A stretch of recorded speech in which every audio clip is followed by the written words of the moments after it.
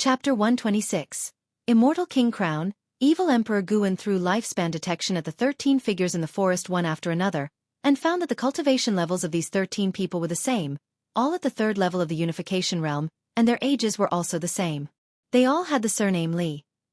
Guan could not help but think of the 9 Nether 13 evil that had alarmed the immortal cultivation world before. What were these people doing at the Supreme Sect? There were still a few years left before the Golden List Conference. Seeing that they were not moving quickly, Guan did not hurry to stop them, wanting to see what these guys were up to. That large coffin attracted Guan's attention. His divine sense probed into the coffin and found a skeleton. The skeleton emitted a bizarre feeling, and there was a dark golden crown on its head.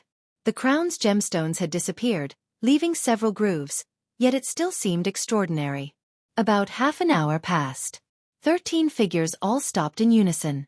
The leader, Li Xiaofan, turned around and waved his hand. The 4 people carrying the large coffin followed suit and put it down, then began to open it. Just as the cover of the coffin was about to open, a hand suddenly pressed down on it. The 13 people all looked at the end of the coffin, only to see Guan standing there, shrouded in dark purple demonic chi, his right hand pressing down on the coffin lid. The forest fell into silence. These 13 people did not run and did not attack. The other 12 all looked at Li Xiaofan. Their entire bodies were pitch black, like ghostly shadows, their true appearances unclear and their emotions indiscernible. Li Xiaofan nodded slightly, then knelt down. Seeing this, the other 12 followed suit and knelt down. The 9 Nether 13 evil pay respects to Sword Venerable Fu Dao. Li Xiaofan said in a deep voice, not loud but clearly articulated. Guan was surprised. Were these people specifically looking for him? No wonder their actions were strange. Not like invaders. Guan spoke. Give me a reason not to destroy you. These 13 should be ghost cultivators, shrouded in ghostly energy, but still possessing human chi blood and vitality. Li Xiaofan answered, we are the 9 Nether 13 evil, sent by the Ghost Mother of Ephemera, to present the Immortal King Crown to Sword Venerable Fu Dao, to help the Venerable return to the position of Land Immortal. Ghost Mother of Ephemera? Guan was even more astonished. The cultivation level of the Ghost Mother of Ephemera was even one small realm lower than the 9 Nether 13 evil. How could she command these people? Why? Guan asked. He did not sense any hostility from these 13, indicating they might not be lying.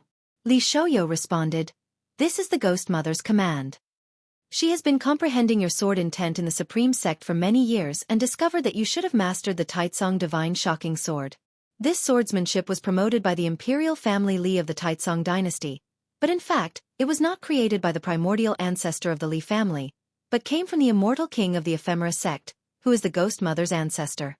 Because of this, the Ghost Mother came to the Taicang dynasty, intending to find the ancestor's inheritance before the Ephemera sect annihilates the Taicang dynasty.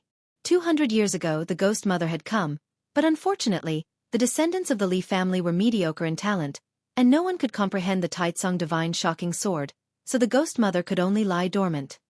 Guan's Taicang Divine Shocking Sword did come from the Li family, but he did not expect the primordial ancestor of the Li family to be related to the Ephemera sect. Does your Ghost Mother want to obtain the Taicang Divine Shocking Sword? Guan asked. Li Xiaofan replied, the Ghost Mother wants to invite you back to the Ephemera sect, to use the sword intent of the Taicang Divine Shocking Sword to reclaim the position of sect hierarch of the Ephemera sect. After hearing this, Guan fell into silence. What kind of scheme was this? Driving away the tiger to swallow the wolf? Guan pushed the coffin lid open with one hand, finding that the coffin was quite hard and concealed rich restrictions, probably also a magic artifact. His gaze fell on the skeleton in the coffin. Although it was lifeless, this skeleton was very sinister. To be safe, he still threw a lifespan detection at it. Evil Emperor, Mahayana Realm 5th Layer 7600/9999/9999. Good heavens! He could actually detect it, and its maximum lifespan was identical to an Hao's. Guan's expression remained unchanged. He leaped up, landing on the edge of the coffin, overlooking the skeleton of the Evil Emperor. The 9 Nether 13 evil immediately knelt, remaining silent. Guan's eyes suddenly opened wide, and 2 cold lights shot out from his eyes. Boom! The skeleton of the Evil Emperor was instantly blasted into powder, turned into dust, leaving only the immortal king crown lying in the coffin, and the bottom of the coffin was also pierced by the breaking path divine light. The 9 Nether 13 evil raised their heads, glanced at it, and then lowered their heads again.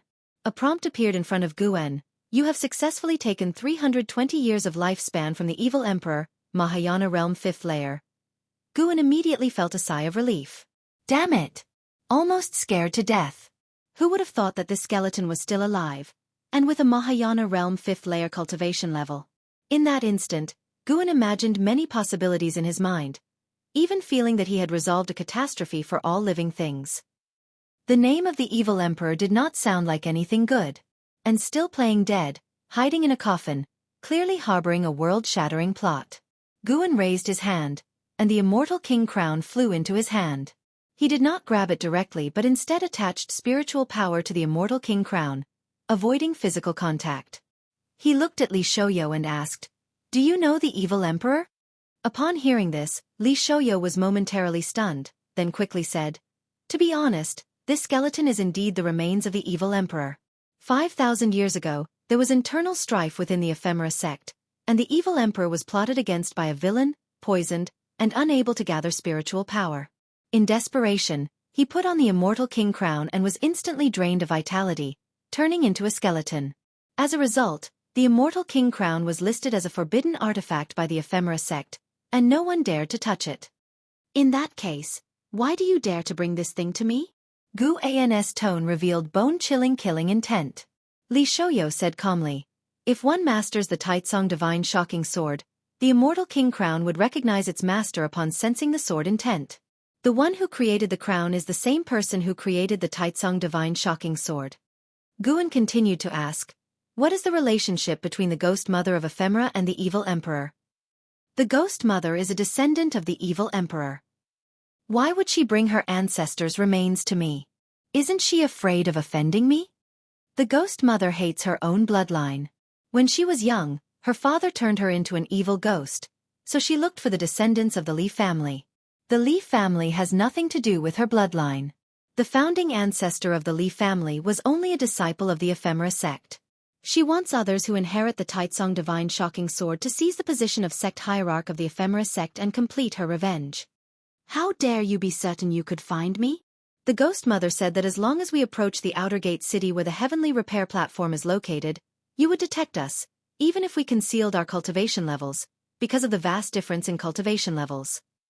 The energy concealing sorcery used by Li Shouyo and the others was indeed formidable, and only Guwen could see through it. Until now, they had not revealed a trace of their aura. Guwen continued his questioning, and Li Shouyo answered one by one. After half an hour, Guwen pondered, "I will accept the immortal king crown. You can leave now." Li Shouyo flipped his hand and took out a short flute, saying, "This is the 9 Nether flute. As long as you blow it, we will come at once, waiting for your command. From now on, you are the sect hierarch of the Ephemera sect, at least in our hearts." Guwen raised his hand to take it, then used divine sense to inspect it.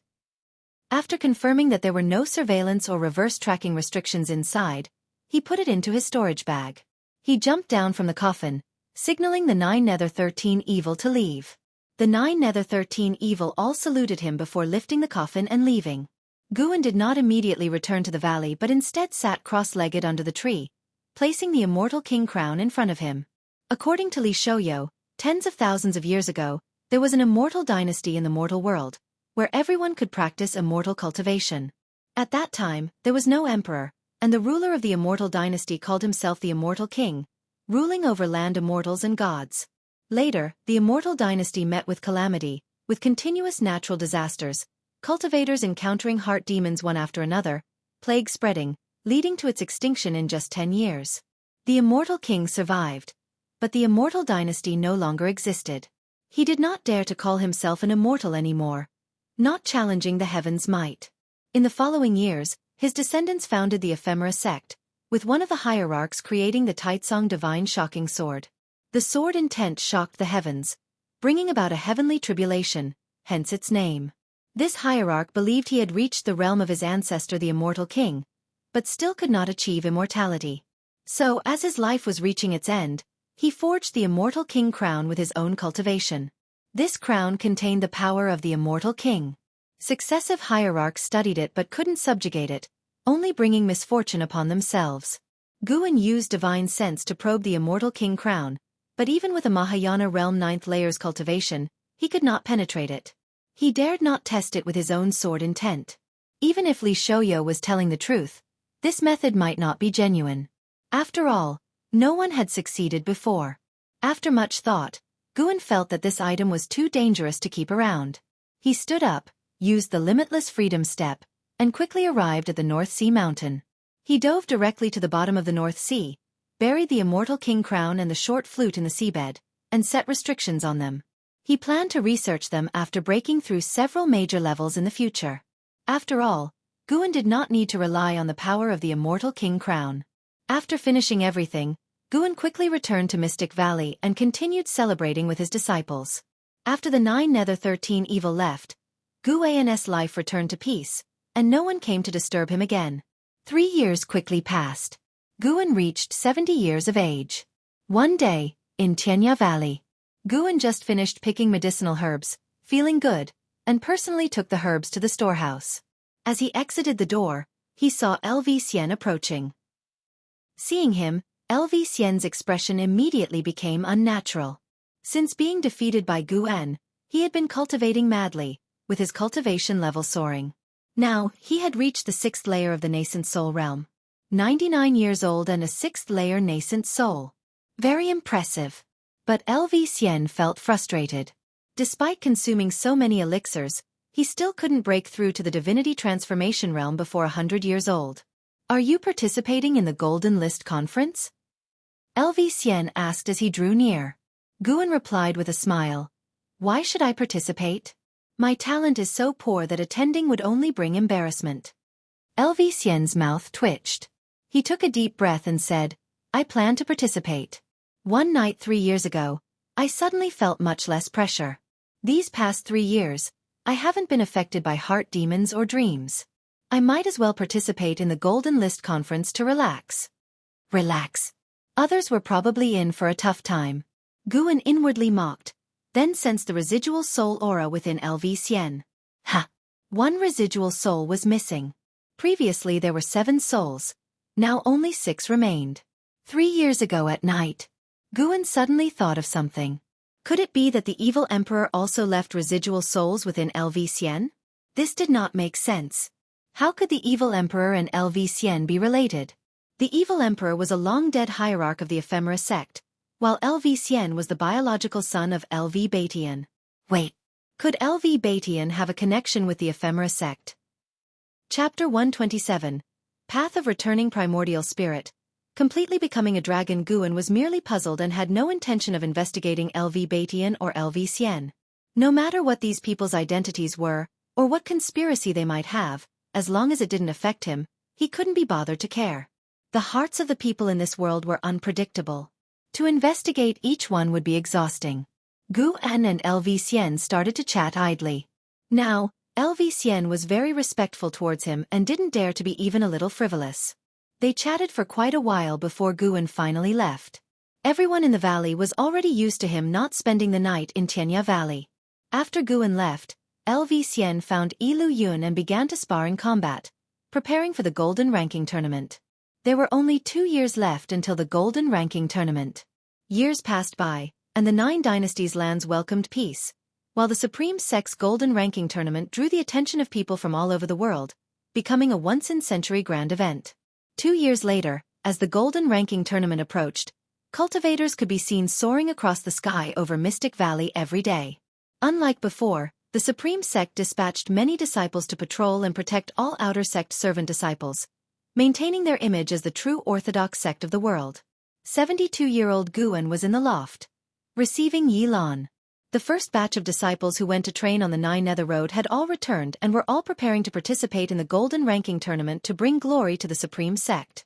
Having not seen each other for many years, Yi Lan's temperament had become even more outstanding, showing the demeanor of a genius female cultivator. She remembered Guan's words and had been continually cultivating Taoist expansion skill, so her cultivation level hadn't increased. The two sat and chatted, with Yi Lan recounting the wonders of the 9 Nether Road, and Guan listened with keen interest. The Nine Nether Road, which was said to be a road, was actually more like a secret realm, with demons and ghosts running rampant, having its own unique ecosystem and producing many special heavenly materials and earthly treasures. Yilan said that she also encountered cultivators and members of the demon clan not from the Nine Dynasties lands within the Nine Nether Road. From her descriptions, Guan envisioned many scenes in his mind and found them very interesting. After chatting for a full hour, Guan finally asked, "Will you be participating in the Golden Ranking Tournament?" Yilan nodded and said, "Yes, the elders gave me a post. All the 100 disciples from the Nine Nether Road must participate. The first Golden Ranking Tournament must be grand and cannot bring shame to the Supreme Sect." Guan blinked, feeling a bit helpless. Couldn't he send out the post he had in his hand? Shen Zhen, Gu Yu, and Zhuo Lin all had posts, and the disciples in the valley had mediocre aptitudes. Participating would be futile and only lead to suffering. "Senior brother, why don't you participate too? Although your cultivation level isn't high, your strength is far from simple," Yilan said with a light laugh, remembering that Gu An's leg technique was very strong. Since Gu An's cultivation level hadn't increased, he must have spent most of his time practicing his leg technique, which made his strength undoubtedly formidable. Guan helplessly replied, "I can't even beat you. Participating in the Golden Ranking Tournament would just be asking for trouble." After hearing this, Yilan didn't persuade him any further and started chatting about the affairs of the immortal cultivation world. It wasn't until evening that Yilan left Mystic Valley. Guan stood on the balcony, a smile on his face. Yilan's maximum lifespan had increased by a year. Though insignificant, it showed that the Taoist expansion skill was indeed somewhat effective. Chu Jingfeng, Lu Jiujia, and Xiaochuan's maximum lifespans hadn't increased, probably due to their level of dedication, and the spiritual energy of the Nine Nether Road was far richer than that of Medicine Valley. Guan turned around and went back indoors to continue his study of the Ziwei Array Chronicles. This book had deepened Gu An's understanding of formations, bringing him closer to becoming a true Mahayana cultivator. Mahayana cultivators were not only accomplished in their cultivation, but also had rich life experiences and knowledge in various supplementary paths. Guan didn't need to cultivate, so he could spend his time accumulating knowledge in other areas.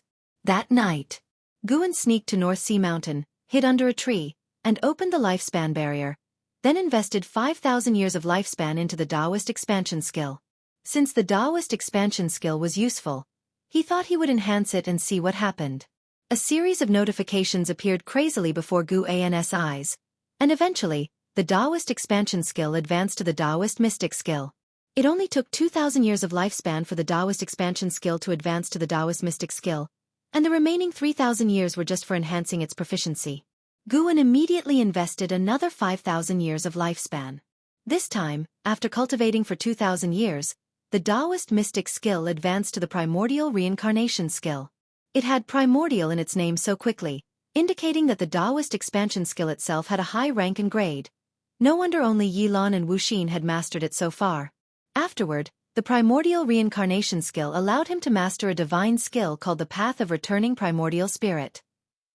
Guan began to inherit the primordial reincarnation skill, and earth spirit energy surged into his body. A vast amount of memory flooded his mind.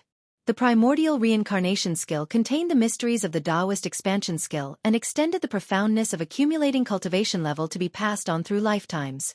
After cultivating the primordial reincarnation skill, one's cultivation level would no longer increase. Instead, through accumulating spiritual power, one's aptitudes would transform. Unlike the Taoist expansion skill, it was no longer limited to one lifetime but could be repeated, and each time the accumulated cultivation level was greater, the transformation in aptitude would be more substantial. Moreover, the primordial reincarnation skill would form a soul imprint. After a cultivator's death and rebirth, the memory of this skill would awaken in adulthood in each lifetime, continuing to accumulate until reaching immortality or the soul's demise, where the path of reincarnation ceased. The Path of Returning Primordial Spirit was an extremely domineering sealing divine skill that could suppress a being's cultivation level to a certain realm or even completely seal them, turning them into a mortal spirit without any cultivation. This seal could only be unlocked using the Path of Returning Primordial Spirit. Even if powerful beings far surpassing Gu An's capabilities tried to help, it would cause the spiritual power to run amok, making the sealed one's cultivation run wild and causing immediate death. Upon understanding this divine skill, Guan was very fond of it. He just happened to be lacking such a means. As for the primordial reincarnation skill, he considered it mastered, and he was not inclined to invest more time into it. He did not seek thousands of worlds. He only pursued this lifetime. But this skill could be taught to those he cared about. Through the memories of the primordial reincarnation skill, Guan learned a harsh truth. The 9 layers of immortal path, each layer harder than the last. The first layer was nirvana, a realm where mortal spirits transcended. Before reaching nirvana, lifespans could not exceed tens of thousands of years. Only after nirvana could one witness a fundamental transformation in life essence, drastically increasing lifespan. Guan suddenly realized that maximum lifespan might not just indicate aptitude but could also represent the maximum time each being had in this world, serving as a measure of one's life. For example, An Hao had nearly 10,000 years to pursue the nirvana realm, while Yilan had less than 200 years. The latter, even with multiple opportunities, would be in vain. The Taoist expansion skill could help Yilan extend her time in the world, but its effect was limited. Even if Yilan mastered the primordial reincarnation skill, her maximum lifespan would only increase several times at most. Guan slowly opened his eyes, his gaze deep. Heavenly destiny. Summer arrived, and the Supreme Sect's Golden Ranking Tournament commenced as scheduled. Participants in the Golden Ranking Tournament were all cultivators under 500 years old, and the Supreme Sect would test the bone age of the participants specifically. The post Li Ya had given to Guan for the Golden Ranking Tournament. He wasn't sure who to give it to, and didn't want to waste it, so he chose to register himself. At 72 years of age, he successfully registered with the eligibility of youth. The Golden Ranking Tournament was conducted in a one-on-one format, with no fixed duration, continuing until completion. The Supreme Sect would heal the injured participants to keep them in optimal condition. Special formations would be set up by the Supreme Sect to suppress the higher cultivations to the level of their opponents, ensuring fairness in terms of realm. When the Golden Ranking Tournament began, Guan was watching from the eaves of the outer sect, sitting with Yilan. Between them was a small table, accompanied by spirit melons, spirit fruits, and fine wine. From their perspective, a gigantic light screen was suspended in the air above the outer sect, reflecting the scenes of the combats within. Guan didn't recognize the two cultivators fighting but enjoyed the spectacle nonetheless. As Yilan peeled some fruit for Guan, she said, "Senior brother, the cultivation technique you passed to me is very difficult, much harder than the previous one. I wonder when I'll be able to master it." Guan replied, "Cultivating is never easy. The Taoist expansion skill could at most double one's maximum lifespan, while the primordial reincarnation skill could increase it several times. If Yilan could master it, living to 800 years this lifetime wouldn't be impossible. For someone with Yilan's aptitude, this was already a great blessing." Yilan smiled and said, "I will definitely master it, don't worry." At this moment, a thunderous uproar rose in the city. It turned out that the first combat had already concluded. The victor is Duan Su from the Flame Sect of the Great Zhao Dynasty. Gu Zong's voice resounded from the giant light screen, causing the whole city to buzz with discussion. Yilan looked at the screen and smiled. "Impressive." Guan nodded and then picked up his cup to drink. "Brother Gu." A voice came from the side. Guan and Yilan turned to see Wu Ju standing on a distant rooftop, looking at them with a very unpleasant expression. 5 years had passed, and Wu Ju was still at the 9th layer of the Foundation Establishment realm, but his chi blood was vastly different from before. Ignoring him for 5 years, his maximum lifespan must have skyrocketed, right? Guan felt like he was about to open a mystery box. He cautiously used lifespan detection on him. Wu Ju, Foundation Establishment Realm, 9th layer. 74/350/7600. 7,600 years.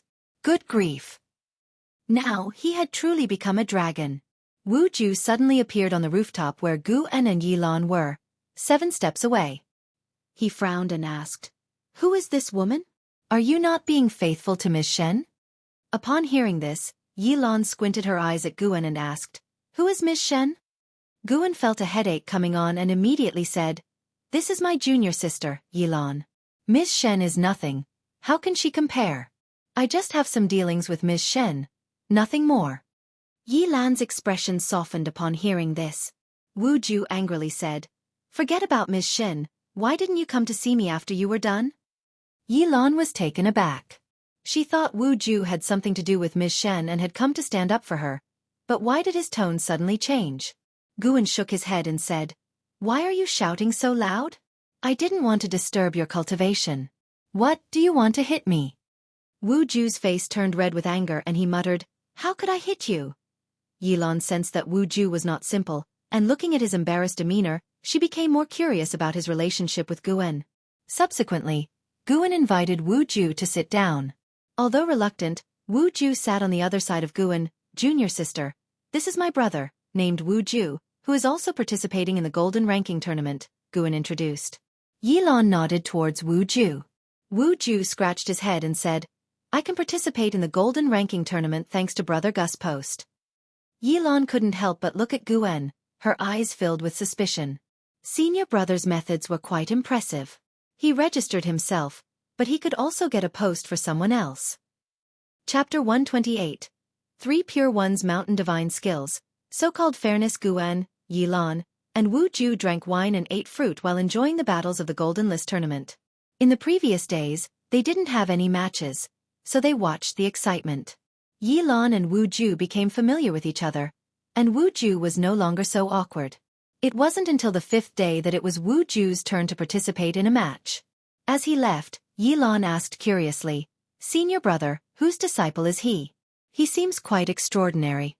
She was well-traveled and knowledgeable enough to recognize Wu Ju's remarkable nature. After multiple bouts of path enlightenment, Wu Ju's temperament had already transformed.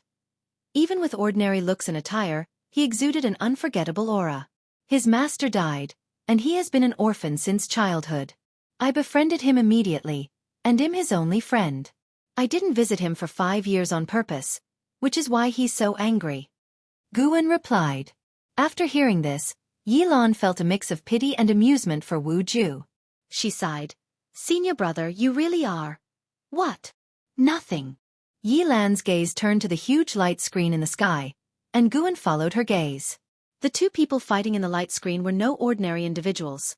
One was a young Taoist in a green robe, and the other a man in battle armor wielding a long weapon. With one glance, Guan could tell that both fighters' realms were higher than those before. The Taoist in green robes must be at the Divinity Transformation realm, while the man in battle armor was at the Void Crossing realm. Both were under 500 years old, making them top-notch talents. Surpassing the core formation realm couldn't be achieved by merely throwing resources at it. What was expected to be an exceptional battle ended abruptly when the green-robed Taoist raised a hand, formed a seal, and released a character radiating green light. It was a Dao character, 100 feet in both length and width, resembling a mountain, crashing into the armored man with incredible speed, causing him to cough blood and fly out, losing his combat ability directly. Even though the armored man was suppressed to the Divinity Transformation realm, losing so quickly still surprised Guan. From his perspective, the green-robed Taoist's Taoist seal already had the essence of divine skills. Defeating his opponent in one move drew raucous reactions from the entire city.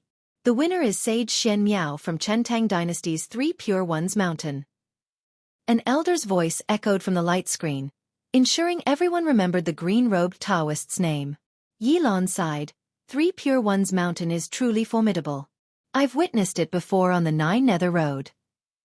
It's Taicang Dynasty's primary sect, with few disciples, but each is powerful.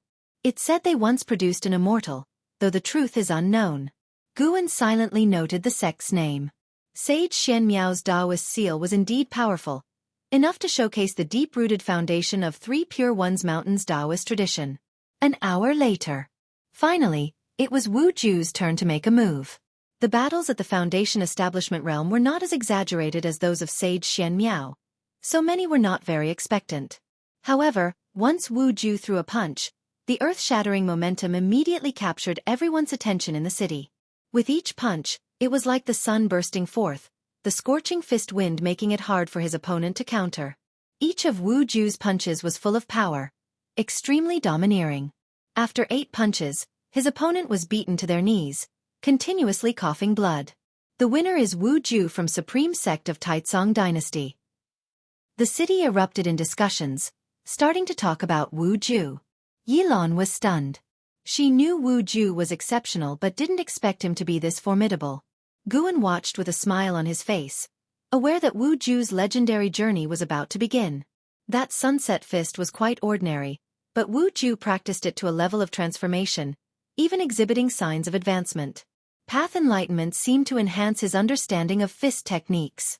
In the afternoon, within the Third Medicine Valley, Gu An and LV Batian met in a pavilion. After months, LV Batian looked pleased and exuberant. He opened his right hand, revealing a pearl in his palm, and smiled. This is a supreme-grade magic artifact, the Thousand Shadow Pearl. In the next 2 days, refine it, and then use it at the end of the month meeting. Guan accepted the Thousand Shadow Pearl, and smiling bitterly, asked, "Do you still want me to keep winning?" In recent days, some cultivators in the Golden List tournament had won using magic artifacts. According to the rules, each cultivator could only bring one magic artifact or formation to maintain fairness. Sword cultivators, blade cultivators, array repairers, and others had to use magic artifacts. Banning them would be unfair. Even with only one magic artifact allowed, instances of cultivators winning using magic artifacts had already led to criticism in various cities. LV Batian laughed. "I've already planned your opponents and combat times. There's still time. I don't expect you to become world famous, but getting close to the top 500 would lay a solid foundation." With talents from 9 dynasties gathered, the top 500 were naturally extraordinary individuals. Guan had intended to just have fun, but he didn't expect LV Batian to play it this way. Sect leader, fairness, fairness, don't forget these 2 words. Guan reminded helplessly. LV Batian's methods were never righteous. But then he thought again, LV Batian had always been this way. Even his cultivation techniques were somewhat unorthodox. LV Batian nonchalantly said, "How is it unfair? Those descendants of noble families, which of them doesn't rely on their family resources? I'm giving you a magic artifact, and they have their elders' support. Arranging your opponents is just to give you better luck, without harming the opponents. The final outcome still depends on strength." Guan fiddled with the Thousand Shadow Pearl, feeling a bit hesitant. "As long as you enter the top 500, I'll reward you with a 6th-order spirit tree," LV Batian said sternly. Hearing this, Guan immediately gripped the Thousand Shadow Pearl and said, "Well, since that's the case, I can only do my best." LV Batian stood up, smiling. "All right, refine the restrictions soon. The toughest ones have already been refined by me. The remaining ones won't trouble you." After that, he left the pavilion. Guan didn't see him off but instead stared at the Thousand Shadow Pearl in his hand, deep in thought. The Golden List tournament continued for several months, and Guan had to take care of Medicine Valley, so he didn't go to watch every day. Yilan and Wu Ju also needed to prepare for battles. Until the end of the month, Guan finally faced his opponent. The token exchanged for the Golden List token was a magic artifact used specifically to convey messages. That morning, the Golden List token emitted a sound, instructing him to wait nearby. Each outer gate city had the transmission array for the Golden List tournament, making it easy to find. After teleporting to the venue, Guan patiently waited. This was a vast valley, divided into 2 halves, one for the waiting area and the other for the combat area. The combat area spanned several miles, surrounded by formations, isolated from the outside world. "Guan, you're participating too? Aren't you afraid of getting beaten up?" A light-hearted voice sounded. Guan didn't need to turn around to know that Shen Zhan was walking toward him. Just trying," Guan said calmly. Recently, the storyline of Supreme Secret Records had annoyed him. The Guan in the book bullied weak girls. Although it was a misunderstanding, his actions were a bit domineering, which made him less fond of Shen Zhan. Shen Zhan seemed to understand this and didn't mind his attitude, instead laughing. "If you encounter me, I won't hold back. But if you speak nicely to me, I might just let you win. A man of integrity. How can I allow you to insult me?" Guan glanced at her, sneering. Shen Zhan chuckled, laughing out loud. She bumped Guan with her shoulder and said, "Don't be mad, the book will end soon. I'm getting tired of it. After the Golden List tournament, I'm going into seclusion for cultivation. You might not see me for decades." Hearing this, Guan's expression softened and he asked, "Did you gain some insight from the painting?" "Yes, I might attain enlightenment," Shen Zhen said proudly, smiling. "Such bragging. Guan started chatting with Shen Zhan as they waited for his match. Suddenly, a woman teleported in, her aura catching Guan's attention. Ghost Mother of Ephemera. Why was she here again? Does she think there are no people in Supreme Sect? Coming and leaving as she pleases? Guan thought to himself, though he didn't look at the Ghost Mother of Ephemera. Although the Ghost Mother wanted to make him the sect hierarch, he still felt strongly against her. There was no helping it. She had even brought a void-crossing realm 5th layer evil creature before him. If he hadn't had lifespan detection, he wouldn't have noticed the evil emperor was not dead. Too dangerous. The Ghost Mother had transformed into another woman, seemingly using possession techniques. She also didn't pay attention to Guan, possibly not even remembering him. Half an hour later, Shen Zhan won her match and was teleported out of the valley. Guan waited another hour for his turn. His opponent was weak, merely a core formation realm cultivator. Suppressed to the Foundation Establishment realm, Guan acted through several moves before using the 1000 Shadow Pearl to defeat him. To the spectators, the fight was quite dull, with only a few remembering Guan. Just like that, summer passed, and autumn arrived. Guan had 3 combat matches, winning narrowly each time. By now, there were still 1,000 participants remaining. Supreme Sect didn't mind the time at all. During this period, Spirit Stone profits in each city doubled, making a massive profit. After 3 months of combat, a batch of geniuses had already emerged, the most illustrious being in Hao, unparalleled. He hadn't even used the Taicang Divine Shocking Sword, but used spells learned from Supreme Sect to overpower all opponents. Following were LV Xian, Sage Shen Miao, and other talents from various dynasties. Every dynasty among the 9 had someone renowned in the Golden List tournament. Ji Xiaoyu hadn't participated, but other Ji family disciples performed strongly. The Golden List tournament had spread across the 9 dynasties, capturing the attention of cultivators worldwide, significantly boosting Supreme Sect's reputation among the other 8 dynasties. Within the Taicang dynasty, the sects from other 8 dynasties also became famous, probably one of the reasons for their response. For Guan, the Golden List tournament was just a diversion, not caring much about the outcome. Initially finding it entertaining, his interest waned over time, leading him to focus on cultivation. On this day, a rumor spread before the Golden List tournament. An Hao versus Li Ya. Li Ya had also showcased his strength, proving himself, considered to have top 100 potential. Facing An Hao, who was assumed to claim the top spot, naturally drew much attention.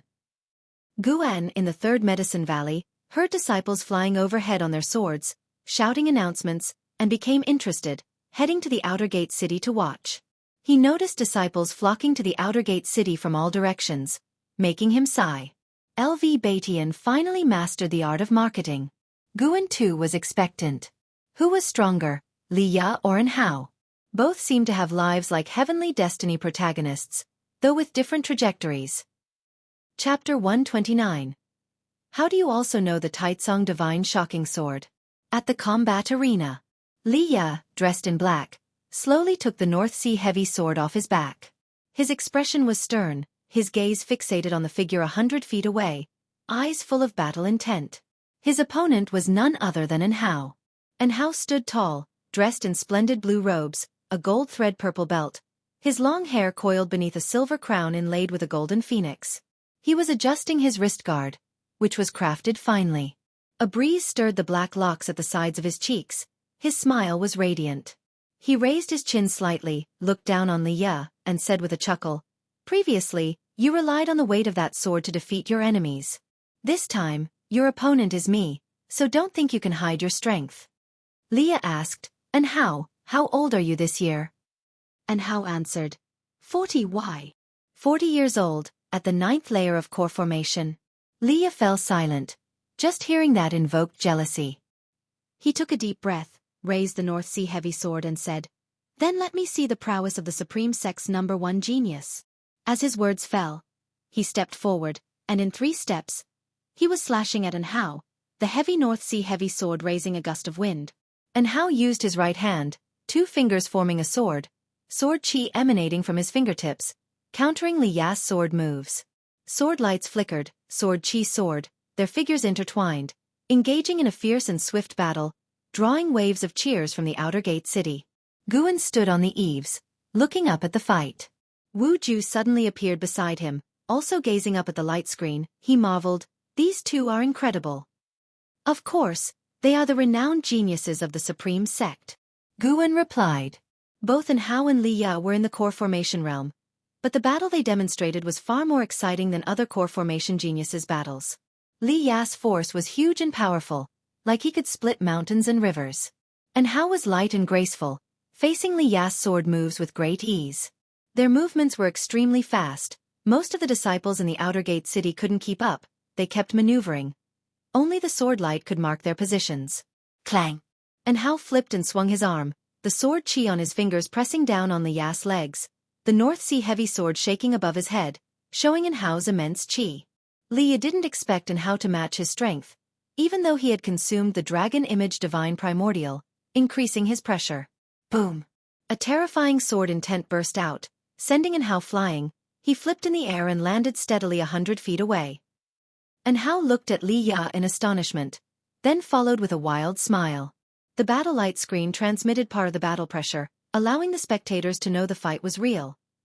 Once Li Ya's sword intent was released, the entire Supreme Sect was thrilled. This is the sword intent of Sword Venerable Fudao. Li Ya has received the inheritance of Sword Venerable Fudao?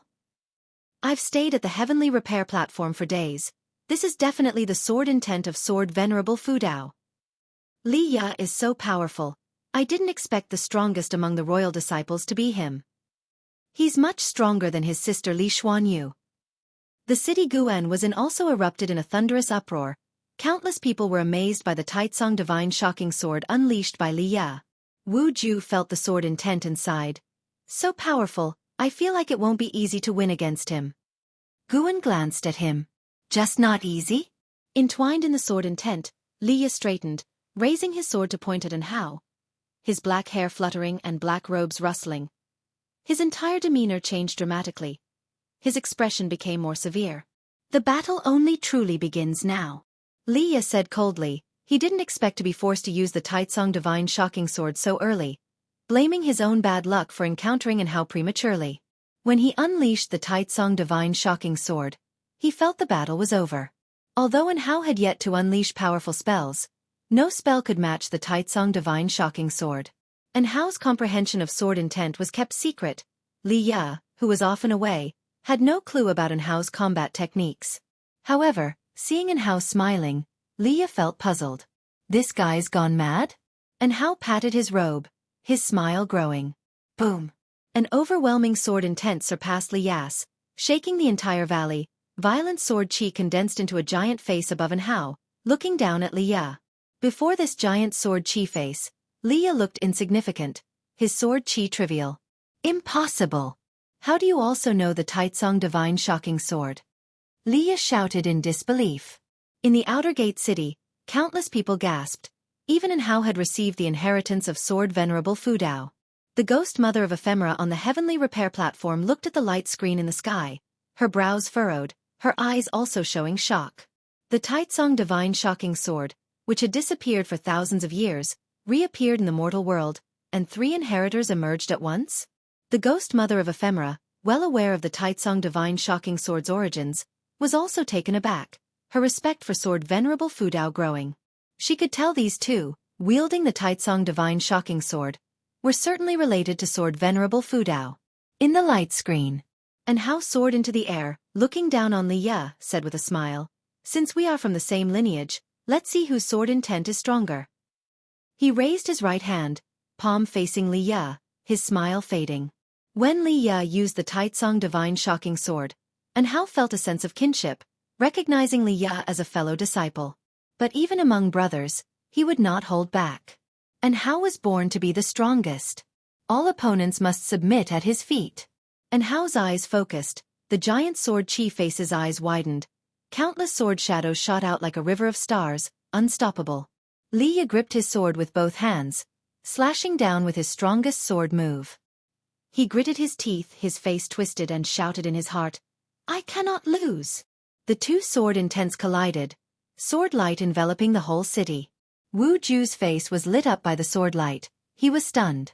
Hao is so strong, I'm not a match, Wu Ju murmured. If his opponent was Li Ya, He might have some confidence, but in Hao's strength left him feeling hopeless. Guan watched the battle with a blank expression. The progress of Hao and Liya pleased him, but knowing Liya would soon be seriously injured dampened his mood. He even suspected LV Batian purposely orchestrated this, as LV Batian always disliked Li Xiandao, so he arranged for Hao to target Li Zuando's favorite son? Regardless, Li Ya's journey ended here, not even breaking the top 500. After a few breaths, the sword's power dissipated. The ground shattered, Liya lay there covered in blood, his black robes torn apart, no strength left to stand up. The winner is Hao from the Taicang Dynasty's supreme sect. As the elder announced the result, the entire city burst with excitement, praising Hao's might. Previously, Hao had never displayed such powerful sword techniques but always defeated his enemies with ease. This time, everyone witnessed Hao's sword chi and spiritual power, looking nothing like a core formation cultivator, more like a nascent soul cultivator. Guan looked at Wu Ju and said, "If you face Hao, do not confront him head-on." In the same realm, anyone facing Hao would be eliminated. Even multiple path enlightenments couldn't help Wu Ju against him. Among all the participants, likely only Guan could defeat Hao, but he had no intention to, and LV Batian wouldn't allow it to happen. "You too," Wu Ju muttered. Guan smiled. This kid was interesting. The news of Hao receiving the inheritance of Sword Venerable Fudao spread like a whirlwind, sweeping across the immortal cultivation world. As for the defeated Li Ya, many thought he only comprehended the sword intent at the heavenly repair platform, and was not the true inheritor of Sword Venerable Fudao. Though both wielded the Taicang Divine shocking sword, his sword intent paled compared to Hao's. Hao's famed sword, while Li Ya was quickly forgotten. After his defeat, Li Ya did not seek out Guan, likely recuperating and brooding in his cave. 10 days later, in Tianya Valley, Guan met Li Xiandao. Li Xiandao waved at him from afar, and he immediately sat down beside him. LV Xian, Lu Yun, and Luo Han were also seated at the table. As Guan approached, Luo Han thoughtfully gave up his seat. "How is Li Ya?"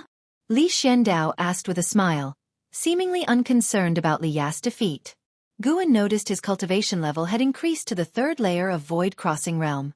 Honestly, Guan was quite interested to see Li Xiandao participate in the Golden List Conference. He believed Li Xiandao could make it to the top 10. Li Xiandao was not yet 300 years old, qualifying for the Golden List Conference. A Void Crossing Realm cultivator under 300 years was a rare talent worldwide. "Not sure, he didn't come to find me," Guan replied. Li Xiandao sighed. Losing to Hao is not shameful, and Hao's fame has spread to the other 8 dynasties. Everyone recognizes his talent. Setting aside strength, just by his advancement speed, Hao was unmatched. Jiang Qiong had reached the core formation at 40, thinking her talent supreme, but at 40, Hao could already form his nascent soul. The only reason he hadn't was because of the Golden List Conference. A 1st-layer nascent soul and Hao facing a 9th-layer nascent soul top talent might win but would be exhausted. But dragging the opponent down to the 9th layer of core formation realm eliminated any suspense. Guan nodded. Hao is truly formidable. Senior brother Li just had bad luck. LV Xian snorted. "No worries, I'll avenge Li Ya." He had participated in 3 fights. No one had lasted 10 moves against him. Li Xiandao looked at Guan and said, "I've sent your disciple Yi Yan to cultivate at the 3 Pure Ones mountain of the Chentang dynasty. When he returns, he'll be transformed." Yi Yan. Guan thought of the disciple who held a spear all day, not expecting such an opportunity for him. Of course, he understood Li Xiandao was giving him a hint. Without his arrangement, Yi Yan would never have such a chance. "Thank you, uncle," Guan said immediately. Li Xiandao then said, "Do you think if I could enlist Sword Venerable Fudao, I could secure the throne?" Guan replied, "Without him, you can also secure it." Li Xiandao laughed. Lu Yun and LV Xian didn't laugh, they agreed. Li Xiandao restrained his laugh and said, "I've found out who Sword Venerable Fudao is." Chapter 130 Breakthrough, Midnight Battle. Who is it? It was not Guan who asked, but LV Xian. Lu Yun also looked at Li Xiandao with curiosity. Sword Venerable Fudao's reputation was too great, and some even considered him the #1 cultivator of the Taicang dynasty. Li Zuando's mouth curved up as he said, "He has a close relationship with Li Ya." Upon hearing this, Guan's heart trembled. How did he guess this far? LV Xian frowned tightly and asked, Leah? What kind of relationship? Li Xiandao shook his head and said, I cannot divulge the specifics, lest we offend the elder. Elder? Guan let out a sigh of relief. Then, Li Xiandao began to discuss other talents who gained fame at the Golden List Grand Assembly. He highly praised the Supreme Sect for hosting the assembly, thinking that LV Batian had become enlightened and was no longer as foolish and domineering as before. They chatted for an ancient hour before Li Xiandao finally released Guan to work. This time he had brought high-rank saplings, which greatly interested Guan. The grade and rank of the medicinal herbs in Tianya Valley were continuously improving, indirectly proving that Li Zuando's power was growing. Though the herbs in Tianya Valley belonged to Li Xiandao, Guan could harvest an endless stream of lifespan from them, so he hoped for Li Zuando's continual success. Yes, and also wished LV Batian well so everyone could get along harmoniously. In immortal cultivation, temporary victories and defeats did not matter. The real winner was the one who lived the longest.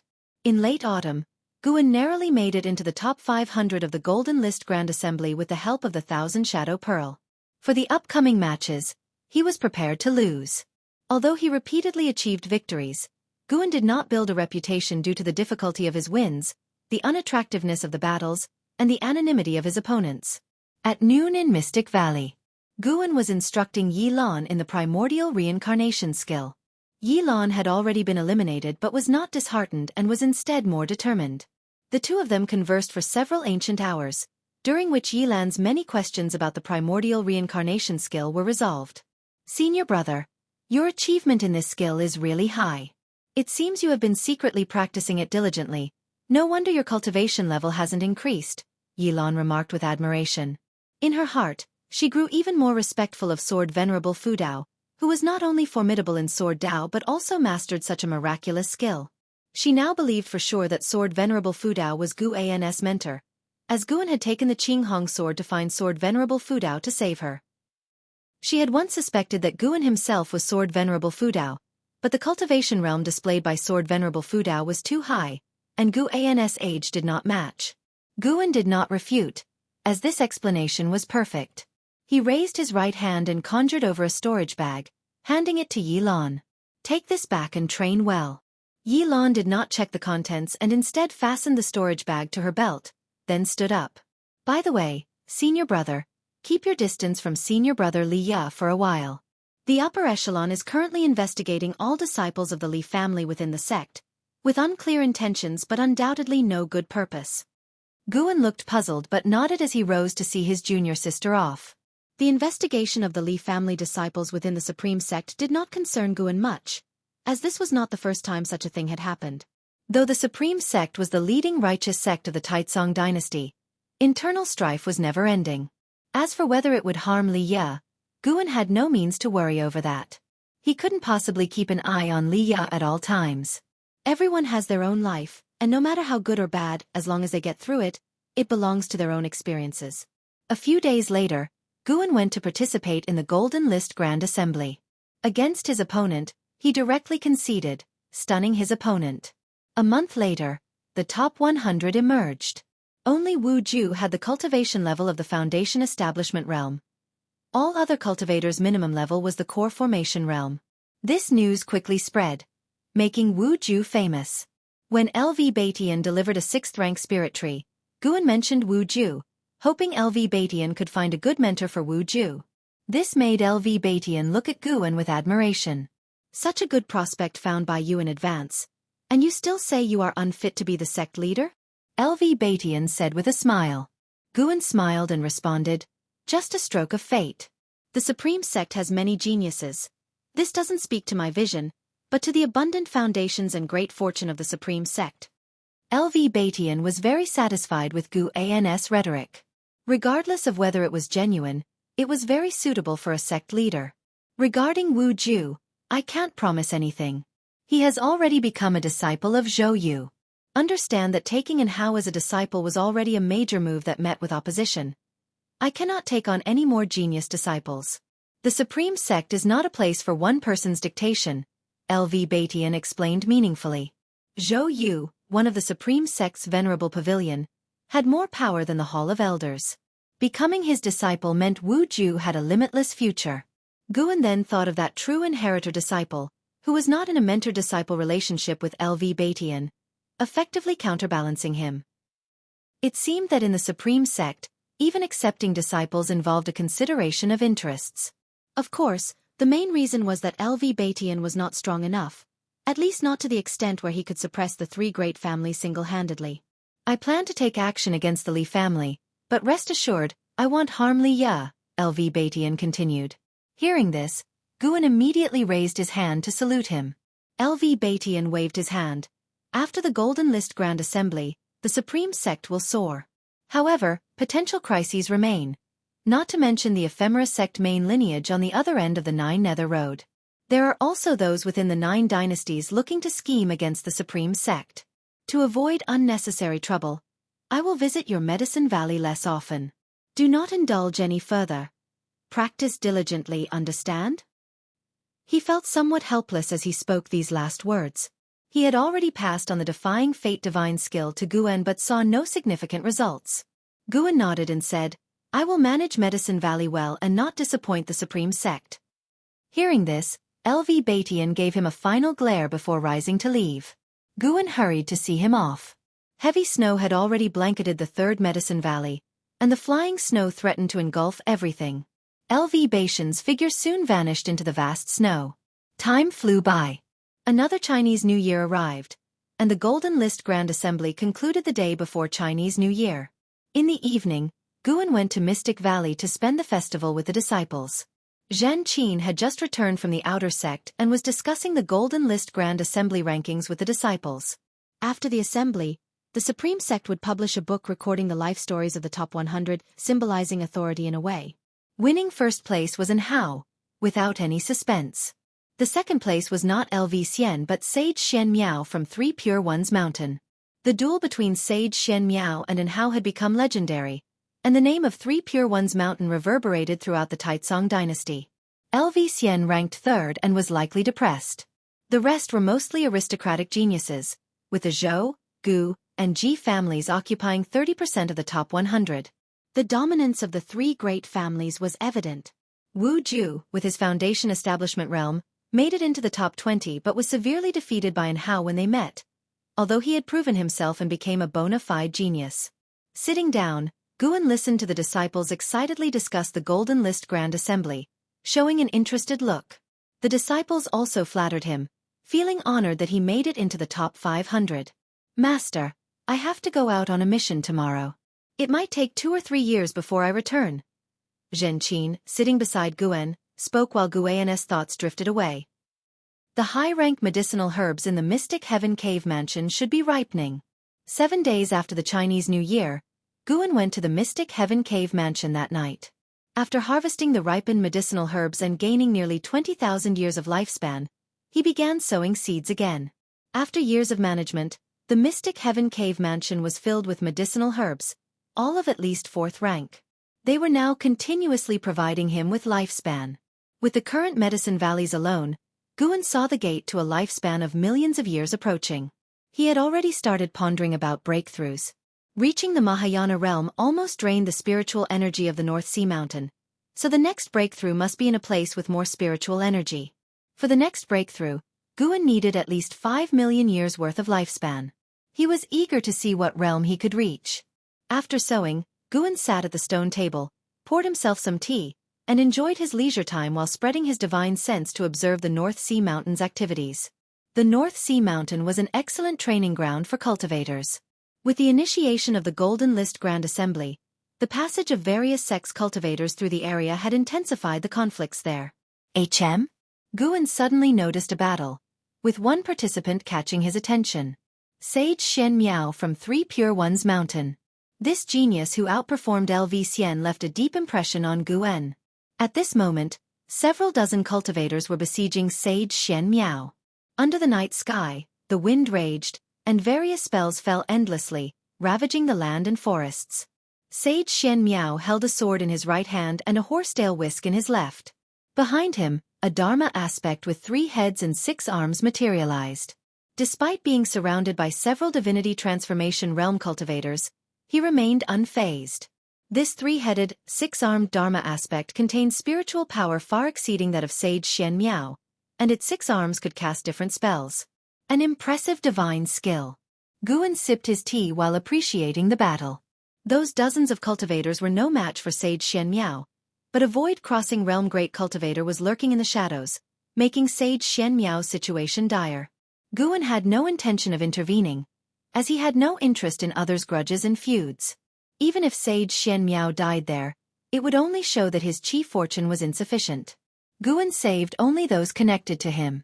30 minutes later, the hidden void-crossing realm great cultivator made a move, launching a sneak attack that shattered Sage Xian Miao's Dharma aspect, causing him to vomit blood and be flung into the forest.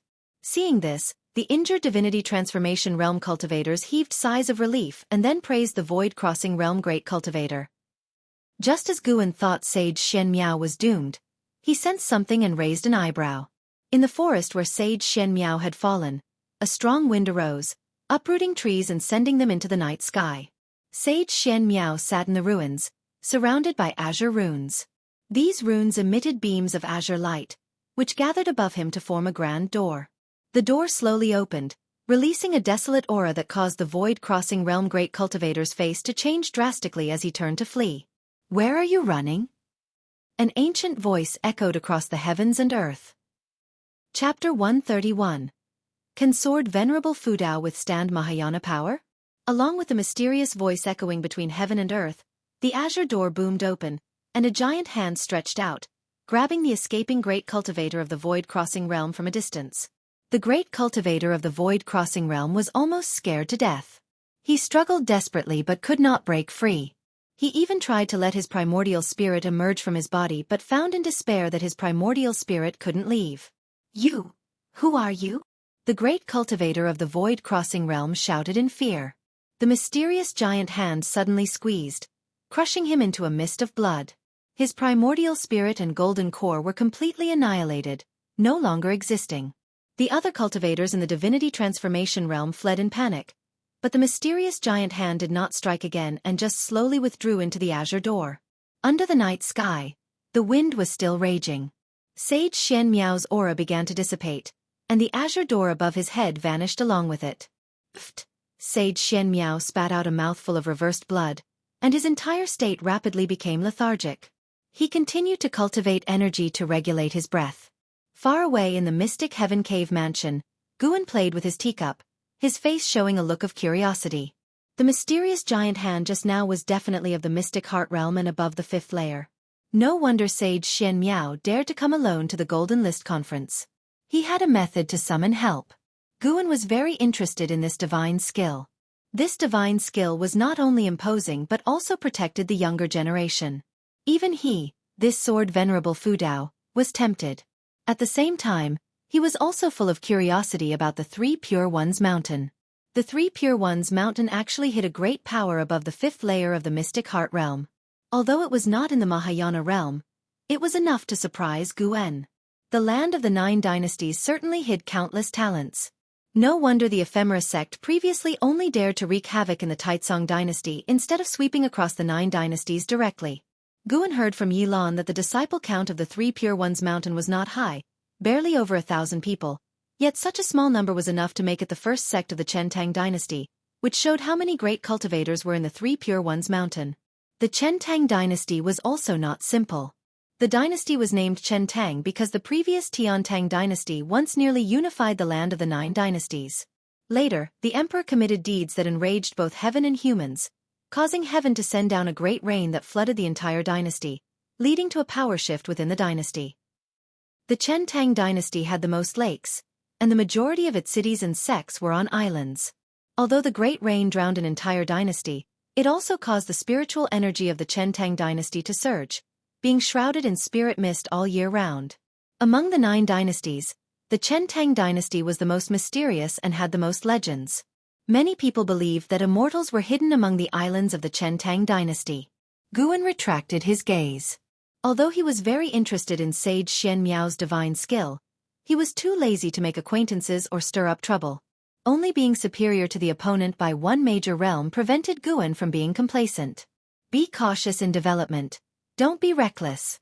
1,000 years later, How many levels above the 9 dynasties would he be? He was looking forward to it. Dark clouds covered the sky.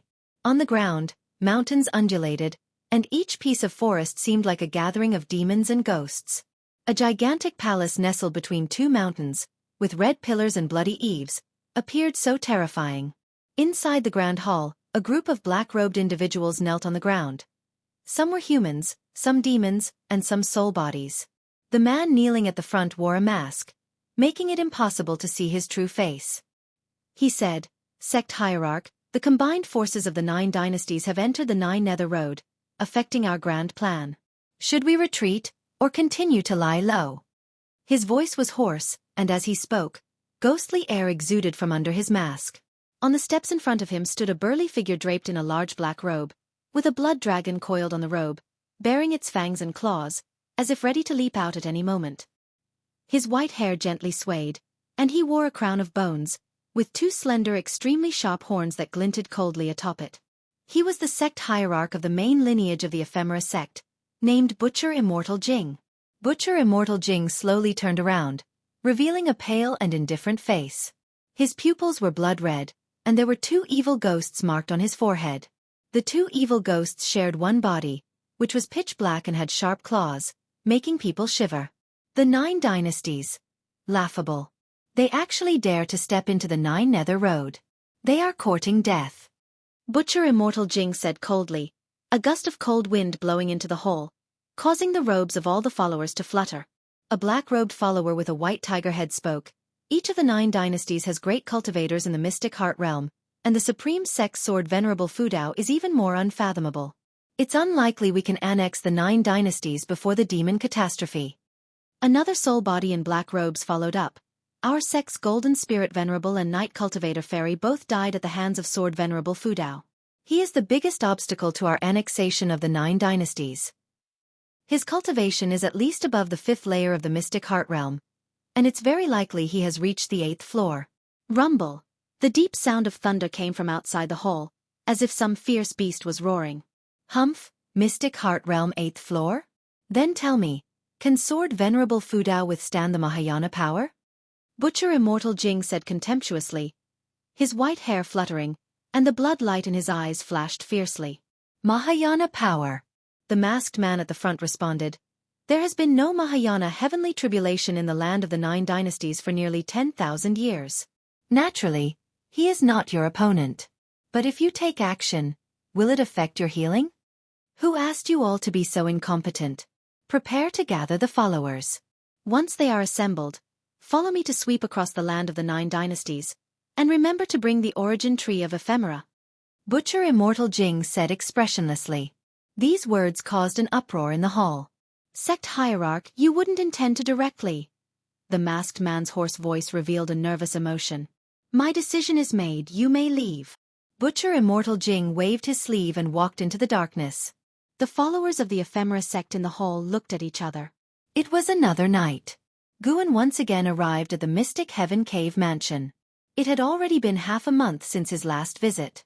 He first picked medicinal herbs, then planted seeds. After doing all this as usual, he didn't leave in a hurry but planned to stay alone here for half the night, enjoying the tranquility. He walked to the old tree next to the wooden house and jumped onto the hammock he wove half a month ago. He twisted his body and chose a comfortable position to lie down. Comfortable. Guan revealed a satisfied smile, took out a travelogue, and started browsing. Recently, he had gone to the inner sect and bought many travelogues, 1 to pass the time, and 2 to see if there were any places better suited for breakthroughs than the North Sea Mountain. The cave mansion was quiet, and from time to time, fish sprang out of the underground lake, with their movements echoing in the cave mansion, creating a unique atmosphere. He read until the latter half of the night before putting the travelogue down and spreading out his divine sense to see if there was any movement in the North Sea Mountain tonight. Every time he came, he would overlook the North Sea Mountain, which had become a habit.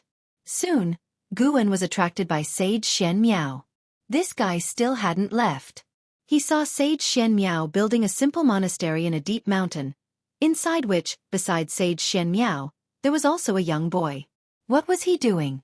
Guan looked carefully and saw Sage Shen Miao meditating in front of a large cauldron, with wisps of green smoke rising from the top of his head. And that boy was practicing in the nearby hut. The boy was actually a demon, with a foxtail growing. Interesting. Guan watched for a while and then retracted his gaze. When dawn was about to break, Guan returned to Mystic Valley. In the blink of an eye, half a year quickly passed. At the end of summer, after a heavy rain, Mystic Valley was very muggy. On this morning, Leah came to visit Guan, once again entering through the window. Guan had to cooperate with him to pretend to be startled. Look at your timid look. You are at least in the top 500 on the golden list. Leah snorted softly after landing. Guan got up to greet him and said, My being in the top 500 was just luck. You could have made it into the top 10, but unfortunately, you met in Hao in advance. Upon hearing this, Li Ya's mouth twitched. He suspected Guan was deliberately pricking him, but seeing Guan's expression of regret, it was hard to retort. Little did he know, Guan did it on purpose. He stepped on my windowsill again. Leah walked to the desk, pulled out a chair, and sat down. He said, I am leaving. Where to? How long? Guan asked casually, then walked to the tea set and started brewing tea. Leah replied, Father Emperor wants me to go to 3 Pure Ones Mountain in the Taicang Dynasty for training. It will probably take decades to return. Again the 3 Pure Ones Mountain. What kind of close relationship did Li Xiandao have with 3 Pure Ones Mountain? They even sent 2 people. Guan couldn't help but say, then it's definitely worth going. After all, the disciple of the 3 Pure Ones Mountain earned the 2nd place on the golden list. Sage Xian Miao is indeed formidable. Even if I fought him, I might not be his match. Leah agreed. In the golden list conference, Sage Xian Miao was the only one who could withstand a 30-minute fight against an Hao. Guan came to the desk with the brewed tea and said, When you go to 3 Pure Ones Mountain, you must practice diligently. Don't meddle in too many affairs and end up injured. Cough, cough, apart from being injured by an Hao, I really haven't been injured over the years. Really? Would I lie to you? The two began to chat casually, sometimes talking about Mystic Valley, sometimes about the golden list. It wasn't until noon that Leah stood up and said, I should be leaving. Junior brother Gu, I hope that when I come back, your cultivation will improve. Entering the top 500 on the golden list is not just luck. I believe you already have your own opportunities, but don't waste the years and strive to catch up with senior brother me as soon as possible. After saying that, Leah quickly walked to the window, jumped out, and left another footprint on the windowsill. Definitely on purpose. Guan was helpless. Leah usually seemed very serious. Why did he always play childish tricks on him? He looked out the window, his eyes becoming profound. Li Xiandao sending Li Ya away at this time. Could there be other reasons? And the soul body within Li Ya, why had it become so weak? It seemed like it could dissipate at any moment. Guan shook his head, unable to figure it out. He decided not to bother thinking about it. Until nightfall. Guan once again arrived at the Mystic Heaven Cave Mansion. As he was about to pick medicinal herbs, he couldn't help but frown. Why was Sage Xian Miao around? The monastery of Sage Xian Miao was 8,000 miles away from here. Coming here could not be a coincidence. At the same time, in the forest 10 miles away, Sage Xian Miao held a compass in his hand, advancing while muttering to himself, It should be around here. I don't know what kind of blessing it is. Chapter 132 Mountain God. Ill-fated relationship. Guan heard Sage Xian Miao's muttering, which left him silent. Did he come seeking fortune and find my home? His gaze fell on the compass in Sage Xian Miao's hand, curious about what kind of treasure could locate fortune, far surpassing his white spirit rat.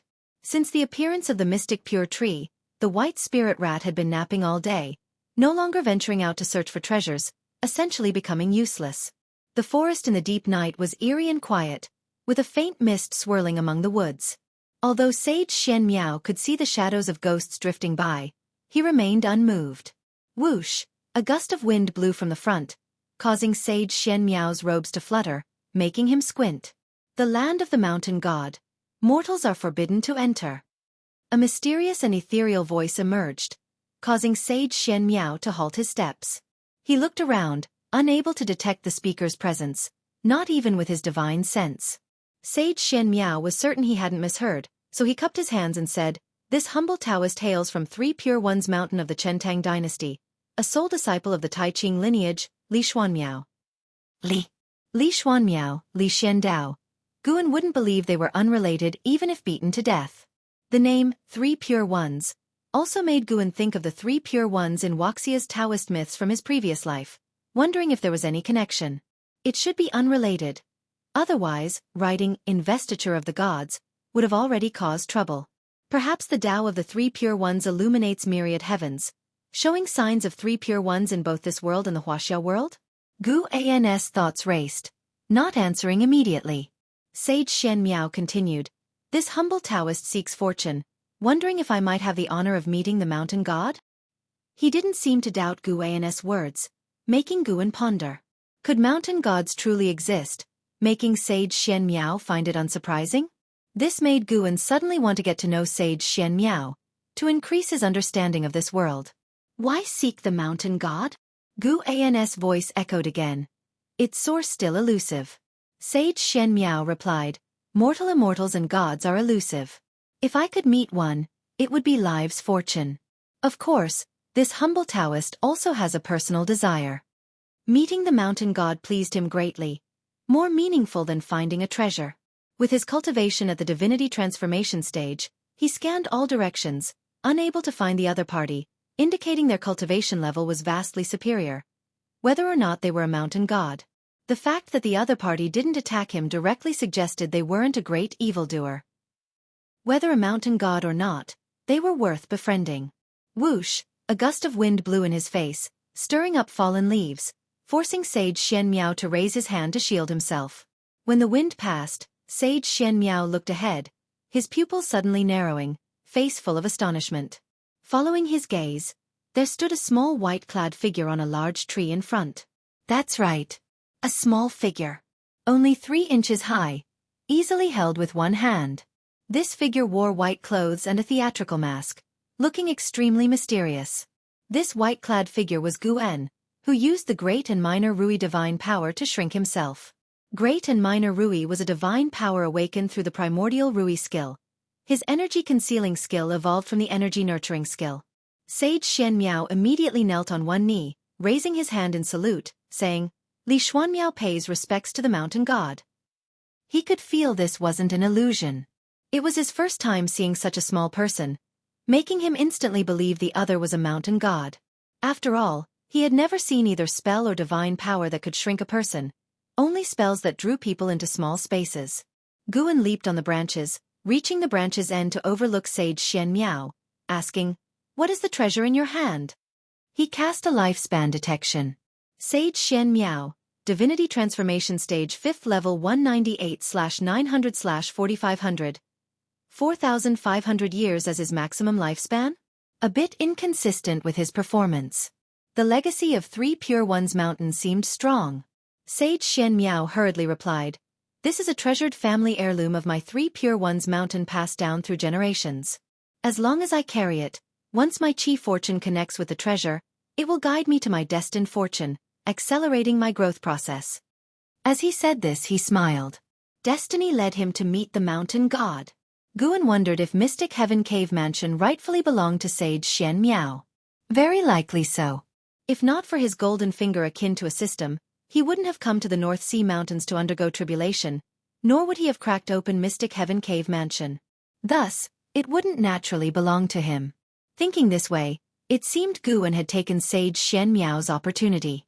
Sage Xian Miao continued, "Senior Mountain God, I just accepted a disciple, but he is poisoned. I can't cure him. Could you take a look?" He was initially seeking fortune but hadn't expected to encounter a mountain god. Since gods existed, they should help alleviate his worries.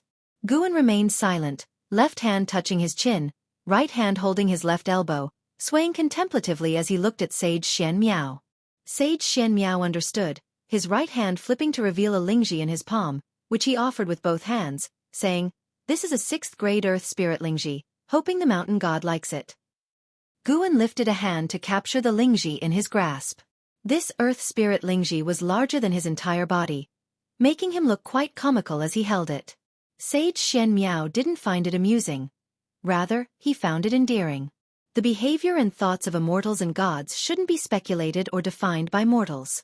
"Bring your disciple here at this time tomorrow night," Guan said. Sage Shen Miao immediately expressed his gratitude.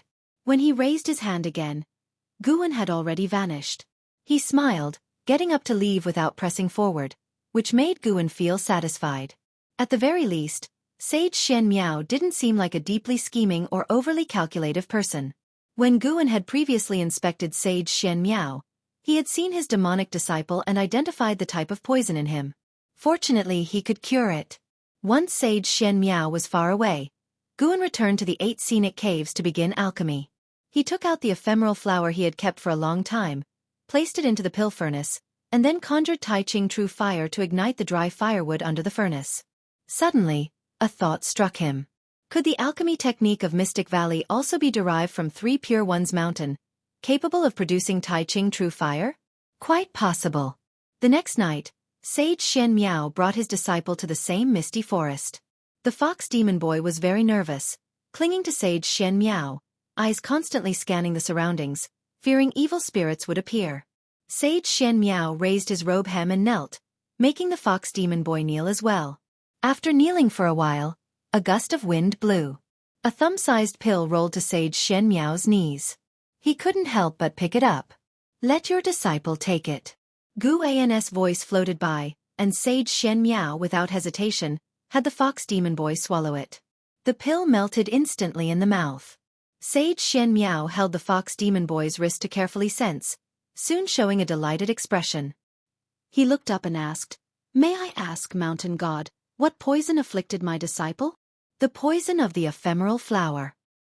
"He must have visited the ephemeral flower's habitat and inadvertently ingested it," Guan replied from a tree branch. The fox demon boy stared wide-eyed at the tiny mountain god. Upon hearing this, Sage Shen Miao's face darkened, gritting his teeth. "The ephemera sect has brought harm for millennia, its sins unforgivable." Guan squatted on the branch observing them and said, "Your disciple is saved. You should leave now.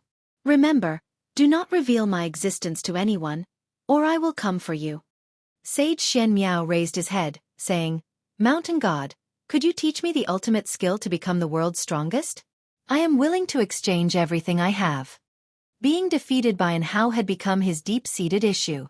It was also why he hadn't returned, unable to face his peers. World's strongest. If you could become the world's strongest, you wouldn't seek me.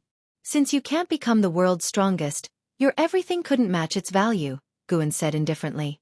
Sage Shen Miao looked troubled, but hope ignited in his heart. The mountain god hadn't refused him. He had only intended to probe, not expecting a real chance. Indeed, no disciple of 3 Pure Ones Mountain had ever encountered a land immortal. It showed how rare immortals and gods were. Sage Shen Miao said earnestly, "Please enlighten me, mountain god. As long as it's within my power and doesn't violate the principles of 3 Pure Ones Mountain, I will definitely comply." Guan feigned deep contemplation, arms crossed, and after a while he suddenly said, "I have it. The divine skill you used to summon mystic heart realm cultivators before. Exchange it with me." Sage Shen Miao's face changed dramatically. His respect for the mountain god deepened. The mountain god could discern even his backer's realm, demonstrating the mountain god's high Dao level. And the battle had taken place far from here. Sage Shen Miao hurriedly said, "This divine skill is called Divine Reaching Mystic Gate. It can only summon others and won't harm beings. I'm willing to exchange it with you, mountain god." As he spoke, he took out a scroll from his sleeve, raising it with both hands. Guan lifted a hand, capturing the scroll. After a brief scan with his divine sense, confirming its authenticity, he waved his right hand. A book swiftly landed before Sage Shen Miao. The 9 Extremes Yin-Yang Body. Sage Shen Miao's eyes lit up on seeing those 5 words. Guan would eventually cultivate the 9 Extremes Yin-Yang Body, so he didn't mind teaching it. Moreover, this technique originated from the 1000 Autumn Pavilion. He wanted to see how many years it would take Sage Shen Miao with his talent to master the 9 Extremes Yin-Yang Body. Sage Shen Miao picked up the secret book, began reading, while Guan wasn't in a hurry, putting away the Divine Reaching Mystic Gate scroll into his storage bag. After reading for a while, Sage Shen Miao's hands trembled. He suddenly closed the book, tucked it away, and then took out wooden boxes from his storage ring, a total of 7. He said, "This ultimate skill is stronger than Divine Reaching Mystic Gate. I can't take advantage of you. These are seeds of 7th grade heavenly materials and earthly treasures, gifts from various dynasties to me. I intended to use them to enhance my cave, but now I offer them to you. Consider it. Gu An's impression of Sage Shen Miao improved. He lifted a hand, the 7 wooden boxes adhering to the tree trunk beside him, saying, "You may leave now." Sage Shen Miao immediately kowtowed, making the fox demon boy kowtow as well, and then led him away without lingering. Guan watched their departing figures, silently lamenting. What a fateful encounter! He wasn't referring to his and Sage Shen Miao's but rather Sage Shen Miao's and the fox demon boys. He couldn't resist casting another lifespan detection. Underworld Fox Demon, Energy Cultivation Realm 4th Layer 14/999/14,000. This maximum lifespan was identical to the Underworld Demon Emperor's, and both carried the name Underworld, implying a definite connection. Guan even suspected this boy might be the Underworld Demon Emperor. Chapter 133. Becoming the sect leader of the Supreme Sect. The weather was cool and refreshing, and the early autumn breeze uplifted one's mood. The Third Medicine Valley. Guan was picking medicinal herbs, while Lu Lingjun followed closely, holding a bamboo basket to receive the herbs he had bundled. I see that you don't usually do anything significant. Why do you need my protection? Lu Lingjun asked plaintively. An inner sect elder protecting an outer disciple? If word got out, it would bring shame to the inner sect elders of the Supreme Sect. I usually don't trouble you much either. You enjoy the benefits of an inner sect elder and can cultivate under the mystic pure tree. Many elders envy you, Guan said carelessly, unable to suppress a smile at the corner of his mouth. Currently, they were harvesting 6th grade medicinal herbs, each of which could bring 60 to 100 years of lifespan. It's indeed satisfying to plant and harvest herbs. Killing a cultivator in the unification realm would most likely only yield a similar lifespan but would involve grudges. Hearing Gu An's words, Lu Lingjun found them reasonable, but she still felt that her task was beneath her status, showing that LV Batian did not respect her. Lu Lingjun had already set a new goal in her heart. That was to become the Supreme Sect leader. Since LV Batian had bound her and Guan together, she had to establish a better relationship with Gu and had many advantages, and the high-rank medicinal herbs from this valley were enough to give him considerable influence. In the future, she would protect Guan, then use his herbs to attract people, establishing a power group centered around them both, and gradually work towards her goal. Thinking of this, Lu Lingjun suddenly smiled like a blooming flower. Guan happened to catch this scene, and goosebumps immediately rose all over his body. What kind of expression is that? Are you scheming against me? Guan asked warily. Lu Lingjun with a gleeful expression said, How could I be scheming against you? You are my valley master. Without you bridging connections, could I have today's treatment? Cough cough. Now I don't even limit your cultivation time under the tree. The current benefits are much better, aren't they? After all, there are few 7th grade treasure trees in the Supreme Sect. Guan gave a fake cough and continued picking herbs after speaking. Yes, you're right. Anyway, I owe you a favor, and I'll return it in the future. That's more like it. Lu Lingjun didn't disturb Gu An's work anymore. After the time of 1 incense stick, 30 minutes, the two returned. Along the way, Lu Lingjun asked, Valley Master, do you want to improve your cultivation level? You can make it to the golden list, which shows that your aptitude is not bad. It's just that you don't usually like to cultivate. The higher Gu An's cultivation level, the more beneficial it would be for her grand plan. Even if it's not bad, I am definitely not a genius. I made it to the list relying on magic artifacts. Don't try to persuade me. Strenuous cultivation, even if it allows me to live for 700 or 800 years, still takes up most of my life's time on cultivation. Why not just enjoy life directly? Not cultivating is about avoiding detours. My talents are not as great as yours. Guan argued confidently, though for some reason, Lu Lingjun felt a trace of sadness. As an ascender, she had indeed seen many who spent their entire lives but could not escape destiny. How many people had cultivated arduously all their lives, only to die in tribulation, in feuds, or from inner demons? Even for herself, recalling carefully, did she have as many happy moments in her life as the person before her? At this moment, Gu An's image in Lu Lingjun's mind shifted. Although Guan had a low cultivation level, He had a kind of broad-mindedness and life perspective that was beyond the grasp of ordinary people. Lu Lingjun caught up with Gu An's steps and asked, "Valley Master, do you think I should learn from you?" "Learn from me? What a joke. Your realm has already proven your talent. In this world, life is about striving. Since my aptitude isn't good, I strive for the depth of life.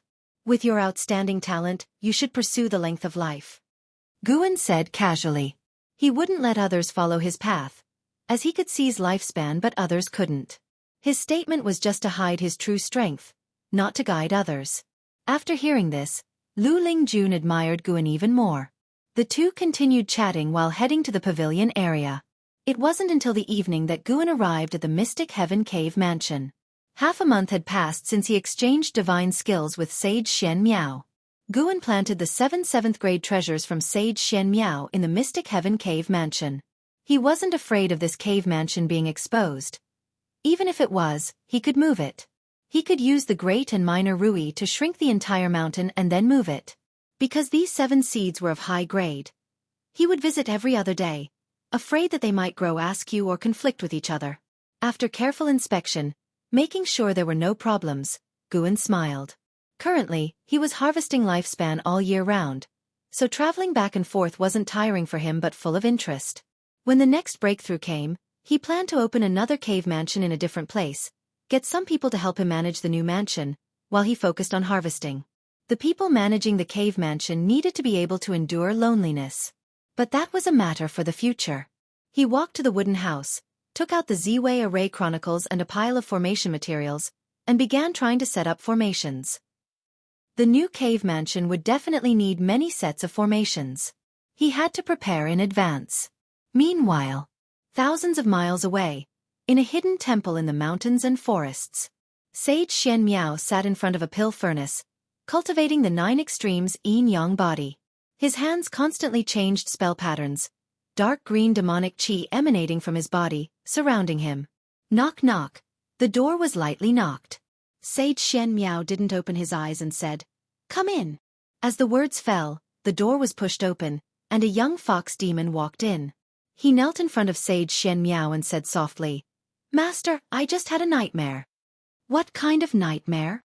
"I dreamt that the sky broke open, countless demons and cultivators rushed out, slaughtering all living beings on the ground. I also saw a huge and terrifying tree with a face on it," the young fox demon replied. As he spoke, he couldn't help but tremble, unsure if it was out of fear or from the cold wind blowing in from outside. Sage Shen Miao opened his eyes. The surrounding demonic qi dissipated. He took out a compass and began to cast a spell to deduce. The young fox demon watched intently, very curious about the compass in his master's hand. The compass emitted light, small starlights rising. Sage Shen Miao raised another hand and pointed at the young fox demon's forehead. The young fox demon was immediately immobilized, his eyes wide open, glancing upward. Sage Shen Miao's finger drew out strands of light from the fox demon's forehead, then channeled them into the starlight on the compass. Boom! A wave of energy burst from the compass, followed by the starlights exploding, forming a scene, exactly the dream the young fox demon had described. In the vision, the sky was continuously torn apart. Black cracks spread over the forest, countless demons and black-robed cultivators rushed out, sweeping everything in the forest. Wherever they went, black mist spread, all life withered, and living spirits turned into white bones. Such horrifying scenes made Sage Shen Miao frown. After watching for a while, his expression changed because he saw the North Sea. The young fox demon also looked equally frightened. Even though it was his own dream, he didn't want to recall it. After a long time, Sage Shen Miao put away the compass, walked out of the temple, came to the courtyard, and took out a piece of yellow paper, quickly writing lines of characters on it. After finishing, he folded it and burned it with his own spiritual fire. The yellow paper turned to ashes, the ashes shimmering with a faint light before quickly disappearing. The young fox demon asked from behind, "Master, what are you doing?" "I am sending a message to the sect." "Is it the 3 Pure Ones mountain you often mentioned?" "That's right. Master, when can you take me to the 3 Pure Ones mountain?" "Cultivate well. Outer disciples entering the 3 Pure Ones mountain need to undergo numerous tests. Your cultivation level and temperament are not enough yet. Sage Shen Miao answered casually. After thinking for a while, he gave the young fox demon a reminder, then left the temple. Moonlight filtered through the tree branches, illuminating the young fox demon. He watched the direction Sage Shen Miao left, his previously innocent face gradually becoming stern, eyes gleaming with cold light. Mountain God. In the Mystic Heaven Cave Mansion, Guan put down his brush and talisman paper, his expression serious.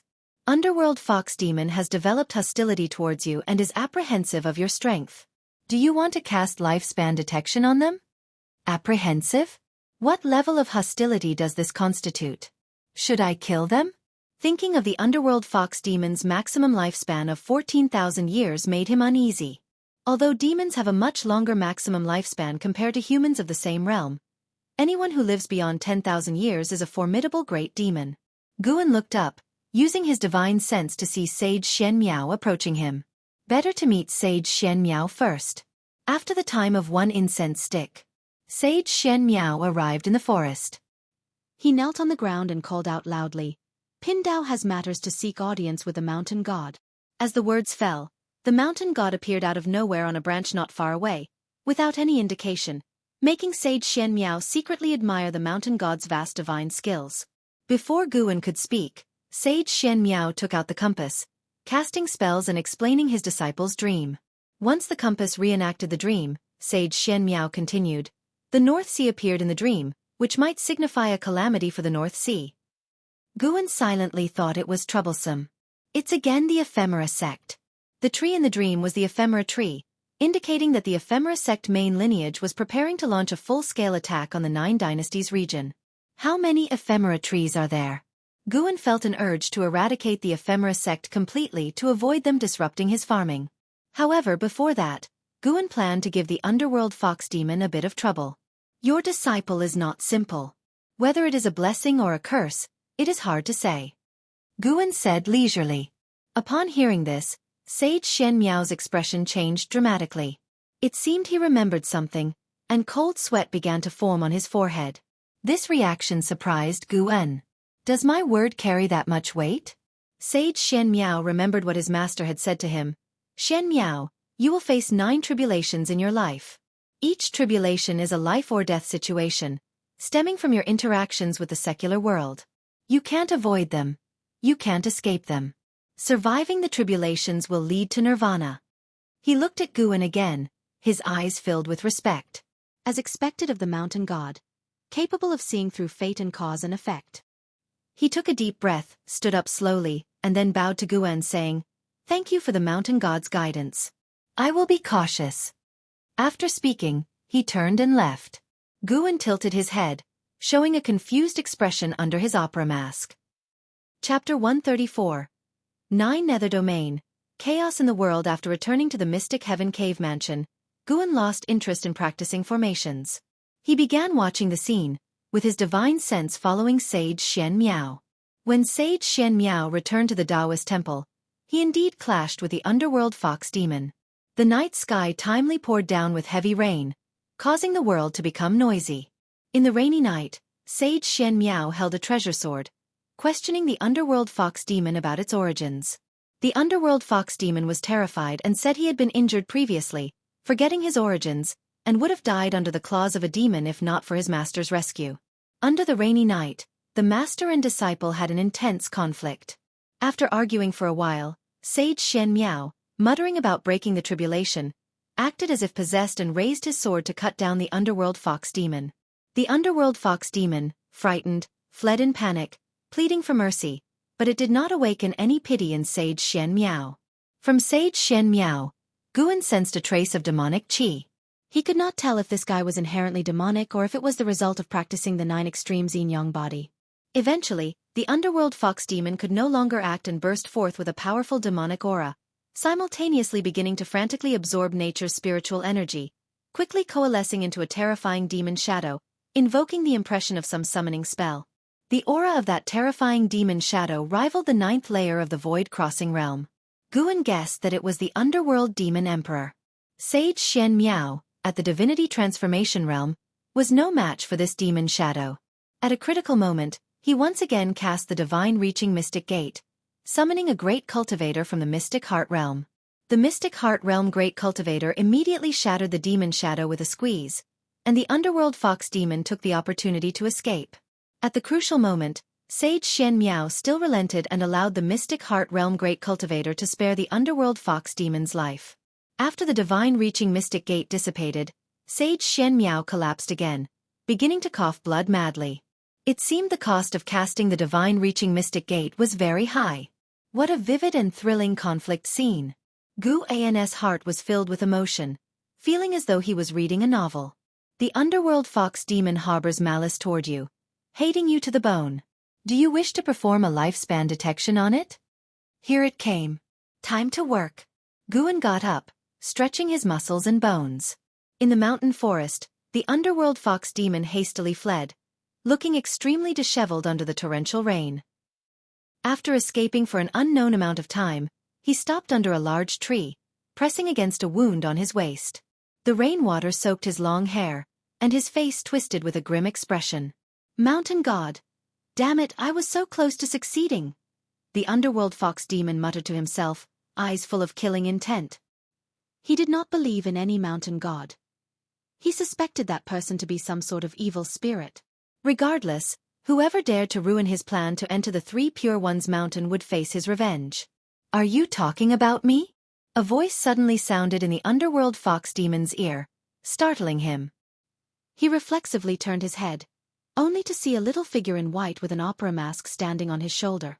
Before he had a chance to react, a terrifying divine sense surged into his soul. So you're here.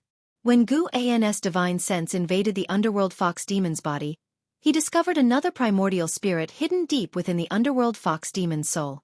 The underworld demon emperor. This guy was pretty impressive, able to escape the notice of a Mahayana cultivator.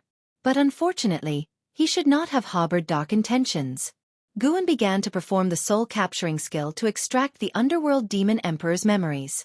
The memories of the underworld demon emperor were too vast.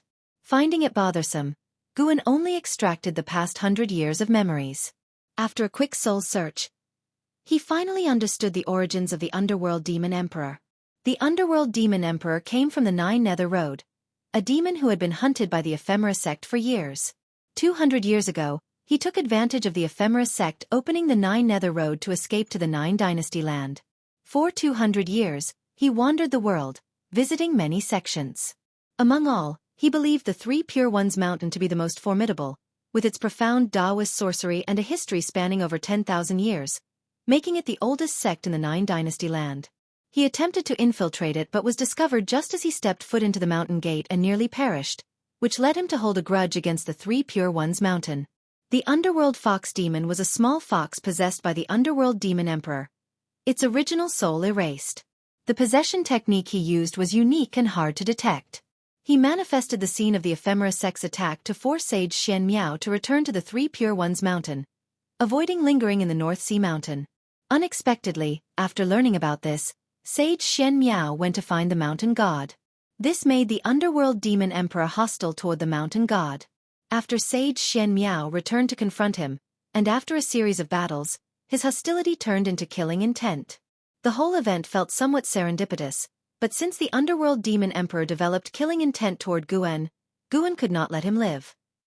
An hour later, Guan retracted his divine sense, then used Taicang True Fire to incinerate the underworld fox demon, burning him to ashes and scattering his soul, successfully gaining 93 years of lifespan. He then returned to the Supreme Sect. Back in the Mystic Valley Pavilion, Guan sat at his desk and took out pen and paper. He first wrote 3 large characters. Nine Nether Domain. Through the underworld demon emperor's memories, Guan learned that the Nine Nether Road was an independent world called the Nine Nether Domain. Within the Nine Nether Domain existed demon clans, demon tribes, and ghostly spirits, constantly oppressed by the Ephemera sect. He planned to write the Nine Nether Domain into an encyclopedia and later hand it over to the Supreme Sect in another way, making it easier for the Supreme Sect to explore. Autumn leaves covered the Mystic Valley, with over 20 servant disciples sweeping the fallen leaves. Guan descended the stairs, happening to see several Supreme Sect disciples flying swiftly in the sky. He only glanced at them and then looked away, preparing to head to the Third Medicine Valley. Before reaching the transmission array platform, Guan sensed a presence, so he stopped and turned to look at the working servant disciples. 30 minutes later, Yilan flew into the Medicine Valley, pulling Guan upstairs for a conversation. After closing the door, Yilan said in a deep voice, "The Nine Nether Road is in crisis. The Ephemera sect has arrived, and a great battle is imminent. Not only the Nine Nether Road, but the Ephemera sect's demon cultivators have also appeared in various places. This time, the situation is completely different from before. The law enforcement hall must go out to protect the common people. I have to leave today." "So urgent?" Guan immediately took out a batch of healing pills and handed them to Yilan. Yilan did not refuse. Following this, she instructed, "During this period, be careful. According to our investigations, there are traitorous spies from the Ephemera sect within the Supreme sect. This time, we face the main lineage of the Ephemera sect, and they might be going all out. This could be a once-in-millennium catastrophe." "I understand. Take care, and don't let go of your white spirit sword," Guan nodded and said. Hearing this, Yilan raised her white spirit sword and said with a smile, "Good." After providing some important information, she hurriedly left. Standing before the pavilion, Guan watched her leave and had already sensed battles erupting in the distance, and in more than one place. This time, the Ephemera sect's offensive was far beyond previous ones, transitioning from defense to invasion. For the time being, Guan had no intention of intervening, letting the 9 dynasties hold them off to avoid alerting the enemy. His target was to deal with the Mahayana cultivator. Before that, Guan decided to find a place to break through. Mahayana versus Mahayana. Confidence was needed. Guan's life had too few combat experiences, while the opponent was certainly a 1,000-year-old monster. He was not adept at life and death struggles. He was skilled at crushing enemies. He needed to find a suitable place. It could not be the North Sea Mountain anymore. The Mystic Heaven Cave Mansion was there, and he could not damage the spiritual ecosystem. After considering, Guan headed to the Third Medicine Valley, and then to the Inner Sect. With the Valley Master token from the Third Medicine Valley, he could freely enter the Inner Sect. An hour later, Guan stepped into the Inner Sect city. After several months, the atmosphere in the Inner Sect city was very tense, with cultivators hurrying to and fro. He heard disciples around discussing the Ephemera sect's attack. The news had already been made public in the 4 major Inner Sect cities. From their discussions, Guan learned that not only was the Taicang dynasty attacked by the Ephemera sect, but the other 8 dynasties were also under attack. It was said that more than half of the second batch of disciples sent to the Nine Nether Road had died or been injured, and even an elder had perished in the Nine Nether Road. The situation sounded urgent, and even Guan felt affected. He made his way to the book collection hall and ascended to the 3rd floor, which housed various maps and records of different places. Because of the Ephemera sect's attack, there were few disciples in the book collection hall, and on the 3rd floor, it was just Guan and one managing elder. For a long time, while Guan was flipping through books, an old voice asked, "Young friend, what are you looking for?" Guan turned to see the managing elder, Su Lu, walking over. He turned and saluted Su Lu, saying, "I want to see how vast this world is." This Su Lu appeared old and feeble but actually possessed the cultivation level of the nascent soul realm. The minimum threshold for an Inner Sect elder was the nascent soul realm. "Looking for the largest map? There's none here. Follow me," Su Lu said, gesturing for Guan to follow him. Guan was puzzled by Su Lu's actions but followed him to see what would happen. "Earlier, you bought the Green Hero Travelogue here, right?" Su Lu casually asked. Guan replied, "Yes, Elder, what advice do you have?" It was because of the Green Hero Travelogue that this happened." Su Lu said slowly. "Ever since a book called Supreme Secret Records spread among the people, few have come to buy the Green Hero Travelogue. This made my friend very sad. Seeing that you still fancy the Green Hero Travelogue, I will give you my treasured map of the continent. It was drawn by a Supreme Elder who traveled the world." Guan, hearing this, became interested and asked, "Elder, is Green Hero male or female?" "Of course a man. No woman would write that kind of book." "Is Green Hero still in the sect?" "No, only occasionally sending books back through others." Talking about this, they arrived at a door. Su Lu motioned for Guan to wait and entered the door. Before long, Su Lu returned with a large scroll and a book, handing them to Guan. "Take these back and make a copy. Next time you come, Return them to me. Guan placed the scroll and book into his storage bag and then thanked Su Lu. Su Lu reminded, with your cultivation level, you can at most travel across the 9 dynasties. Don't form your nascent soul nor go to the demon land, and don't head south into the sea. I understand, Guan replied. Su Lu waved his hand, indicating that Guan could leave now. Guan immediately left. As he reached the stairs, he sensed a powerful divine sense sweeping over him. There's a mystic heart realm cultivator inside the building. Could it be a supreme elder reading here? Including Xian Quan, the supreme sect already had 2 mystic heart realm cultivators. This intensified Guan's resolve to break through. Damn that ephemera sect, enticing so many old monsters back. Chapter 135 Breakthrough to the 9 Layers of Nirvana Realm. Guan did not use divine sense to probe the Foundation Establishment realm cultivators inside the book collection hall. Divine sense could not be used for lifespan detection, and using divine sense would be meaningless. If the other party practiced some kind of miracle skill and could detect higher-level spying, it would cause unnecessary trouble. Returning to the Mystic Valley, Guan went upstairs and took out the map scroll and the book given by Su Lu. The book was called The Chronicles of the World. It detailed the general situation of various places, and the information about all regions on the map could be found in this book. Guan carefully studied it, looking for a suitable place for a breakthrough. From the map, the 9 dynasties only occupied 1/10 of the continent. Outside was the land where demons roamed, various mountain ranges, and rivers with terrifying names, such as Demon Shadow Peak, Demon Bone Mountain Range, Human Head Ghost Forest, and Falling Immortal River. After much deliberation, Guan decided to go to the Demon Land for his breakthrough. The Demon Land was full of spiritual energy. And since ancient times, the Demon Land had no maritime dangers. This map was the best proof, as the Supreme Elder had traveled the entire continent. As night fell, Guan set off quietly and headed east, slightly north. Holding the map, Guan used the limitless freedom step to traverse quickly through the night. Soon, he left the Taicang dynasty. In less than 20 steps, Guan crossed the 9 dynasties' land and entered the Demon Land. He felt the increase of demon energy, demonic qi, and ghostly energy in the world. In his divine senses range, there were evil presences everywhere. Looking out, the mountains and valleys were shrouded in thick mist, and those towering mountains appeared like giant demons, looming and terrifying. Guan sensed the life force. Almost all were demons. Occasionally, he could catch a glimpse of cultivators who were hiding and had set up formations to conceal themselves.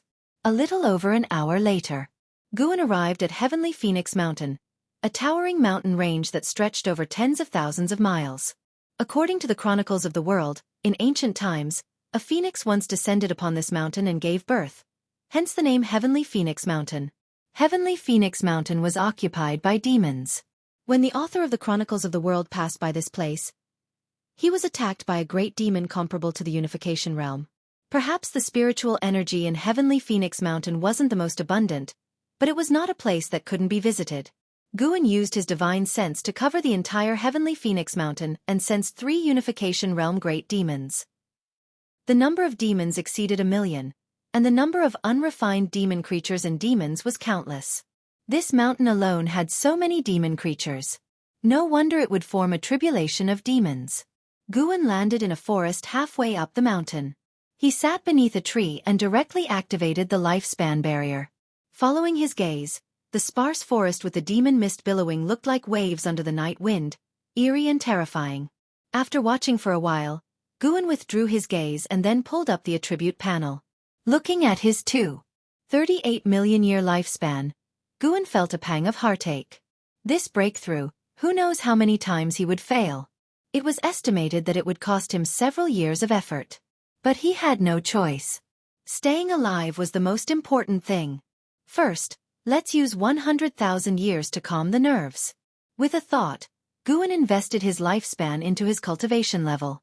You have invested 100,000 years of lifespan to evolve cultivation. You have cultivated in chi absorption for 4,000 years. You used your great accomplishment in primordial earth immortal skill to forcefully impact the Nirvana realm and began the tribulation crossing. You did not withstand the innate 5 elements divine thunder tribulation, and failed to pass the tribulation. You have cultivated in chi absorption for 8,000 years. You used your great accomplishment in primordial earth immortal skill to forcefully impact the nirvana realm and began the tribulation crossing. You did not withstand the innate 5 elements divine thunder tribulation, and failed to pass the tribulation. Good grief! 4,000 years for each tribulation crossing? No wonder the nirvana realm was the first major obstacle of the immortal path 9 tribulations. As the notifications came quickly, Gu An's expression did not change. 100,000 years of lifespan went to waste. Let's do another 100,000 years. The evolution cultivation began again. Guan raised his eyebrows slightly. All failed. Try another 100,000 years. Guan refused to give up. As he started the third 100,000 years, his expression gradually turned sour. All failed. Gu An's face darkened as he invested the fourth 100,000 years. The continuous failure notifications irritated his mind. Fortunately, this time it succeeded. Seeing the success notification, the gloom in his heart was swept away, and a smile appeared on his face. You have cultivated in chi absorption for 74,000 years. You used your great accomplishment in primordial earth immortal skill to forcefully impact the nirvana realm and began the tribulation crossing. You withstood the innate 5 elements divine thunder tribulation and succeeded, breaking through to the first layer of the nirvana realm. You have cultivated in chi absorption for 77,000 years. Your cultivation level rose to the second layer of the nirvana realm. You have cultivated in chi absorption for 80,000 years. Your cultivation level rose to the third layer of the nirvana realm. You have cultivated in chi absorption for 83,000 years. Your cultivation level rose to the fourth layer of the nirvana realm. You have cultivated in chi absorption for 98,000 years. Your cultivation level rose to the 8th layer of the nirvana realm. Nirvana realm 8th layer. From the 7th layer to the 8th layer of the nirvana realm, it took 5,000 years of lifespan. Guan immediately invested another 4,000 years of lifespan, successfully reaching the 9th layer of the nirvana realm. There was no other way. Now Guan was used to not seeing any numbers other than 9 in minor realms. After reaching the 9th layer of the nirvana realm, he could once again accumulate his lifespan in peace. Boom! The earth spirit energy surged into Gu An's body, shattering his robes instantly. He raised an eyebrow and continued to endure the violent spiritual energy body refining. Unlike previous breakthroughs, this time, Guan felt pain. Nirvana was a transformation of the body and soul, so a little pain was understandable. At the same time, a flood of memories about the nirvana realm surged into his mind. As Guan began to devour nature's spiritual energy, the spiritual energy of the entire heavenly Phoenix Mountain started to sink. This phenomenon was so intense and sudden that all the demons were startled. Gales howled, ravaging heavenly Phoenix Mountain. Roars and cries echoed throughout the world, deafening and terrifying. North Sea Mountain, deep into the night. In the forest, a dozen Supreme Sect disciples sat around a campfire. Zhen Qin turned her head to look at Sage Xian Miao, who was meditating under a nearby tree. She thought for a moment and then walked over. "Senior, do we really not need to set up a formation?" Zhen Qin asked cautiously.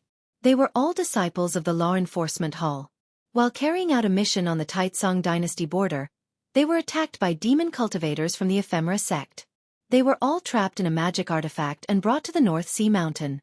Fortunately, Sage Xian Miao saved them. Otherwise, the consequences would have been unimaginable. Sage Xian Miao, with his eyes closed, calmly replied, "No need, if any Ephemera sect demon cultivators come, I will kill them."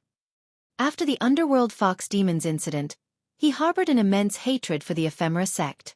He believed that the underworld fox demon came from the Ephemera sect. Otherwise, why would it have taken the ephemera poison and informed him of the Ephemera sect's imminent attack?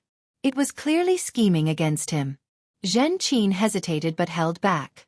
Wasn't he using them as bait? Though she was puzzled, she chose to remain silent. With their foundation establishment realm cultivation levels, it was difficult to survive in the North Sea Mountains. They needed Sage Xian Miao's protection.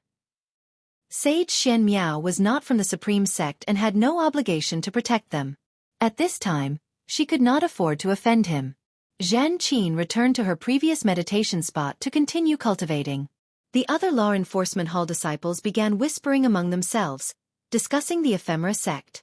With the world in chaos, The ephemera sect's troubles this time far exceeded the past. These disciples of the law enforcement hall felt the pressure, fearing they might perish in this catastrophe. Do not worry. This area is under the protection of the mountain god. Once I recover from my injuries, I will send you back to the Taicang dynasty. Sage Xian Miao's voice echoed, drawing the attention of all the disciples. A male disciple curiously asked, Mountain god? What mountain god? Sage Xian Miao replied, Naturally, the mountain immortal. As for its location, I will not tell you. The disciples looked at each other, thinking Sage Xian Miao was acting strange. Had he injured his head? Even Zhen Qin thought Sage Xian Miao had a problem with his mind. For a moment, the forest fell into silence. Heavenly Phoenix Mountain, the forest shook like turbulent waves, the ground lightly trembled, spiritual mist sank while demon mist rose, creating the illusion of dragon shadows thrashing everywhere, a spectacular sight. Guan, sitting under a tree with his bare body, completed the breakthrough after an ancient hour of settling. Finally, he reached the Nirvana realm. Upon achieving the Nirvana realm, his spiritual power transformed into mana, and his primordial spirit underwent a metamorphosis. Guan's mystic heart was already covered in runes, about to hatch his own unique divine skill. He had an idea to create a divine skill based on his cultivation technique. His absorption of nature's spiritual energy did not slow down and continued. It would take some time to reach the 9th layer of the Nirvana realm. He opened his eyes, frowning. A demon was flying towards his forest location, currently 100 miles away. If the demon did not change its direction, it would likely intrude on his lifespan barrier. Hope the heavens bless you. If you intrude, even if you and I have no enmity, you will die. Guan thought silently, then closed his eyes. He disliked unnecessary killing. This included demons. If they birthed spiritual wisdom, randomly slaughtering them felt like accumulating bad karma. However, if any life threatened him, he would not hesitate to be ruthless. Time continued to pass. Another ancient hour went by. Guan's cultivation had reached the 6th layer of the Nirvana realm. The howling winds began to weaken, not because his spirit energy absorption had slowed, but because the spiritual energy of Heavenly Phoenix Mountain was nearly exhausted. Now, the lifespan barrier was drawing in spirit energy from more distant regions. A few miles away, on a hillside, a red figure was advancing. The demon mist in the sky dispersed, revealing the bright moon. Under the moonlight, a red-clothed woman moved forward with disheveled hair, barefoot, and staggering as if she might collapse at any moment. Her long hair was a mess, with some strands stuck to her face by blood, only revealing her bright eyes. Her gaze was downcast, looking extremely weak. I can't fall down. I need to rest in the forest ahead. The red-clothed woman murmured to herself, her vision blurring. She wobbled forward, taking half an hour to cover the few miles. Once she entered the forest, she collapsed into a patch of grass, unable to get up again. She was now less than 100 yards from Guan's lifespan barrier. Chapter 136 The First Step on the Immortal Path. I am the true immortal of the mortal world. Guan looked up at the woman in red, able to sense the dense demonic energy emanating from her. Generally, demons capable of complete shape-shifting were great demons, but the demonic energy of this one was merely comparable to the 9th layer of the Foundation Establishment realm, which was rather peculiar. He immediately cast a lifespan detection spell. Tian Yaoer, Foundation Establishment realm, 9th layer 17/999/18,000. Huh? Her maximal lifespan exceeded that of the underworld demon emperor, breaking the record of demon clan qualifications known to Guan. Aside from the spirit tree, the highest maximal lifespan belonged to the ghost mother of ephemera, reaching 54,000 years, but the ghost mother of ephemera was a ghost and incomparable. Guan couldn't help but sigh, as the human race was truly struggling, with a destiny limit of less than 10,000 years. Of course, the human race's comprehension was higher than that of demon clans and ghost clans. At least, Guan had not seen any demons or ghosts cultivating faster than Li Xiandao. While Guan was lost in thought, he waited for the breakthrough to end. As spiritual power transformed into mana, its intensity underwent a dramatic change to an extent that Guan felt he could easily crush his former self. Perhaps this was the true path of immortality. With the 9 layers of the immortal path, he had already crossed into the 1st layer and was no longer a mortal spirit. Unfortunately, unlike other cultivators, breaking through did not extend his lifespan, perhaps because of his unusual situation. Having not experienced a real heavenly tribulation, his lifespan could only be seized but not increased through breakthroughs. Nevertheless, this wasn't much of a problem, as his speed in seizing lifespans was already fast enough. Once the lifespan barrier ceased absorbing the spiritual energy of Heavenly Phoenix Mountain, the entire mountain fell into a silent and oppressive state. Guan sensed that the majority of demon creatures were fleeing from Heavenly Phoenix Mountain, as such phenomena signified calamity in their eyes. Time flew by.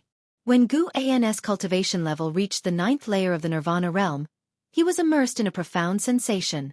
He slowly opened his eyes and examined the consumption of the lifespan barrier. This breakthrough had consumed nearly 50,000 years of lifespan.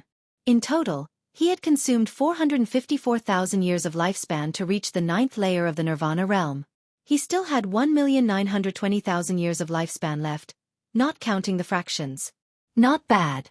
Guan stood up and took out a black robe. While dressing, he glanced at Tian Yaoer in the distance. Now he could see things invisible to certain living beings. He observed a trace of gray aura on Tian Yaoer and, as his divine sense probed into the gray aura, he saw scenes from Tian Yaoer's past. Was this the legendary karma? Guan began to glimpse into Tian Yaoer's past, so he did not immediately dispel the lifespan barrier. After the breakthrough, the consumption of the lifespan barrier significantly slowed down, and leaving it active a bit longer wouldn't cause much loss. After dressing, Guan dispelled the lifespan barrier and walked towards Tian Yaoer. His insight into karma wasn't very strong, only allowing him to explore the karma of the past decade for Tian Yaoer, unable to deduce the future. Glimpsing the karma of the past decade was already quite impressive. In just a few breaths, the past decade of Tian Yaoer's life unfolded before his eyes. Guan approached Tian Yaoer, bent down to embrace the unconscious Tian Yaoer, and then walked out of the forest. The moonlight bathed them, stretching their shadows far behind. Tian Yaoer had a nightmare, dreaming that she was surrounded by a group of demons who wanted to tear her apart and boil her into soup to offer to the demon mother. She jolted awake, sitting up from the ground, gasping for air. Instinctively glancing around, she found herself in a cave.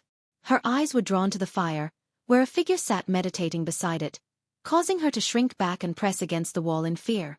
"You?" Tian Yaoer stammered, unsure of what to say, still shaken. Looking closely, she saw the person was dressed in black, wearing a mask, exuding an air of mystery. It was Guan. At that moment, Guan was deeply immersed in the overwhelming power of the Nirvana realm. His divine sense covered vast lands, even allowing him to see the entirety of the 9 dynasties' territories from Heavenly Phoenix Mountain, a sensation he found utterly fascinating. Was this the realm of immortal path? Guan felt like a true immortal of the mortal world, omnipotent. Tian Yaoer's gaze shifted to a bottle of elixirs on the ground. After a moment of hesitation, she stepped forward carefully, picked up the bottle, and opened it. The fragrance of the elixirs made her eyes light up, and she immediately poured the elixirs into her mouth. After swallowing the elixirs, she felt her energy recover significantly, an indescribable sensation washing over her. She felt refreshed and invigorated. Noticing that the wounds on her body had already scabbed over, she shrank back again, curling up against the cave wall, covering her mud-caked feet with the hem of her dress. After calming down, she realized it was the black-clad individual who saved her. She curiously studied Guan, finding his aura unfamiliar. Since breaking out of her shell, she had not encountered any cultivators of the human race.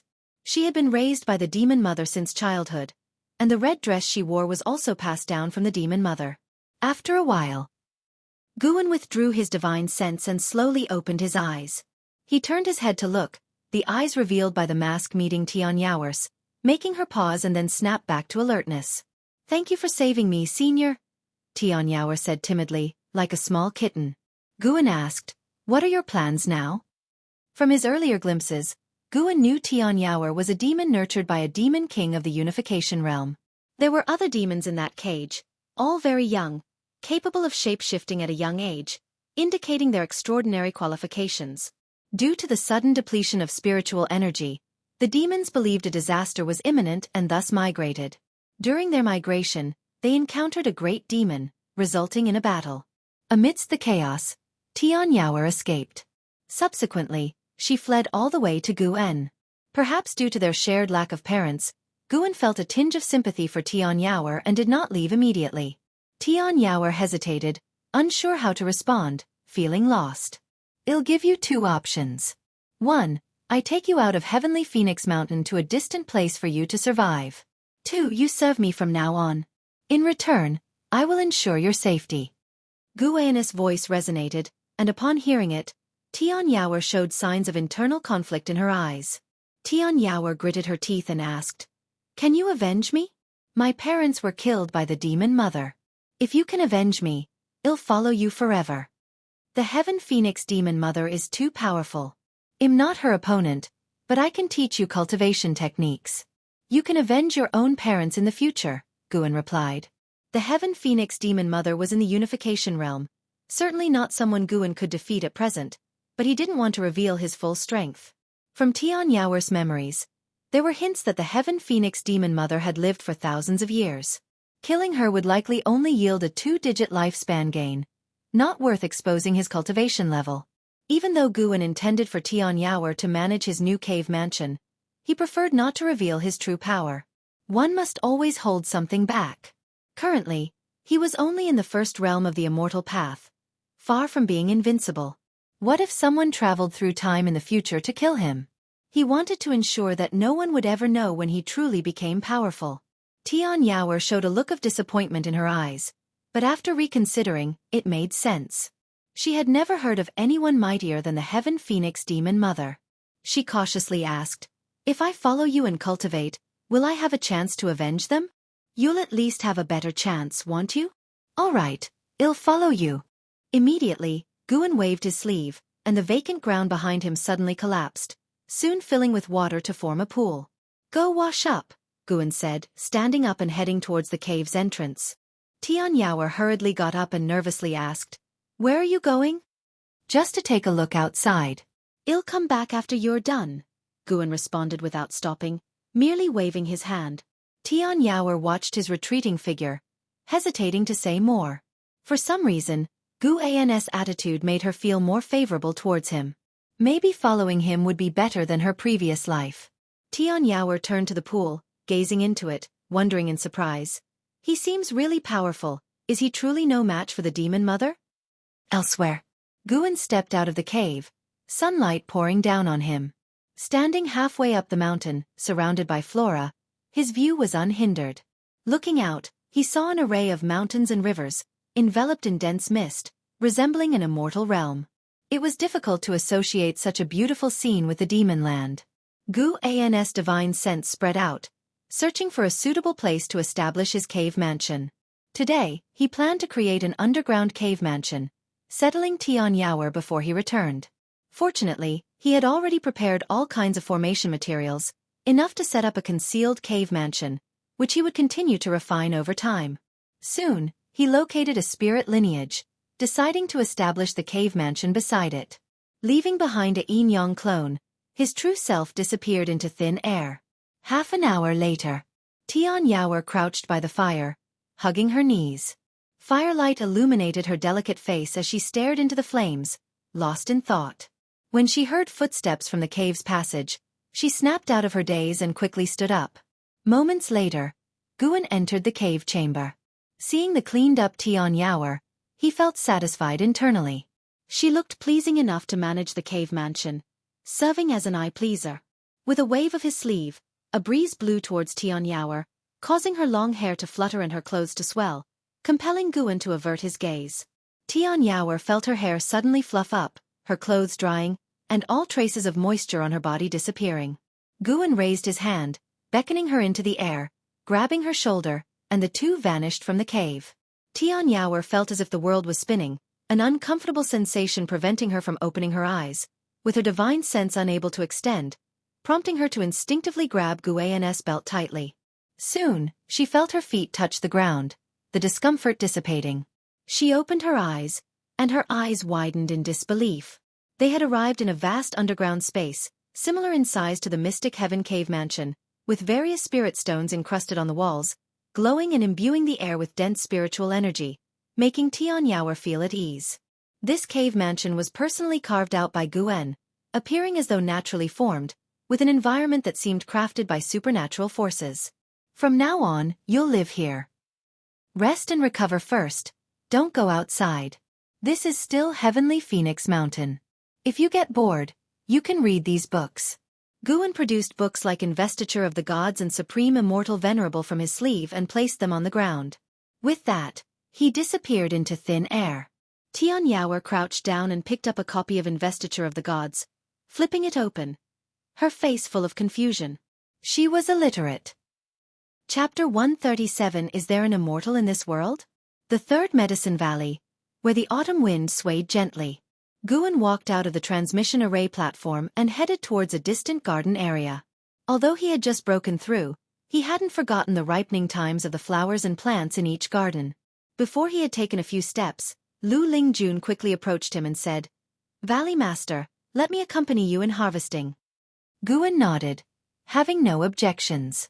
After walking several miles forward, Guan began to bend down to pick, while Lu Lingjun took out a bamboo basket, ready to receive. "Valley Master, with the world in chaos, should I go out and make a name for myself?" Lu Lingjun suddenly asked. So it was about this. No wonder she was suddenly attentive. Guan casually replied, "Then go to the sect leader and see how he arranges it for you. If he wanted to summon me, he would have already sent a message to me. If that's the case, then stay in the Medicine Valley. Who knows, one day the demon cultivators of the Ephemera sect might infiltrate the valley, and it will still be up to you to protect it." "But, Lingjun, you're a great cultivator, yet your Taoist heart is so restless? Isn't protecting the medicinal herbs also a merit? Is this merit any less than killing enemies?" Guan said seriously, but his hands did not stop moving. Having just spent more than 400,000 years of his lifespan, he needed to replenish it. Lu Lingjun was helpless. She wanted to go out and eliminate demons also for the sect leader's grand plan. However, she couldn't tell Guan that she wanted to become the sect leader yet, as Guan had a closer relationship with LV Batian. Seeing her plan fail, Lu Lingjun couldn't help but change the topic, asking, "Valley Master, do you think there are immortals in this world? If the world is so vast, why can't mortal spirits see them if they exist?" "Of course there are, otherwise, why would there be us cultivators? We are just on the path of pursuit." Guan answered, "Of course there are. I am one. I just can't tell you." Guan felt secretly proud, and at the same time, he thought of a possibility. Could it be that immortals are hiding in the mortal world, and previously his divine sense couldn't detect them? Or perhaps, the immortals are on the other side of the ocean, separated from mortals? Even upon becoming immortals, they still have to strive for higher realms. Nirvana is just the first step on the immortal path. One has to cross 8 tribulations to reach the pinnacle of the immortal path. What lies beyond the immortal path? For a while, Guan was lost in infinite reverie. Although his mind was fluttering, it did not affect his picking of herbs. "In the place where I was born, there were no immortals. Cultivators, upon reaching a high realm, could only pursue shattering the void. We believe that immortals are hidden in realms that mortal spirits cannot reach," Lu Lingjun continued, a sad expression appearing on her face. After ascending, she suddenly felt no different from before, still rolling in the red dust, only this red dust was more vast, and the immortal path remained distant. Guan listened, occasionally echoing a phrase. An hour later, the two of them returned to the pavilion area and then parted ways. Guan walked towards the mystic pure tree, seeing from afar that Xiaochuan was squatting on the ground, observing the white spirit rat sleeping under the tree. Although Xiaochuan raised quite a few demon beasts, his favorite was the white spirit rat, but the white spirit rat did not like to interact with him. Guan suddenly noticed that Xiaochuan's back seemed to have aged. Xiaochuan was only 3 years younger than Guan, now already 70 years old, and had not yet reached foundation establishment. How could he not show signs of aging? Guan had once given Xiaochuan a youth-preserving pill, but it could only keep his appearance youthful. Xiaochuan's demeanor and mindset had begun to age. This made Guan feel a bit trance-like. 100 years from now, Xiaochuan would leave him. Xiaochuan didn't like to practice, and Guan couldn't force him. Fortunately, even if Xiaochuan couldn't achieve much in immortal cultivation, he still led a happy life. This life was without regrets thanks to Guan. Guan came up behind Xiaochuan and asked with a smile, "Xiaochuan, what are you looking at? If you want to hold it, just pick it up." Xiaochuan looked up, helplessly saying, "It has a bad temper. Last time I tried to hold it, and it scratched me." "Oh. Why didn't you tell me? The rascal." Guan immediately walked over, grabbed the white spirit rat by the tail, and lifted it up. The white spirit rat awoke, and when it saw that it was Guan, it stopped struggling immediately. Guan placed it into Xiaochuan's arms and warned it with his eyes not to resist. The rat reluctantly curled into a ball. Xiaochuan, now able to hold the white spirit rat, revealed an excited smile and began gently stroking its back. At this moment, Guan sensed battle aura coming from afar. A mystic heart realm battle. One of the auras was Xian Quan's. He only glanced at it, having no intention of intervening. As long as the Mahayana realm cultivators of the ephemera sect did not make a move, he was too lazy to step in. This was the calamity of the 9 dynasties, not his alone, and he couldn't let Supreme Sect develop a dependency on Sword Venerable Fudao. After chatting with Xiaochuan for a little while longer, Guan finally left. Xiaochuan put down the white spirit rat, which then quickly ran back to the mystic pure tree to continue sleeping. Xiaochuan turned his head, staring at Guan's back. For some reason, he felt increasingly distant from him. Though they were always together, and Guan had no intention of leaving Supreme Sect, he could not help but feel a sense of loss. Fortunately, this sense of loss came and went quickly. "Little Yang, come over here. Let's check on the spirit chickens. They should be laying eggs today." Xiaochuan called to a servant disciple not far away. The thought of the spirit chickens laying eggs brought a smile to his face. Heavenly Phoenix Mountain. In an underground space, Guan sat on the ground with a steel placed before him, stroking his chin in deep thought. Tian Yaoer squatted nearby, curiously watching him. Unable to hold back, she asked, "What are you thinking about?" Guan answered, "I'm thinking of giving this cave a name." He suddenly thought of something, looked at Tian Yaoer, and said, "If I let you name it, what would you call it?" She tilted her head, thought for a while and said, "How about Heavenly Phoenix's little nest?" Guan closed his eyes again, not bothering to respond. Tian Yaoer pouted, raised her hands like claws, and made a playful scratching motion towards Guan, sticking her tongue out as if she wanted to scratch him. After another 30 minutes, Guan stood up, startling Tian Yaoer, who quickly followed suit, her eyes wide as she watched him. Guan raised his right hand, extended 2 fingers, and pointed at the steel, moving his fingers through the air. Tian Yaoer looked down and saw a faint strength energy fall on the steel, carving 4 characters. Nianchu Cave. Nianchu, meaning to remember one's initial aspiration. Guan feared he might become arrogant in the future. Today's conversation with Xiaochuan made him feel many emotions about life. Nianchu also represented his hope to remember the first group of people he met when he embarked on the immortal path. After carving, Guan picked up the steel and walked towards a distant place. Tian Yaoer followed closely, never leaving more than 7 steps away from Guan since his return. After setting the steel in place, Guan turned and began casting his magic, then squatted down and placed his hands on the ground. In fact, he didn't need to go through such trouble, but he wanted to show off in front of Tian Yaoer. With his mana flowing into the soil, the barren ground began to sprout weeds, covering the entire area of Nianchu Cave in no more than 3 breaths, leaving Tian Yaoer wide-eyed. This was Guan's mystic heart divine power, which he called All Things Divine Presence. All Things Divine Presence wasn't limited to this ability. He could use mana to conjure flowers, grass, and trees within the range of his divine sense. The conjured plants contained his mana, providing him with vision. The uses were endless, and the summoning speed was incredibly fast, suitable for use as a lethal attack. With a wave of his hand, Guan could easily summon a 10,000-foot wall of trees. He wasn't sure of the ultimate limits of this power yet. Just thinking about it excited him. Additionally, this divine power could also accelerate the growth of plants. Today, Guan wanted to conduct an experiment to see if speeding up the growth process of medicinal herbs affected their lifespan. He took out a seed and buried it in the soil. Tian Yaoer, already bewildered, watched the green spread across the ground, doubting Guan's claim, as she had never seen the demon mother use such methods.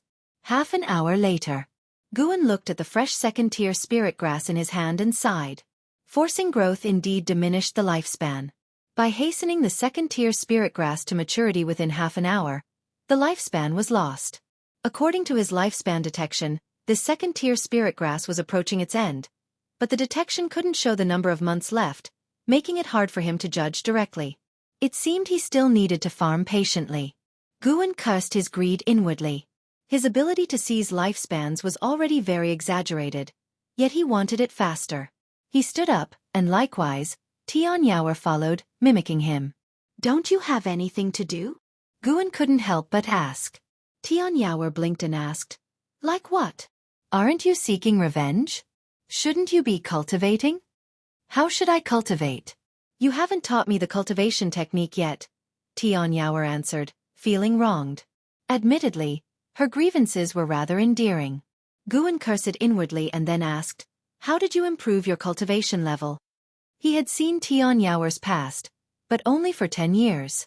Since her early years, she had been kept by the Heaven Phoenix Demon Mother, occasionally fed various elixirs and medicinal broths. He had thought she had been given the technique of immortal cultivation during her childhood. "I don't know, it just happened," Tianyao replied. Guan thought for a moment, realizing this might be a good thing, preventing her from abandoning her cultivation to start anew. Subsequently, Guan began teaching the primordial earth immortal skill to Tianyao. She truly didn't understand cultivation at all, requiring Guan to explain some basic cultivation principles. After a night, Tianyao finally learned to absorb energy by herself, allowing Guan to breathe a sigh of relief. During the process, he realized Tianyao was completely illiterate. He glanced at the scattered books in the distance, pondering whether to keep a copy of the Supreme Secret Record since it contained illustrations. But then he dismissed the idea. Too disgraceful. He couldn't let an ignorant demoness see such books. If Tianyao developed bad thoughts later, it would affect his cultivation here. It was all Shen Zhen's fault, making Guan's thoughts increasingly impure. Some books deserve to be banned for a reason. Chapter 138 The Mountain God Descends. Punishment. The autumn wind was desolate. In the mountains and forests, Zhen Qin and others followed Sage Xian Miao forward. Sage Xian Miao walked at the front, leaving a trail of blood behind him, which made everyone behind him worry greatly. They knew that comforting him was futile. They could only try their best not to disturb him. Boom! A deafening explosion came from afar. The fierce wind roared, toppling trees. Everyone hurriedly mobilized their spiritual power to resist the gusts. Sage Xian Miao raised his sword to block. His cultivation level in the divinity transformation realm withstood most of the pressure. He couldn't help but spit out a mouthful of blood, which made the disciples of the Supreme Sex Law Enforcement Hall behind him sweat for him. After a few breaths, the wind stopped, and Sage Xian Miao followed suit, half kneeling, stabilizing himself by leaning on his sword. The surrounding forest was almost entirely toppled, with leaves and debris flying around messily. Zhen Qin and the others rushed forward, concerned about Sage Xian Miao's safety. Ever since Sage Xian Miao had saved them, they had been fighting almost every day, which left his injuries no chance to recover, only worsening them further. Sage Xian Miao lifted his head, his pale face full of unwillingness. He gritted his teeth and said, "The enemy is coming. Everyone meditate." Upon hearing this, everyone hurriedly sat down. After spending several days together, they had developed unconditional trust in Sage Xian Miao. Without him, they would have been dead long ago. Sage Xian Miao took a deep breath and said softly, "Call upon the mountain god in your hearts, pray for the mountain god to save us." He had no other way. His spiritual power was insufficient to cast the divine-reaching mystic gate. He could only think of the mountain god. Although this place was far from the mountain god's domain, he believed the mountain god would be able to sense it. Everyone was astonished upon hearing him. Some disciples even panicked. Not fleeing now, calling for the mountain god? Indeed, the world is in chaos, battles everywhere. Maybe we can escape amid the chaos. Next, we'll take turns carrying you. We will surely escape alive. We can't just sit and wait to die. Is there really a mountain god in this world? If there was, why would the ephemera sect run rampant? The more the disciples spoke, the more agitated they became. They could also feel a powerful aura approaching. Sage Xian Miao said, "We can't escape, they have already locked onto us. Sit quickly, do as I say, and there's still a chance. If we delay and they capture us, we will neither live nor die." Upon hearing this, The disciples could only grit their teeth and sit down. Zhan Qin sat among the crowd, closed her eyes, and began calling out to the mountain god in her heart. She did not want to die here. For a moment, everyone sat on the ground, calling the mountain god's name in their hearts. In the inner sect city, Guan was selecting seeds of high-rank medical herbs in the elixir hall when he suddenly sensed something. His expression turned strange. Mysteriously, it seemed someone was calling him. This feeling was very mysterious. It had never happened before. He extended his divine sense, encompassing the lands of the 9 dynasties, and soon locked onto Sage Xian Miao. It was Sage Xian Miao who was calling him. Although others around Sage Xian Miao were also meditating, Guan could clearly sense it was only Sage Xian Miao calling him. He couldn't hear Sage Xian Miao's thoughts but could feel his strong desire to see him. Could it be because of his mountain god identity? Guan was curious. He suspected it was related to the Nirvana realm. He had known Sage Xian Miao for some time and never had this feeling before breaking through. Guan noticed Zhan Qin's presence, as a group of ephemera sect cultivators was approaching them. After hesitating for a moment, Guan put down the seeds in his hand and turned to walk towards the door. In the mountains of the North Sea, among the fallen trees, Sage Xian Miao, Zhan Qin, and others sat in meditation, their eyes tightly closed, as if they were ready to die. A group of black-robed cultivators flew in from the horizon, led by an elder holding a wooden staff.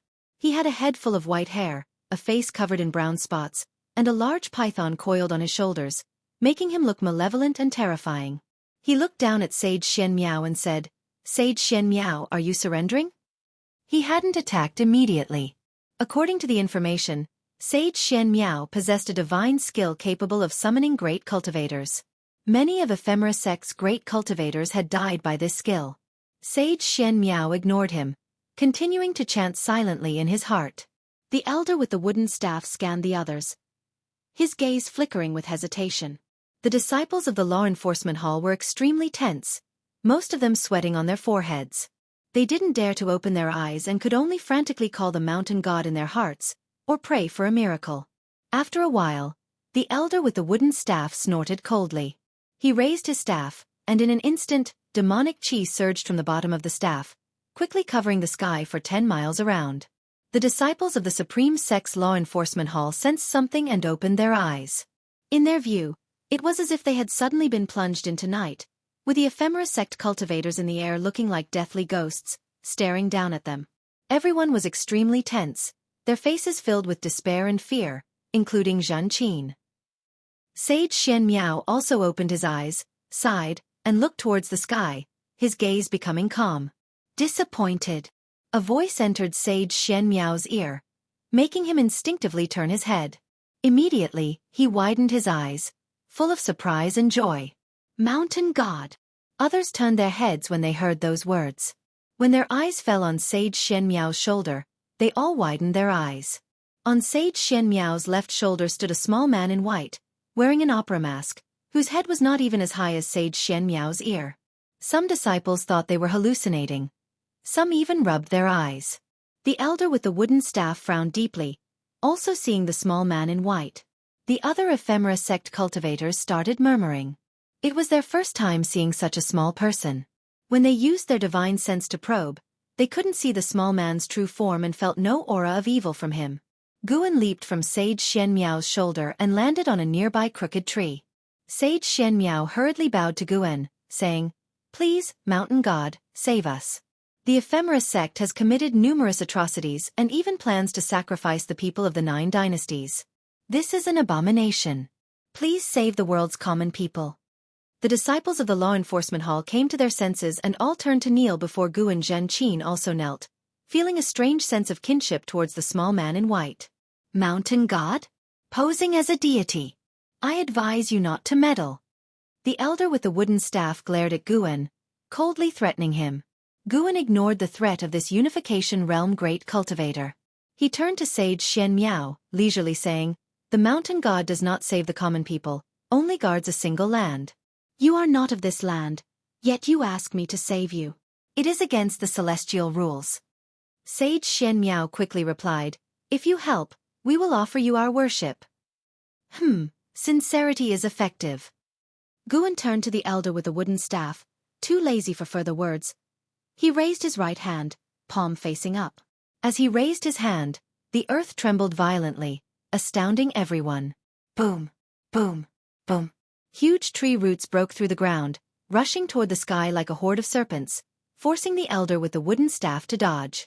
Other ephemera sect cultivators couldn't evade in time and were pierced by tree roots, their bodies shattered, blood spraying through the air. The demonic chi in the sky dissipated instantly, sunlight pouring down. Upon seeing the spectacle ahead, Zhen Qin and the rest were all stupefied. Even Sage Xian Miao was moved. One by one, giant trees shot up to the sky. Looking to both ends, one couldn't see the end, as if a green mountain suddenly rose, piercing the clouds, shocking everyone's eyes. The elder with the wooden staff quickly dodged. Wielding his wooden staff and casting imposing spells, demonic chi surged, shaking the heavens. But in less than 3 breaths, he was entangled by thick vines. He was shocked to find his spiritual power suppressed within, unable to be released. How could this be? Could it really be the mountain god? The elder with the wooden staff widened his eyes in despair, and soon, his face was covered by vines, and eventually, his figure vanished within the intertwined branches, merging with the trees. From above, the land within a 100-mile radius was dense with giant trees intertwining, forming a mountain of trees that stunned every witness. Sage Xian Miao stared at the tree mountain.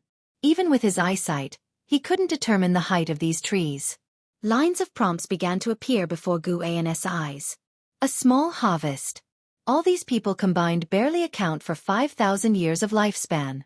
Guan withdrew his hand, causing the terrifying and magnificent tree mountain to dissolve, transforming into countless green light stars that quickly disappeared. The huge chasm like an abyss in front showed that the previous scene was real. The disciples of the law enforcement hall looked at Guan again with eyes filled with reverence and incredulity. Such a small figure yet capable of godlike feats, truly the mountain god. Even stronger than the legend. Guan looked at Sage Xian Miao, stroked his chin and pondered, "I told you not to reveal my existence. I must punish you." Sage Xian Miao took a square wooden box from his storage bag and said, "I am willing to be punished. This treasure is a token of gratitude for the mountain god's help." Guan raised his hand, moving the wooden box in front of him, then putting it into his storage bag. He had many storage bags and specifically used another to avoid Zhen Qin's notice. He leaped, flying to Sage Xian Miao, gently tapped his forehead, and said, "The punishment is a 1-year drop in your cultivation level." In a flash, Sage Xian Miao's face changed as his cultivation level quickly dropped, falling all the way to the Foundation Establishment realm. It was Gu An's divine skill, the path of returning primordial spirit. This skill, awakened by the primordial reincarnation skill, could seal someone's cultivation. Zhen Qin and the others sensed Sage Xian Miao's rapid drop in cultivation and were all shocked. When Guan looked at them, they took out their treasures to offer him, promising not to reveal the mountain god's existence to anyone. Guan waved his sleeve, collecting all their offerings, then another wave of his sleeve sent a breeze sweeping them towards the horizon, including Sage Xian Miao. Mortals and immortals are separate. If you break your promise, even if you hide to the ends of the earth, I will find you. Gu An's voice echoed in the ears of every law enforcement hall disciple. Chapter 139, Immortal Path Techniques. The eve of the final battle, Guan manipulated the breeze formed by his mana to gently deliver Sage Xian Miao, Zhen Qin, and the others to the border of the Taicang dynasty, before withdrawing his thoughts and then disappearing from the spot. This time, he mainly acted for Zhen Qin. However, the feeling of taking action was quite nice. It made him truly feel the power of the immortal path. No wonder the Nirvana realm is so special. Without experiencing Nirvana, human cultivators cannot live past 10,000 years. The difference between Nirvana realm and Mahayana realm is not just the strength of spiritual power, but a comprehensive disparity. After returning to the Supreme Sect, Guan continued to procure medicinal herbs in preparation for planting at Nianchu Cave. Before sowing, he had to properly instruct Tian Yaoer. Now he already possessed some methods akin to Immortals, no longer needing to teach Tian Yaoer hand by hand. He only needed to point his finger at her forehead to transmit a large amount of information into her mind. However, to conceal his strength, he decided to teach slowly. Anyway, he had plenty of time. On the other side, beside a large river, the disciples of the law enforcement hall looked at Sage Xian Miao with words stuck in their throats. They could hardly care about the joy of surviving the catastrophe. They were more worried about Sage Xian Miao being distressed. If not for saving them, how could Sage Xian Miao have ended up in such a state? Sage Xian Miao washed his face, stood up, and smiled at everyone, saying, "You don't need to worry about me. My cultivation was merely sealed by the mountain god for a year. Indeed, this was my ordeal due to my failure to keep my promise." The disciples all spoke up, taking the responsibility onto themselves, but Sage Xian Miao merely laughed freely. Having his cultivation suppressed to the foundation establishment realm did not cause him any pain. On the contrary, he felt more exhilarated. Now he was completely convinced that the mountain god was a true immortal. The mountain god's methods made him feel incredulous and also very excited. The road of immortal cultivation can truly lead to success. Alright, everyone, now that we have returned to the Taicang dynasty, it is time to part ways. Remember, do not reveal the existence of the mountain god to anyone.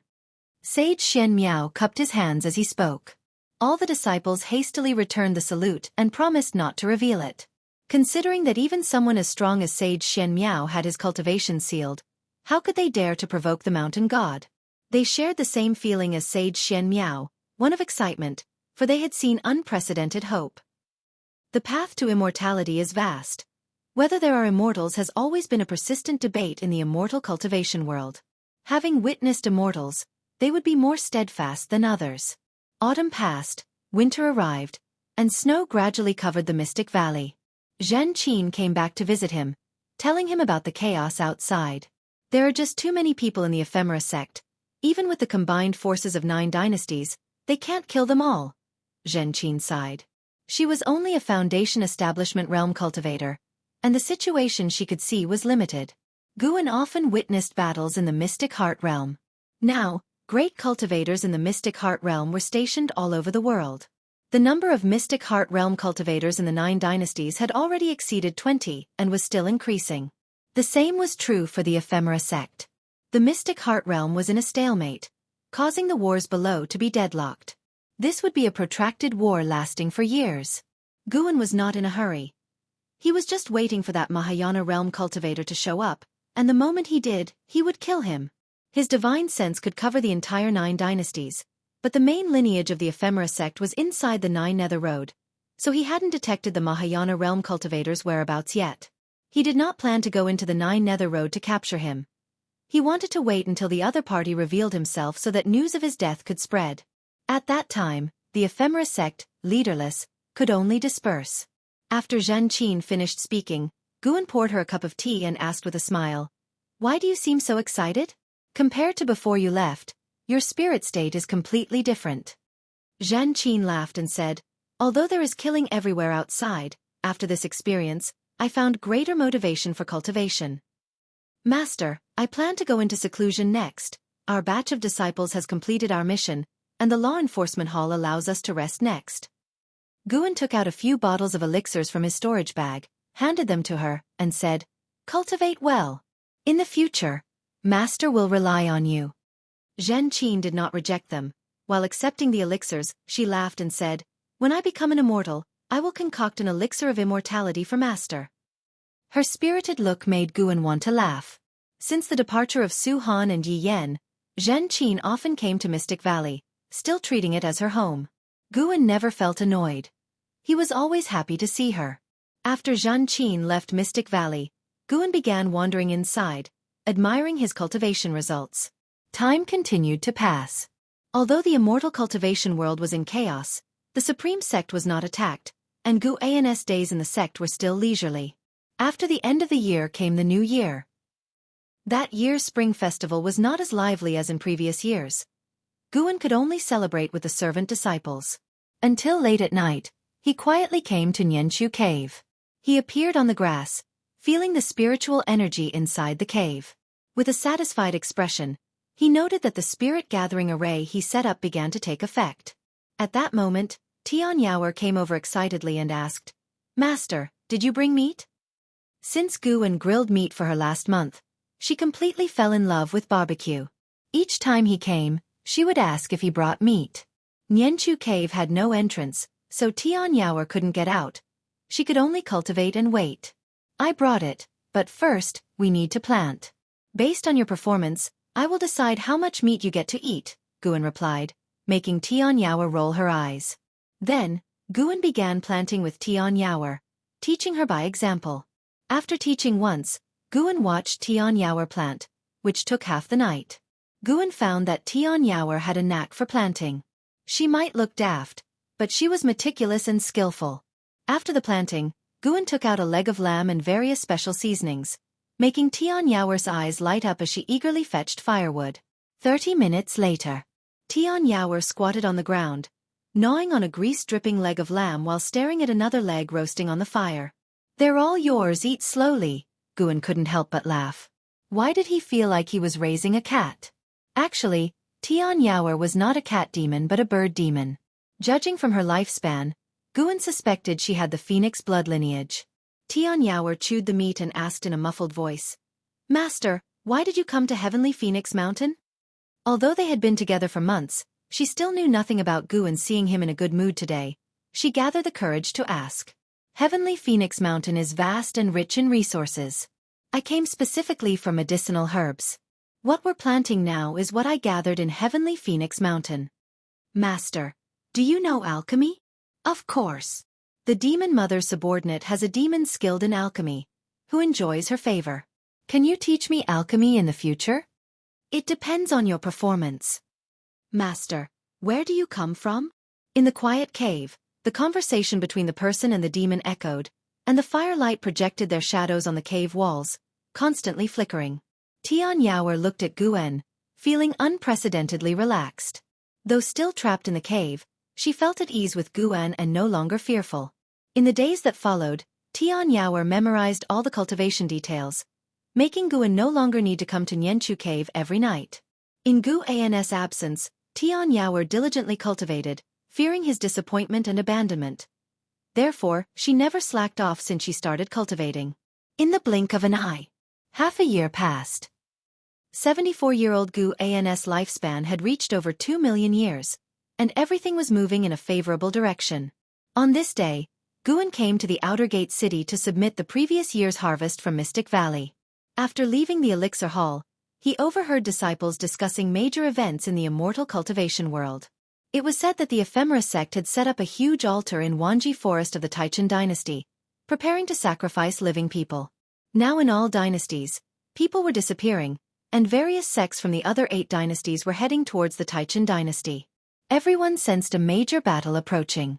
Through divine sense, Guan saw that altar. It was indeed large, occupying 100 miles in radius. At the altar's center stood a great cauldron with a large flag inside, filled with countless vengeful souls. Around the altar, there were as many as 40 great cultivators of the mystic heart realm stationed. It seemed that the Ephemera sect was making a last-ditch effort. This also indicated that the Mahayana realm cultivator would soon appear. Guan retracted his divine sense and walked towards Wu Ju's residence. Though Wu Ju had become an inner sect disciple, he hadn't sold his villa in the outer gate city, only that he wouldn't usually stay there. He felt Wu Ju's presence, indicating that Wu Ju was waiting for him. Upon arriving at the courtyard, Wu Ju, who was practicing martial arts, looked at Guan entering the courtyard and smiled, saying, "You finally came. I thought I wouldn't see you before I left." Wu Ju's lifespan hadn't increased, but his cultivation had reached the first layer of the core formation realm. After closing the door, Guan turned to Wu Ju and asked with a smile, "Why are you waiting for me?" "Master plans to take me to the Taicang Dynasty to eradicate the ephemera demon path. Taicang is far from Taicang, and once we leave, who knows how long it'll take to return, so I wanted to bid you farewell." Wu Ju stopped practicing and replied.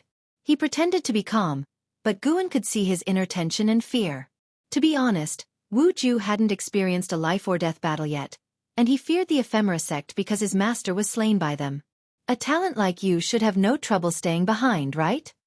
Guan asked. Wu Ju shook his head and said, "The ephemera sect is powerful. The supreme sect must bring its full strength to eradicate the demons, and I have personal reasons that I must go." His eyes were firm. He wanted to avenge his master. Though he didn't know which demon cultivator of the ephemera sect killed his master, it didn't matter to him. As long as the ephemera sect was annihilated, he considered it revenge. "Then you must be careful. The demon path's methods are countless and unscrupulous. You can't just judge strength by cultivation level, Guan began to advise.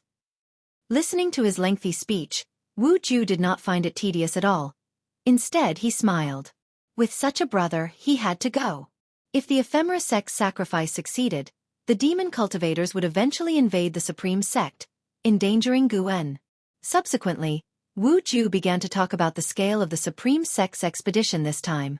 The sect leader dispatched 1/3 of the inner sect disciples to Wanji Forest, illustrating the importance attached to this mission. None after saying goodbye to Wu Ju, in the following days, Guan could see many Supreme Sect disciples flying over the Third Medicine Valley and Mystic Valley. The Supreme Sect had started going to war. Guan stood on the balcony, looking into the distance. He could see the Wanji Forest erupting into battle, with the sects that had arrived first launching an offensive against the Ephemera Sect. Unfortunately, 40 Mystic Heart Realm Great Cultivators joined forces, becoming nearly invincible. Ultimately, the various dynasty cultivators returned defeated, waiting to gather more strength. Guan then looked towards the dustless wasteland, reoccupied by the Ephemera Sect. Continuous streams of Ephemera Sect cultivators flew out from the entrance of the Nine Nether Road, all heading toward the Taicang Dynasty.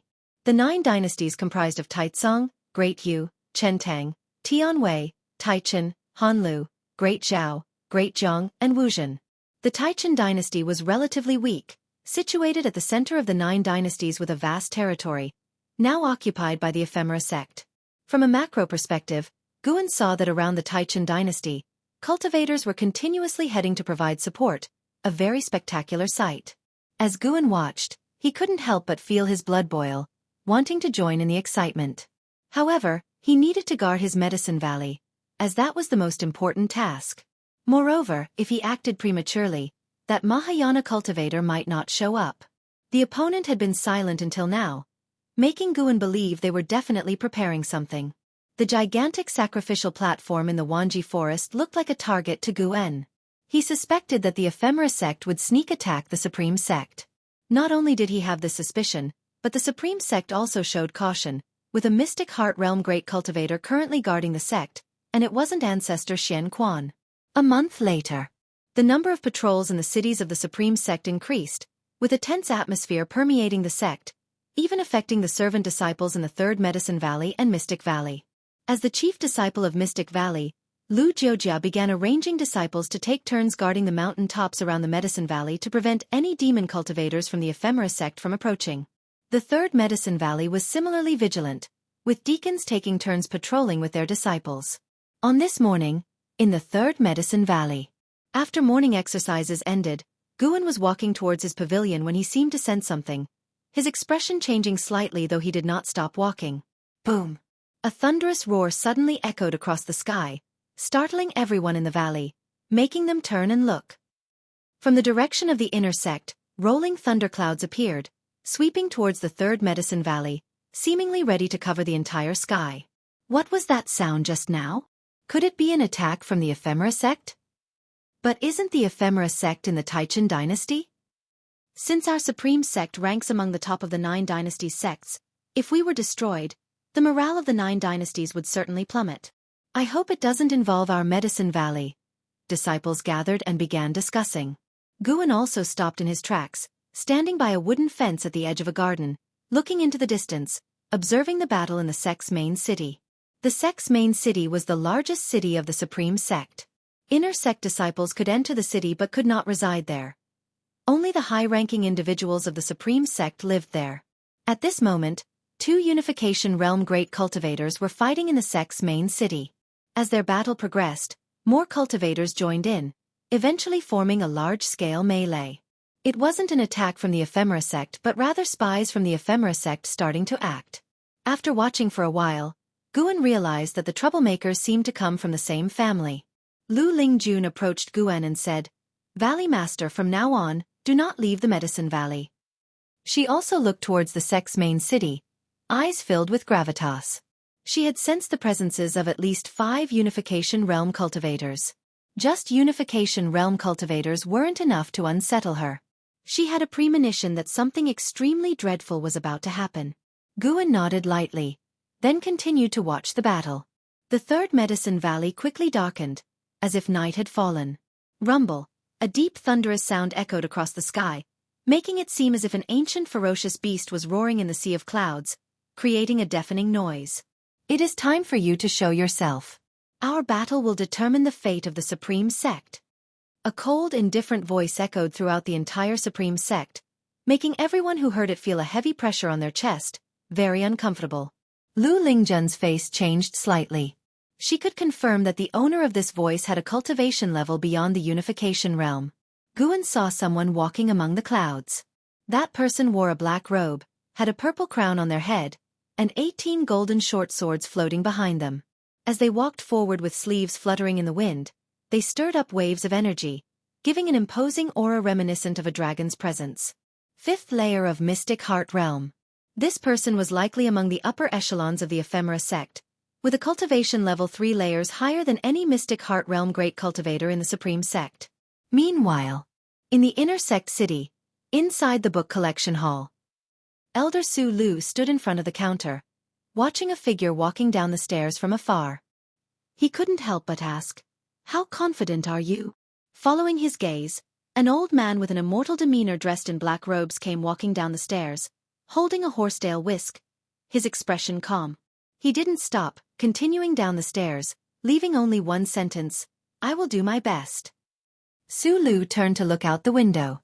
The rolling thunderclouds looked like a black ocean, stirring up huge waves, oppressive and horrifying. Worry appeared in his eyes. Today is the first time since reaching Mystic Heart that I combat another Mystic Heart realm. May I know your name? The old man's voice echoed throughout the entire Supreme Sect, bringing the restless cities to silence. Mystic Heart Realm? Lu Lingjun was also hearing this realm name for the first time. Above unification is Mystic Heart? Lu Lingjun's divine sense captured the figure in the clouds, her eyes filled with longing. She must reach this realm. No. She would surpass the Mystic Heart Realm. I am Venerable Qi Qian of the Ephemera sect. Dying by my hand would not be in vain for one who has reached Mystic Heart. The earlier voice rang out again, with an arrogant tone that made the Supreme Sect cultivators worry for Ancestor Kusong. Boom! A tremendous pressure descended, covering the entire Supreme Sect. The thunderclouds in the sky churned violently, and almost all the cities lit up with protective light screens, using formations to resist the pressure from the battle in the sky. Venerable Qi Qian and Ancestor Kusong were already engaged in combat. The two fought fiercely high in the sky, not affecting the ground below, but their pressure was so immense that even the mountains between heaven and earth trembled. Lu Lingjun stared intently at the sky, not wanting to miss any details of the battle between the two Mystic Heart Realm great cultivators. Guan couldn't help glancing at her.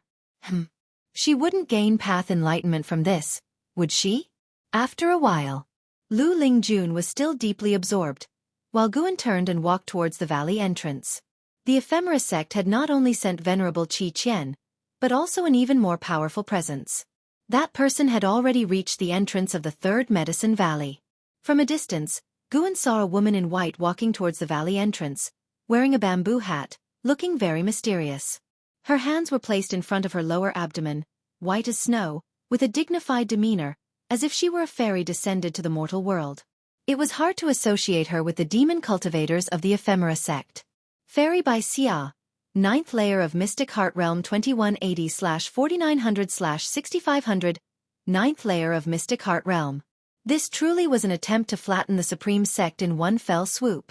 Guan sighed inwardly and walked quickly. Soon, he stood before Fairy by Xia, cupping his hands in salute. The Ephemera sect is causing chaos. May I ask what brings you here, senior? Fairy by Xia's bamboo hat was draped with a veil, her red lips faintly visible, likely painted with thick lipstick. This witch was very cautious, using some secret technique to make her cultivation appear at the first layer of the core formation realm. Little brother, the spiritual energy in this medicine valley is so abundant.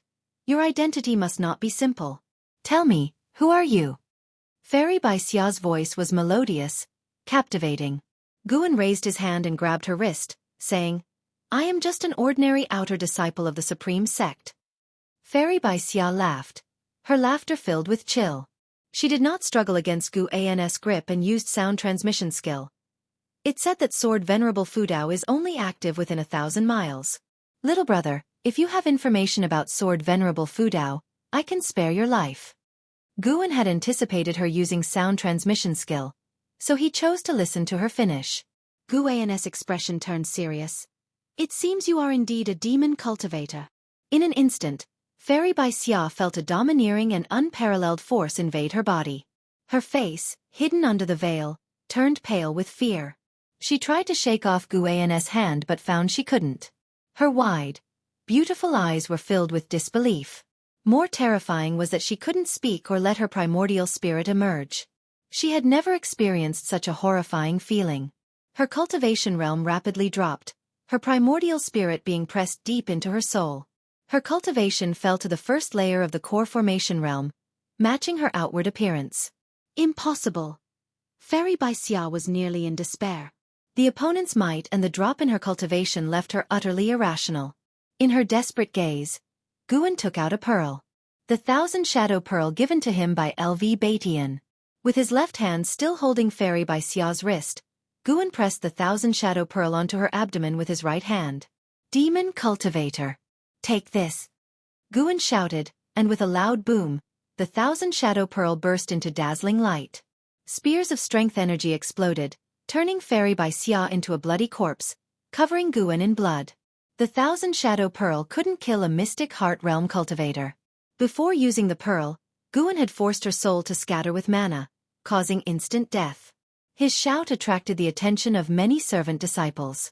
Lu Lingjun suddenly appeared in front of Guan. Seeing him covered in blood, she frowned and asked, "Are you all right? Why didn't you call me just now?" Guan pretended to be terrified. "I thought it was an inner sect disciple." It turned out she was a demon cultivator from the Ephemera sect. Quickly destroy the body to avoid future trouble from the Ephemera sect. He was trembling as he held the 1,000 Shadow Pearl. Killing Fairy Bai Xia granted him an additional 495 years of lifespan. Not bad.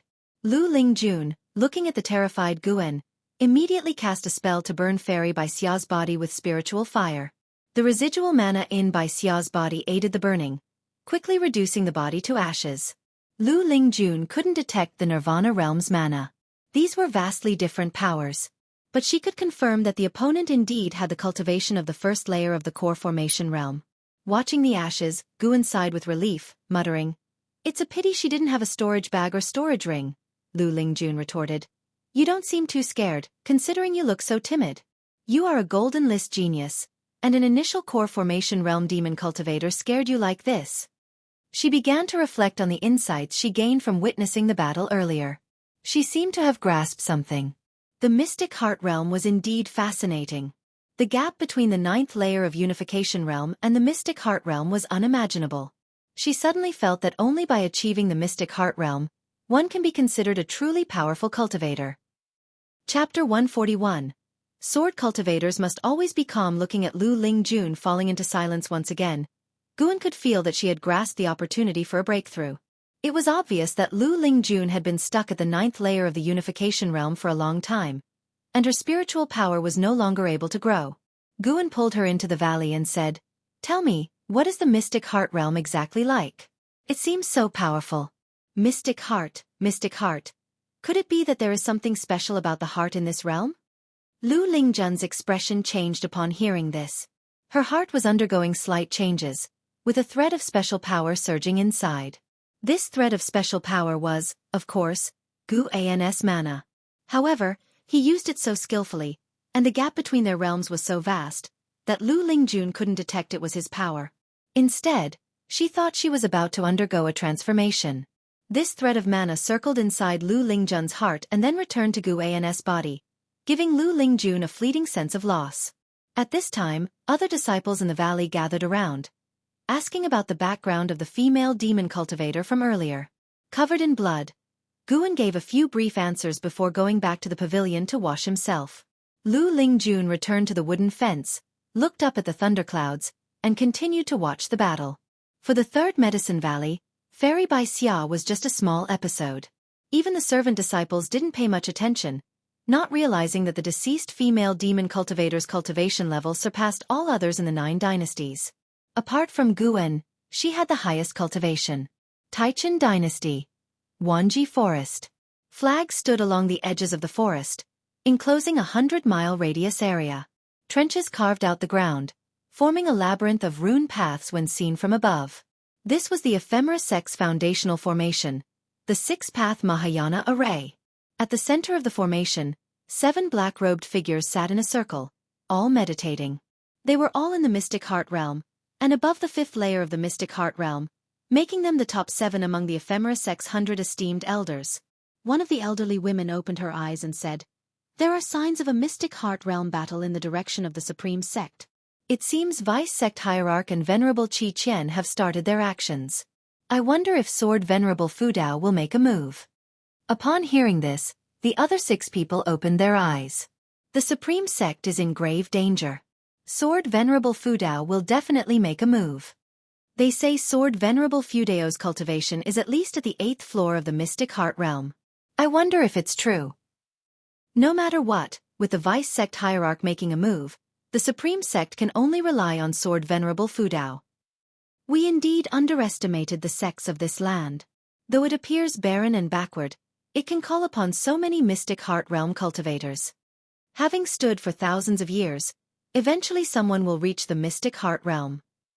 The Ephemera sect's top 7 conversed casually, speaking as if the fate of the Supreme Sect was already sealed. At the same time, thousands of miles away, amidst the mountains, the cultivators of the Supreme Sect were stationed. Disciples were monitoring each mountain peak within 1,000 miles around. In a temporary hall within the main camp, LV Baitian, Ancestor Xian Quan, and dozens of high-ranking members of the Supreme Sect gathered. And Hao and Wu Ju were also present. And Hao stood next to LV Baitian, while Wu Ju stood behind Zhou Yu from the Venerable Pavilion. LV Baitian sat there in a domineering manner, looking less like a righteous path sect leader and more like a demon lord. With a sullen face he asked, "What does this mean? Does the Tsongtian sect want to be the alliance hierarch?" Ji Chen from the Ji family said helplessly, "Indeed. The number of sects from the 9 dynasties has exceeded 40, and doing things recklessly would rather entangle us. Therefore, the Tsongtian sect proposed to elect an alliance hierarch, and since they have dispatched 1,000,000 disciples and 4 mystic heart realm supreme elders, they believe they should lead." 4 mystic heart realms, truly terrifying. It should be known that before the Ephemera sect's disaster, the unification realm was the highest realm in the 9 dynasties. Little did anyone expect that when the 9 dynasties' catastrophe arrived, the Tsongtian sect could summon 4 mystic heart realm supreme elders. Not every supporting sect sent mystic heart realms. This was the dispatch array for battle. The Tsongtian sect no doubt had other mystic heart realm great cultivators stationed, just like the Supreme Sect. The Supreme Sect could only send 1 mystic heart realm supreme elder. Compared in strength, the Supreme Sect really couldn't be compared to the Tsongtian sect. Ji Chen's words cast a silence over the hall. Many elders wanted to rebut but had no rebuttal. The Ji family, Zhou family, and Gu family were the 3 major families of the Taicang dynasty. But in the 9 dynasties they might not even be in the top 3. LV Baitian took a deep breath, staring hard at Ji Chen, asking, "Where is your Ji family's ancestor? When will they arrive?" Ji Chen replied, "They should arrive within these few days, but only one could be found." Just like sects, the mystic heart realm cultivators within aristocratic families rarely stayed within the family, often traveling the world in search of higher fortunes. LV Baitian looked at Zhou Yu. Zhou Yu immediately said, "The elders of our family are preoccupied, but the patriarch is trying their best to persuade them. We should be able to secure 1 mystic heart realm within a month." LV Baitian frowned, feeling quite displeased, as one of the 4 Tsongtian sect's mystic heart realms bore the Zhou name. He then shifted his gaze to Gu Gua from the Venerable Pavilion. Gu Gua, calm and composed, said, "I can't say for sure. The elders of my clan have quirky temperaments. We can't be certain how many will come, but we will definitely contribute. Our Gu family has always been duty-bound to the 9 dynasties." LV Baitian chuckled. Watching this scene, and Hao was secretly amazed. It was his first encounter with the influence of the 3 major families. As strong as the sect leader was, even he had to speak politely. LV Baitian was overbearing in nature but showed restraint depending on who he was dealing with. Against the Chu family, he could suppress the whole clan, but against the 3 major families, he had to be courteous. Below the mystic heart realm, LV Batian was unparalleled. But due to the ephemera sect, it was now the era of the mystic heart realm. When I become the sect leader, all families must heed my command. And Hao swore to himself. In his mind, LV Batian's troubles stemmed from not being strong enough. As long as he was strong enough, he wouldn't fear the whims of any force. Wu Ju didn't ponder so deeply, being aligned with the Zhou family. He found this meeting noisy. Without eliminating the ephemera sect sooner, the supreme sect's danger only increased. At this moment, an elder hurried into the hall, holding a jade scroll, and quickly said, "The sect is under attack by the ephemera sect's mystic heart realm." This statement caused an uproar, and Hao frowned, thinking of his sister and Xian. Wu Ju clenched his fist, thinking of Gu and LV Beatty, and asked, "How many mystic heart realms?" "1. So far that's the information." "Then it's fine. Even if Ancestor Kusong is not a match, there's still Sword Venerable Fudao." LV Batian smiled, his words easing the tense atmosphere. A female elder couldn't help but mutter, "Will Sword Venerable Fudao really make a move?" Although Sword Venerable Fudao had helped the Supreme Sect several times, his mysterious identity still left many unsure if he indeed belonged to the Supreme Sect. Especially when the sect's safety was at stake. The Supreme Sect. Under the rolling thunderclouds, Venerable Qi Qian and Ancestor Kusong were still in fierce combat. Each wielded their magic artifacts, constantly casting spells, creating massive shockwaves that caused the thunderclouds to roil violently. At this moment, Venerable Qi Qian was filled with confusion. Why hasn't the Vice Sect Hierarch made a move yet? Although his cultivation was higher than Ancestor Kusong's, both being in the Mystic Heart Realm, it was difficult to eliminate Ancestor Kusong. He also had to guard against Sword Venerable Fudao's intervention. As time passed, his confidence gradually gave way to worry. "What are you waiting for?"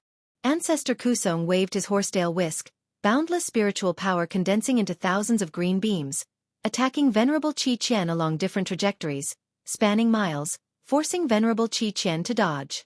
This first battle of the Mystic Heart Realm was strenuous for Ancestor Kusong, but he could see that the opponent was wary of others, making it hard for him to focus on the battle. Ancestor Kusong thought of the mysterious Sword Venerable Fudao. Venerable Qi Qian didn't respond. He suddenly shifted direction, heading towards an outer gate city. Ancestor Kusong followed closely behind. On the other side, in the Third Medicine Valley, Guan changed into a fresh robe and then went downstairs to join Lu Lingjun. Lu Lingjun had once again entered a state of path enlightenment. Her right hand rested on the wooden railing, and seeing this, Guan also placed his hand on the railing. Even though he was in the Nirvana realm, Guan couldn't change the fate of others. But for someone like Lu Lingjun, who already had one foot in the Mystic Heart Realm, he could lend a hand, helping her break through sooner. Guided by his mana, Lu Lingjun's spiritual power flowed into her heart, causing nature's spiritual energy to pour silently into her body. At this moment, Guan sensed something, looked up, and frowned, a flash of displeasure in his eyes. Venerable Qi Qian was approaching the Third Medicine Valley, more precisely the Outer Gate City. "Where is Sword Venerable Fudao? If you don't act soon, your comrades will die in your sect." Venerable Qi Qian's voice echoed, filled with murderous intent, reaching the ears of the million disciples of the Supreme Sect. At the edge of the Heavenly Repair platform, Yilan and a group of Law Enforcement Hall disciples guarded a corner. She looked up, seeing the roiling thunderclouds, feeling a heavy pressure. She could sense Venerable Qi Qian approaching, and the oppressive aura grew stronger. She clenched the white spirit sword in her hand. Thousands of cultivators were on the Heavenly Repair platform, but only a few remained calm and meditative. Mad swordsman Han Ming had long since returned to the dynasty. Zhua Lin stood beside his father, Zhua Yijian, nervously asking, "Father, are we not leaving yet?" Zhua Yijian held the investiture of the gods, calmly saying, "Where can we go?" "But trust Sword Venerable Fudao." Listening to his father's words, Zhua Lin wanted to curse. You trust the investiture of the gods. He really wanted to tear apart the investiture of the gods in Zhua Yijian's hands. Far in the Third Medicine Valley, Guan had already used divine sense to cover the Outer Gate City, locking onto someone. "It's decided, it will be you." Zhua Yijian seemed to sense Zhua Lin's anger. He turned to the next page saying, "Son, when faced with matters, don't rush. A sword cultivator must always be composed. At that moment, the treasure sword placed beside him began to tremble violently, catching his attention. A vast sword intent leaked from the sword, causing Zhuayijian to be moved. This is... Zhuayijian trembled with excitement, forgetting the words he wanted to say to his son. Chapter 142 Valley Master touches your hand. Is that not okay? When Zhuayijian trembled, Zhuolin also noticed the unusual movement of his treasure sword. The vast sword intent made the scabbard shake violently. Under Zhuolin's shocked gaze, the scabbard, along with the sword, floated up. Zhuayijian stood up, staring at his sword, believing he hadn't perceived it wrongly. This was Sword Venerable Fudao's sword intent. On the heavenly repair platform, more and more people felt the sword intent of Sword Venerable Fudao, including Yi Lan. She turned her head, looking far towards Zhuayijian's direction with a look of astonishment. Boom! Suddenly, the thunderclouds burst open, and the outer city instantly brightened. A violent wind descended from the sky, causing the buildings in the city to tremble. Outer disciples and servant disciples with low cultivation levels were pressed to the ground, everyone struggling to lift their heads to see. A huge hole appeared in the thunderclouds above the outer city, with a diameter reaching tens of miles. The thunderclouds failed to reform, and under the sunlight, Venerable Qi Qian and Ancestor Kusong were engaged in a fierce battle. The two were 100 zhang apart, continuously casting spells, their spells colliding and creating strong winds and intense light. The terrifying pressure twisted the city's protective light shield violently, on the verge of breaking. Father, this is... Zhuolin looked incredulously at Zhuayijian, his voice trembling. Could his father be the mysterious sword Venerable Fudao? Others were also having the same thought, as this sword intent was overwhelmingly powerful. Even Venerable Qi Qian in the high sky felt that sword intent. His gaze turned towards Zhuayijian, locking onto him, his brow furrowed. Could this person be Sword Venerable Fudao? At this moment, Zhuayijian suddenly half knelt, looking at his constantly quivering treasure sword, and shouted, "Please, Sword Venerable, save our sect." As his words fell, clang! The sound of the sword leaving the scabbard tore through all the noise of the world. Venerable Qi Qian jumped away abruptly, retreating to the top of the thunderclouds, distancing himself from Ancestor Kusong. He looked down at the heavenly repair platform, his 18 golden short knives gathering into a long knife before him, his expression manic with laughter, and shouted, "Sword Venerable Fudao, come out quickly. Let me see how powerful you are." This voice resounded throughout the supreme sect. He wasn't just provoking Sword Venerable Fudao, but also passing a message to the vice sect hierarch, urging him to come quickly. He was a cultivator of the 5th layer of the mystic heart realm. Even if he couldn't defeat Sword Venerable Fudao, holding him off for a while wouldn't be difficult. However, the only response was the sound of something breaking through the air. As soon as Venerable Qi Qian spoke, the treasure sword before Zhuayijian suddenly aimed at Venerable Qi Qian. The terrifying sword intent exploded instantly, sending everyone around flying away. The entire city saw a chilling light shoot out from the city, soaring to the sky, unstoppable. In his backward motion, Zhuolin saw the chilling light cleaving through the sea of thunderclouds in the sky, as if splitting the heavens in half, shocking his eyes. Venerable Qi Qian was also frightened by the sudden attacking treasure sword. That was fast. Unable to dodge in time, he instinctively raised the long knife in his hand, but he couldn't bring up the knife faster than the speed at which the treasure sword was coming. With a boom, the long knife in his hand shattered. As the sword tip neared him, the horrifying sword chi of the Taicang Divine shocking sword erupted abruptly, crushing his flesh. With one sweep of the sword, Venerable Qi Qian's figure vanished. Where the sword passed, the sea of clouds split, leaving a grand and unparalleled sword chi mark in the sky. A renowned great cultivator of the mystic heart realm couldn't even escape with his primordial spirit, not to mention using his mystic heart divine power. The gap was too vast. Venerable Qi Qian had no power to resist. Ancestor Kusong, suspended high in the sky, his robes fluttering and white hair blowing, looked at the direction where the sword chi went. This supreme elder was dumbfounded, unable to stay calm. Having fought with Venerable Qi Qian, he deeply understood the terror of this demon cultivator, feeling an unfathomable depth. Such a powerful existence was killed by Sword Venerable Fudao with one slash? From beginning to end, Sword Venerable Fudao never showed up. Whoosh! The sound of something breaking through the air came again, and the treasure sword flew back from the horizon, drawing a perfect arc in the sky, finally falling into the heavenly repair platform. Clang! The sword blade plunged into the platform, sparks flying, the sword body shaking violently, creating afterimages. Laying on the ground, Zuaijian looked at his treasure sword, unable to close his mouth. The entire city was silent. Far away in the third medicine valley, Gu An's lips curled up, the lifespan-stealing prompt appearing before his eyes, proving Venerable Qi Qian was indeed dead. Guan turned his head towards the main city of the sect, where the battle was still ongoing, but he had no intention to intervene. He had already acted twice today. One more, thrice makes it noteworthy. The supreme sect also needed its tribulation crossing. Soon, thunderous cheers erupted in the outer city. Even the servant disciples in the third medicine valley could hear it. Though they couldn't make out what was being shouted, they were all very nervous. Guan stayed beside Lu Lingjun, fearing other disciples would interrupt her path enlightenment. In the outer city, more and more people rushed up to the heavenly repair platform. Ancestor Kusong descended from the sky, falling in the center of the crowd, right in front of Zuaijian. At this moment, Zuaijian was tightly gripping his sword, unwilling to sheath it, let alone hand it over to anyone. Junior, can you let me see this sword? Ancestor Kusong smiled warmly as he asked. Zuaijian looked at him as if guarding against a thief, not agreeing. Wait, the sword intent below us is strengthening. A sudden cry from an old man made everyone look down, seeing the flowing sword intent in the characters of Righteous Path. Just now as the sword fell, Gu An's sword intent had passed into these two characters, enhancing the sword intent within, amplifying sword Venerable Fudeo's deterrence. Ancestor Kusong turned and looked at the two words of Righteous Path, feeling the flowing sword intent within. He slowly closed his eyes.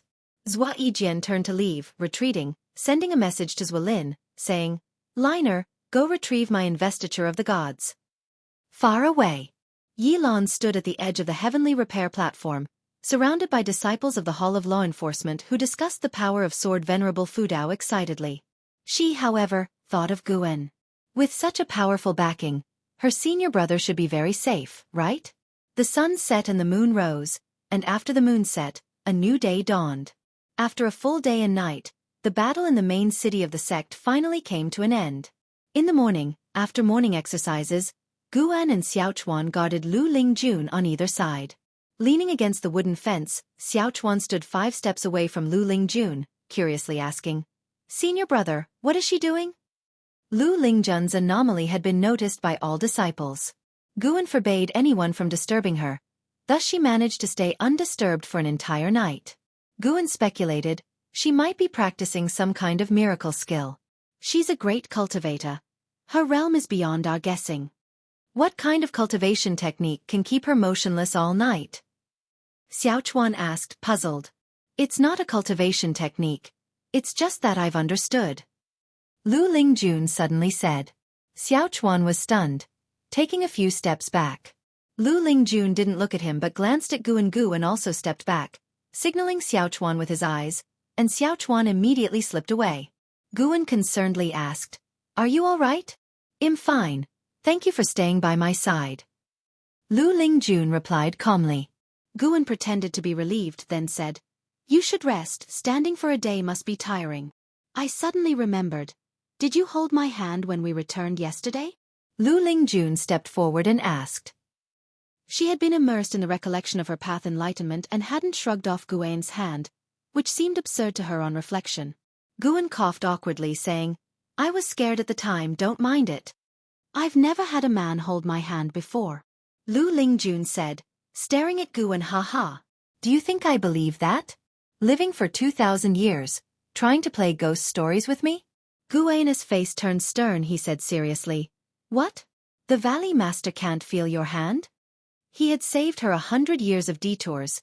What was holding her hand worth? Lu Lingjun smiled, her smile carrying deeper implications. She said, All right, from now on, you are mine then. She didn't wait for Guan's reply and turned to leave. Guan froze briefly, quickly catching up, saying, Ms. Lu, I was joking, don't take it to heart. After a while, I will talk to the sect leader and have him transfer you out. Too late. Lu Lingjun pushed Guan aside, continuing forward. Guan said to himself, This was bad, he got tricked. By the way, I plan to cross the tribulation above the Medicine Valley. What do you think? Lu Lingjun's voice trailed as she stopped and faced away from Guan. Guan frowned, asking, crossing the tribulation requires a lot of preparation. Why not wait for the sect leader to return? I'll ask him to take you to the tribulation area. I can't wait. With your strong ties in the Supreme Sect, if anyone comes, you speak for me. Don't worry, I won't affect the medicinal herbs in the valley. With that, she leapt up, flying thousands of feet high. A green lotus flew out from her sleeve, rapidly expanding. She stepped into the lotus and sat down. This scene made the servant disciples exclaim. Xiaochuan approached Guan again, asking what Lu Lingjun was doing. Guan looked up at Lu Lingjun replying, she's going to cross the tribulation. As he watched, Lu Lingjun kept waving her hands, and one magic artifact after another flew out, quickly forming circle after circle of formations around her. He suddenly became interested, wanting to see how terrifying a heavenly tribulation in the mystic heart realm was. Crossing the tribulation? Xiaochuan was stunned, his gaze shifting to the sky where Lu Lingjun was. In the Wanji forest, within the Six Paths Mahayana array, a group of 7 figures suddenly saw a black flame appear among them, startling them to their feet, who then bowed. Greetings, sect hierarch. The 7 figures said in unison, drawing the attention of the cult followers arranging the offerings nearby. The offerings were all living people, each stuck with talisman paper, unable to move. The place where they stood was encircled by formations, their faces filled with terror, some even fainted from fear. Where is the vice sect hierarch? A tired voice came from within the black flame, belonging to Butcher Immortal Jing, the ephemera sect's sect hierarch. An old man wearing a mask replied, he hasn't returned yet, but the attack on the Supreme Sect has already failed. We lost 70% of our spies in the Supreme Sect. According to the messages we received, Venerable Qi Qian was killed by Sword Venerable Fudao with one strike. But the vice sect hierarch has not shown up, it's unclear where he went. His tone grew heavy when mentioning this. Chapter 143. Are you really Panen? The masked elder's voice fell, and the floating black flame halted. The other 6 all lowered their heads, their expressions fluctuating between dark and light. After the battle with the Supreme Sect, their dread of the Sword Venerable Fudao reached a new height. The masked elder continued, during this period, the main branch's losses have amounted to 20% of the congregation, among them 17 cultivators of the unification realm. We cannot determine the life or death of the vice sect hierarch. Do you have any way to ascertain this, sect leader? Upon hearing this, Butcher Immortal Jing's voice came from within the black flame. The vice sect hierarch is unrestrained. Even I do not know her whereabouts, but she cannot be dead. Unless a Mahayana cultivator is born in the 9 dynasties land, and even if there were one, to kill her would be no small feat. Have you felt the suppressive aura surpassing the mystic heart realm? The masked elder replied. No, but the sudden disappearance of the vice sect hierarch makes me have to consider it seriously. Rest assured, she is perhaps entangled in some matter, not dead without a trace. Moreover, I have already cast a spell on myself, no route for return. Continue finding sacrifices, the more the better. I need to glance at the heavenly destiny in one fell swoop. The voice of Butcher Immortal Jing rang out, and 7 figures replied in unison. Chentang Dynasty. 3 Pure Ones Mountain. This sect, honored by the dynasty as a land of immortals, was hidden within a lake, with majestic peaks only faintly visible like a mirage. Under an old tree, Leah sat cross-legged, facing away from the cliff. The North Sea heavy sword stood beside him as he propped his hands on his knees, his eyes fixed on the chessboard on the ground, showing a troubled expression. He groaned, unable to help but rub his scalp. At this moment, a soul body descended from the old tree. It was the soul of the ancestor of the Li family, looking even more solid than before. Ha ha ha boy, I told you long ago, the assessment of 3 Pure Ones Mountain is extremely difficult and requires innate wisdom. Your comprehension is still insufficient. Far from mine. In those days, I solved the chess puzzle in only 3 years, but judging by your look, you might not succeed even in 10 years, the ancestor of the Li family said gleefully. Leah glared and cursed. What kind of ancestor are you, hoping your descendants are inferior to you? I don't believe I'm truly worse than you. The ancestor of the Li family chuckled. My master predicted that the Leaf family would produce a person of heavenly destiny to help me overcome tribulations. I thought it was you, but now it seems it might be someone else. Child, why not give up cultivation, go down the mountain, get married, and give birth to the person of heavenly destiny as soon as possible? Li Ya, furious, immediately stood up and drew the North Sea heavy sword, ready to strike at the ancestor. What are you two arguing about again? An elderly voice came. Li Ya turned his head, seeing a figure emerging from the mist. It was an elderly Taoist in a green robe, with white hair yet youthful features, holding a horsetail whisk that seemed to carry threads of cloud, full of celestial air. He quickly saluted, "Disciple greets martial master." The ancestor of the Li family also saluted the green-robed Taoist. "Greetings, master." This green-robed Taoist was known as Taoist Tian Shu, with an ethereal and immortal bearing, like a true immortal of the mortal world. Taoist Tian Shu landed on the cliff, smiling. "Who says the person of heavenly destiny hasn't been born? I calculated before, and the Li family's chi fortune has shown signs of soaring, indicating that the person of heavenly destiny has already been born." The ancestor of the Li family chuckled. "I was just teasing this boy. He's arrogant and needs to temper his spirit, or else hell caused trouble for me after descending the mountain." Taoist Tian Shu waved the horsetail whisk, causing the chessboard on the ground to turn to ashes, vanishing into smoke. Leah frowned and asked, "Martial master, what are you doing?" He felt anxious inside. Could it be that even the martial master thought he had no innate wisdom? Taoist Tian Shu smiled. "The great calamity of the 9 dynasties is descending, and the tribulation is ever more dangerous, possibly endangering 3 Pure Ones Mountain itself. Thus, I cannot continue to test you. All 3 branches of 3 Pure Ones Mountain must descend the mountain to save the world. Before leaving, I will teach you a divine skill to protect the mountain. If 3 Pure Ones Mountain perishes, I hope you can pass on the 3 Pure Ones Taoist tradition. Descend the mountain." Li Ya and the ancestor of the Li family's expressions changed simultaneously. "Please teach me, martial master. I also want to join the fight." Li Ya immediately said. Taoist Tian Shu shook his head. "Your cultivation level is too low to affect this tribulation. If we fail, there are others in the mountain who will take you away from the land of the 9 dynasties to live in another world far away. This continent belongs to the demon clan. Our sect standing here for so many years has already reached the heavenly destinies year." He stroked his beard and smiled, looking like one who has seen through worldly matters, without a trace of worry on his face. "But, no buts, be obedient." Li Ya hesitated, his face full of inner struggle. Taoist Tian Shu smiled and asked, "Do you have someone you can't let go of?" The ancestor of the Li family teased. "He's concerned about his junior brother Gu." Taoist Tian Shu, upon hearing this, gently said, "In life, being able to control your destiny is transcendence. Human actions determine fate, do not force it." Li Ya remained silent. Supreme Sect, 3rd Medicine Valley. The world was dim, and disciples gathered in the valley, looking up at the spectacular sight in the sky, Guan among them.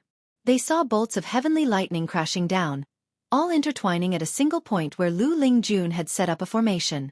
Golden lightning resembling dragons fell, causing the formation to burst forth with rainbow light, sweeping across the sky with great momentum. At a distance on the mountain peak surrounding the 3rd Medicine Valley, many Supreme Sect cultivators stood, ranging from cultivators to elders, with their cultivation levels at least at the core formation realm, watching Lu Lingjun's lightning tribulation and discussing. The range of the lightning tribulation extended over 100 miles, with red light emanating from the thundercloud region, looking like a heavenly eye.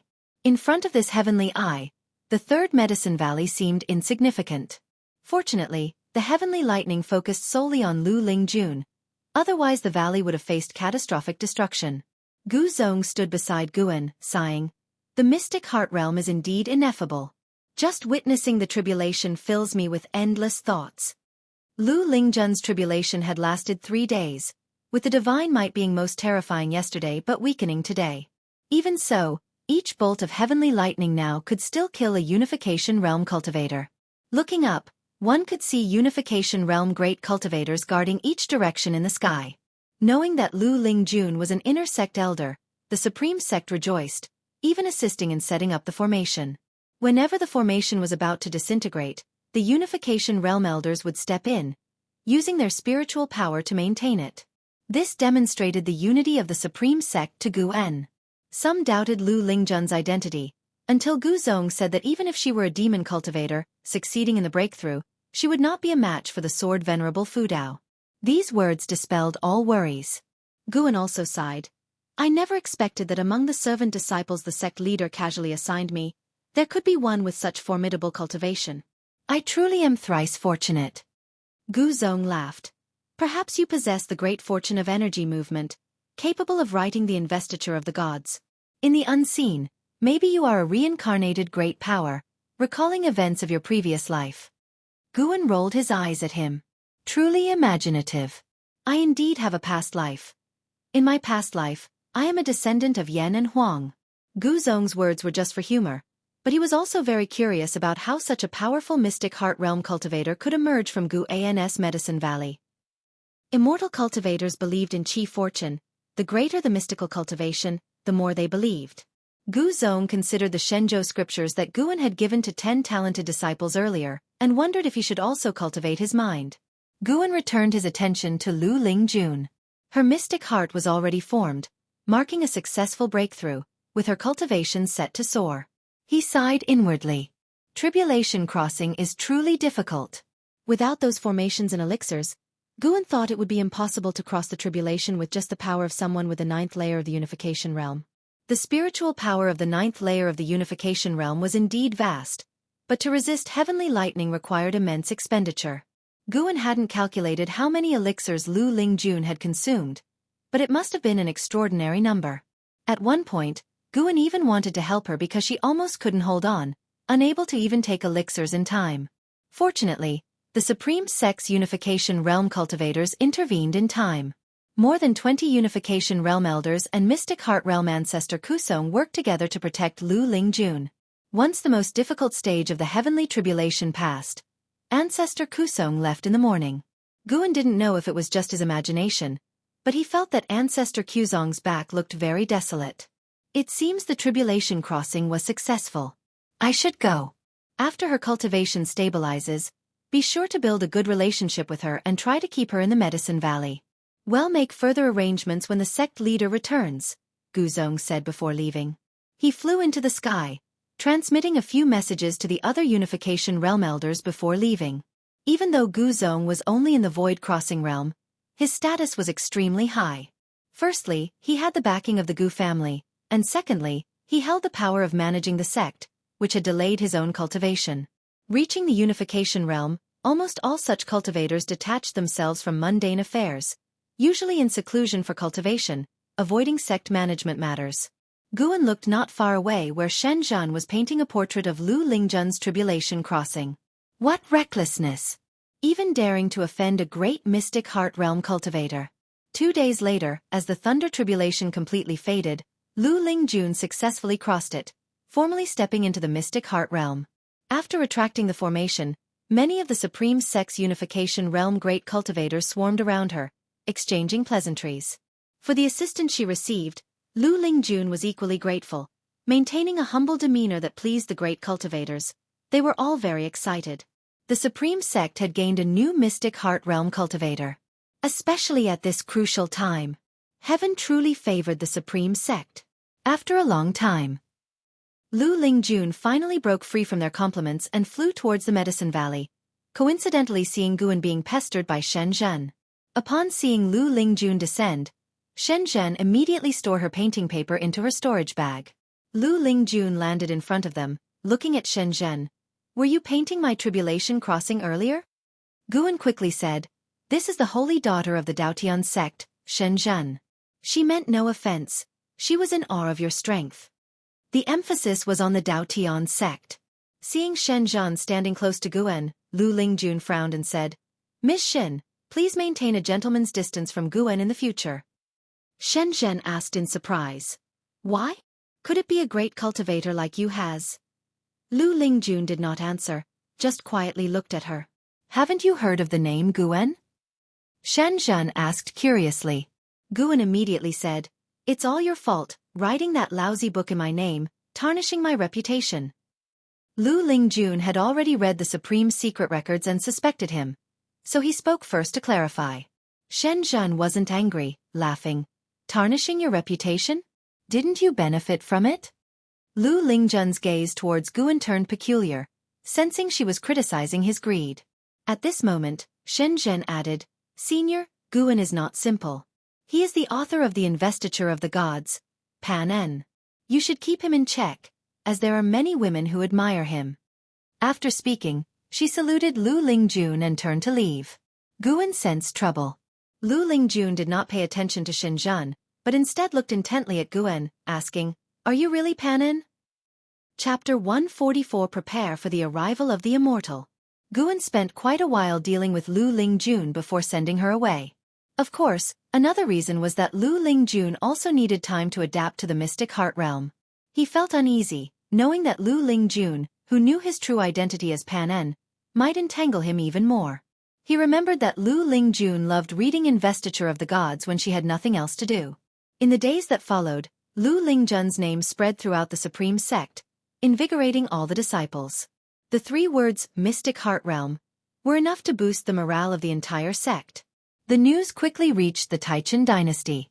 All the cultivators in the Supreme Sect's main stronghold were very excited upon hearing this. During this time, they deeply realized the terror of the Mystic Heart Realm. It was no exaggeration to say that the only factor determining the outcome of the battlefield now was the Mystic Heart Realm. No matter how many Unification Realm cultivators there were, they couldn't match up to the Mystic Heart Realm. LV Batian was very pleased, explaining that he had personally recruited Lu Lingjun into the Supreme Sect. This also reassured those higher-ups who felt unfamiliar with Lu Lingjun. A mysterious great cultivator of Mystic Heart Realm suddenly appearing, especially at this critical moment, naturally aroused suspicion among the authorities. They began to request LV Batian to summon Lu Lingjun to join the battle. Solely relying on ancestor Xian Quan was too weak an involvement for the Supreme Sect in this war. Within the 9 Dynasties alliance, they hardly had any significant voice. It was an incredible humiliation for the Supreme Sect, which had just held a Golden List competition. LV Batian temporarily suppressed these requests, wanting to leave Lu Lingjun time to consolidate her cultivation level. Later, under the leadership of the Zongtian sect, the 9 Dynasties sects occasionally launched attacks on Wanji Forest. Great cultivators charged in, middle-level cultivators tried to rescue captured prisoners, and lower-level cultivators handled supply and logistics tasks. No matter how hard the 9 Dynasties sects tried to break through, they could not penetrate the Mahayana array of the Ephemera sect. News kept spreading, making more and more people in the world realize that the great calamity of the 9 Dynasties had arrived, a crisis that concerned all of humanity. Autumn arrived. Lu Lingjun had been in seclusion for a month, and during this time, Guan did not disturb her. Guan still traveled back and forth to various medicine valleys. Now, Nianchu Cave had also entered a smooth track, and Tian Yaoer did things more and more to his satisfaction.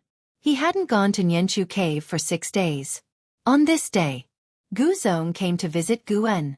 He asked Guan to convey to Lu Lingjun that she should head to Wanji Forest to provide support as soon as she came out of seclusion. Guan agreed. The battlefield in Wanji Forest was becoming even more severe. Using his divine sense, Guan saw that Wanji Forest was still in the midst of a great battle.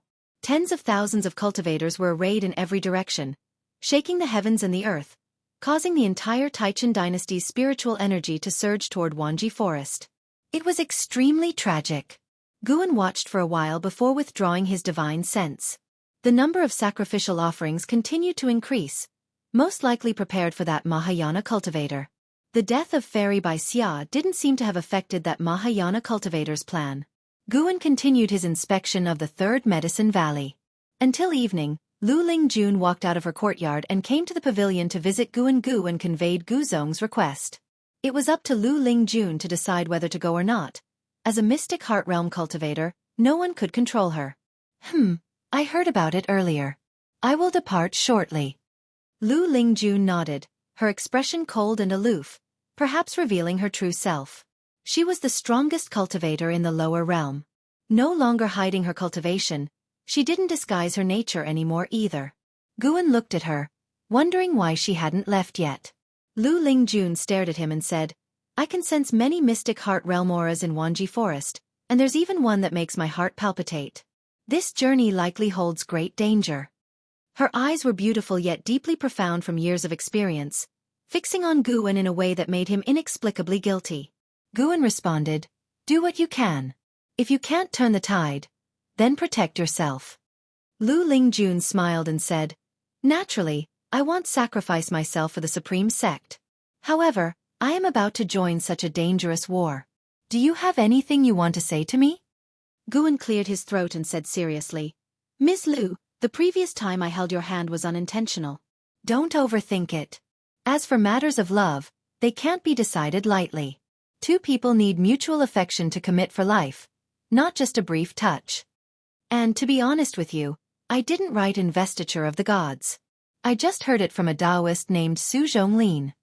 Lu Lingjun laughed and said, "If it was really someone else, how could you bask in this false reputation for decades?" Guwen was at a loss for words. He couldn't exactly say the original author wasn't from this world. "Actually, it doesn't matter whether you wrote Investiture of the Gods. After being with you for so many years, I know your nature is indeed good.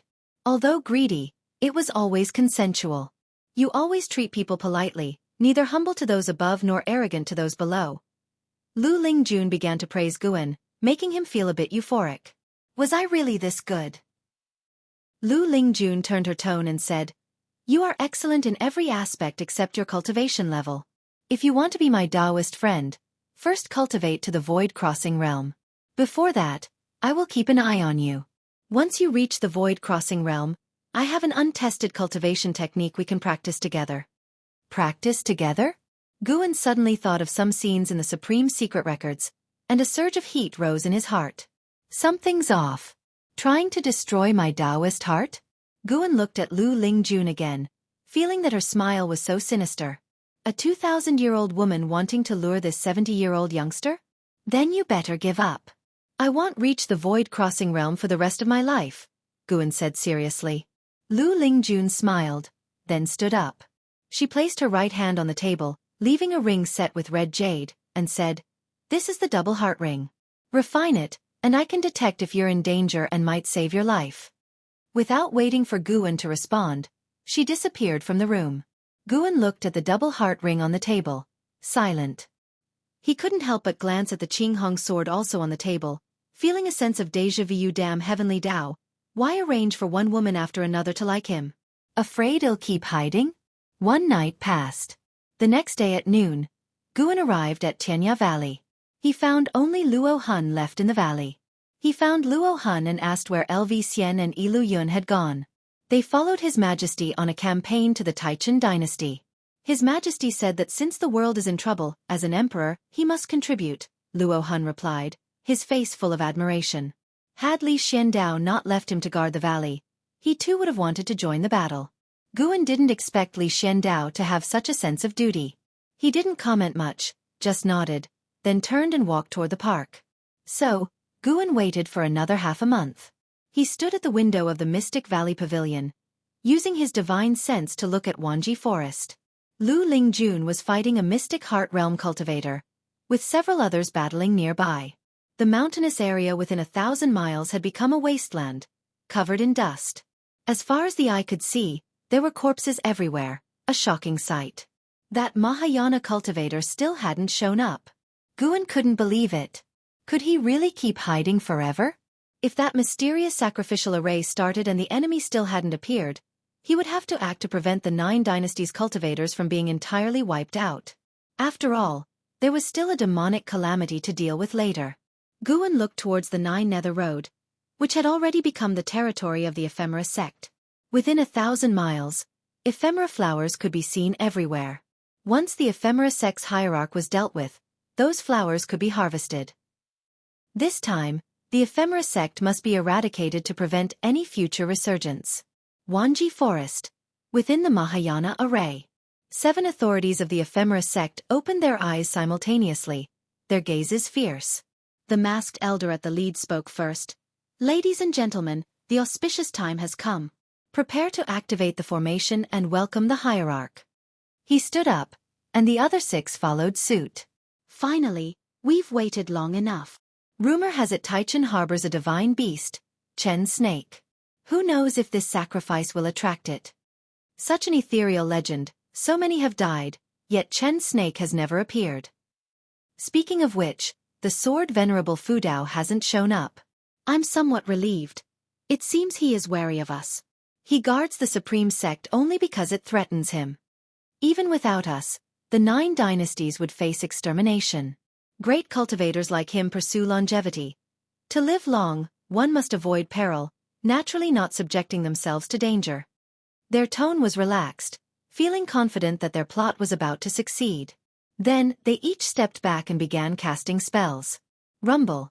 The ground beneath them split apart, and massive tree roots broke through the earth.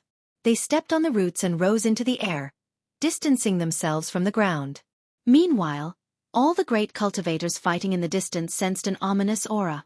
LV Batian turned and looked, his brows furrowed. He muttered 3 words. Ephemeral tree. This ephemeral tree was far more terrifying than the one on 9 Nether Road. The aura, as if from the 9 Netherworld, struck fear into everyone's hearts. On the ground, countless human prisoners stared in horror at the colossal tree rising, dwarfed even by its leaves.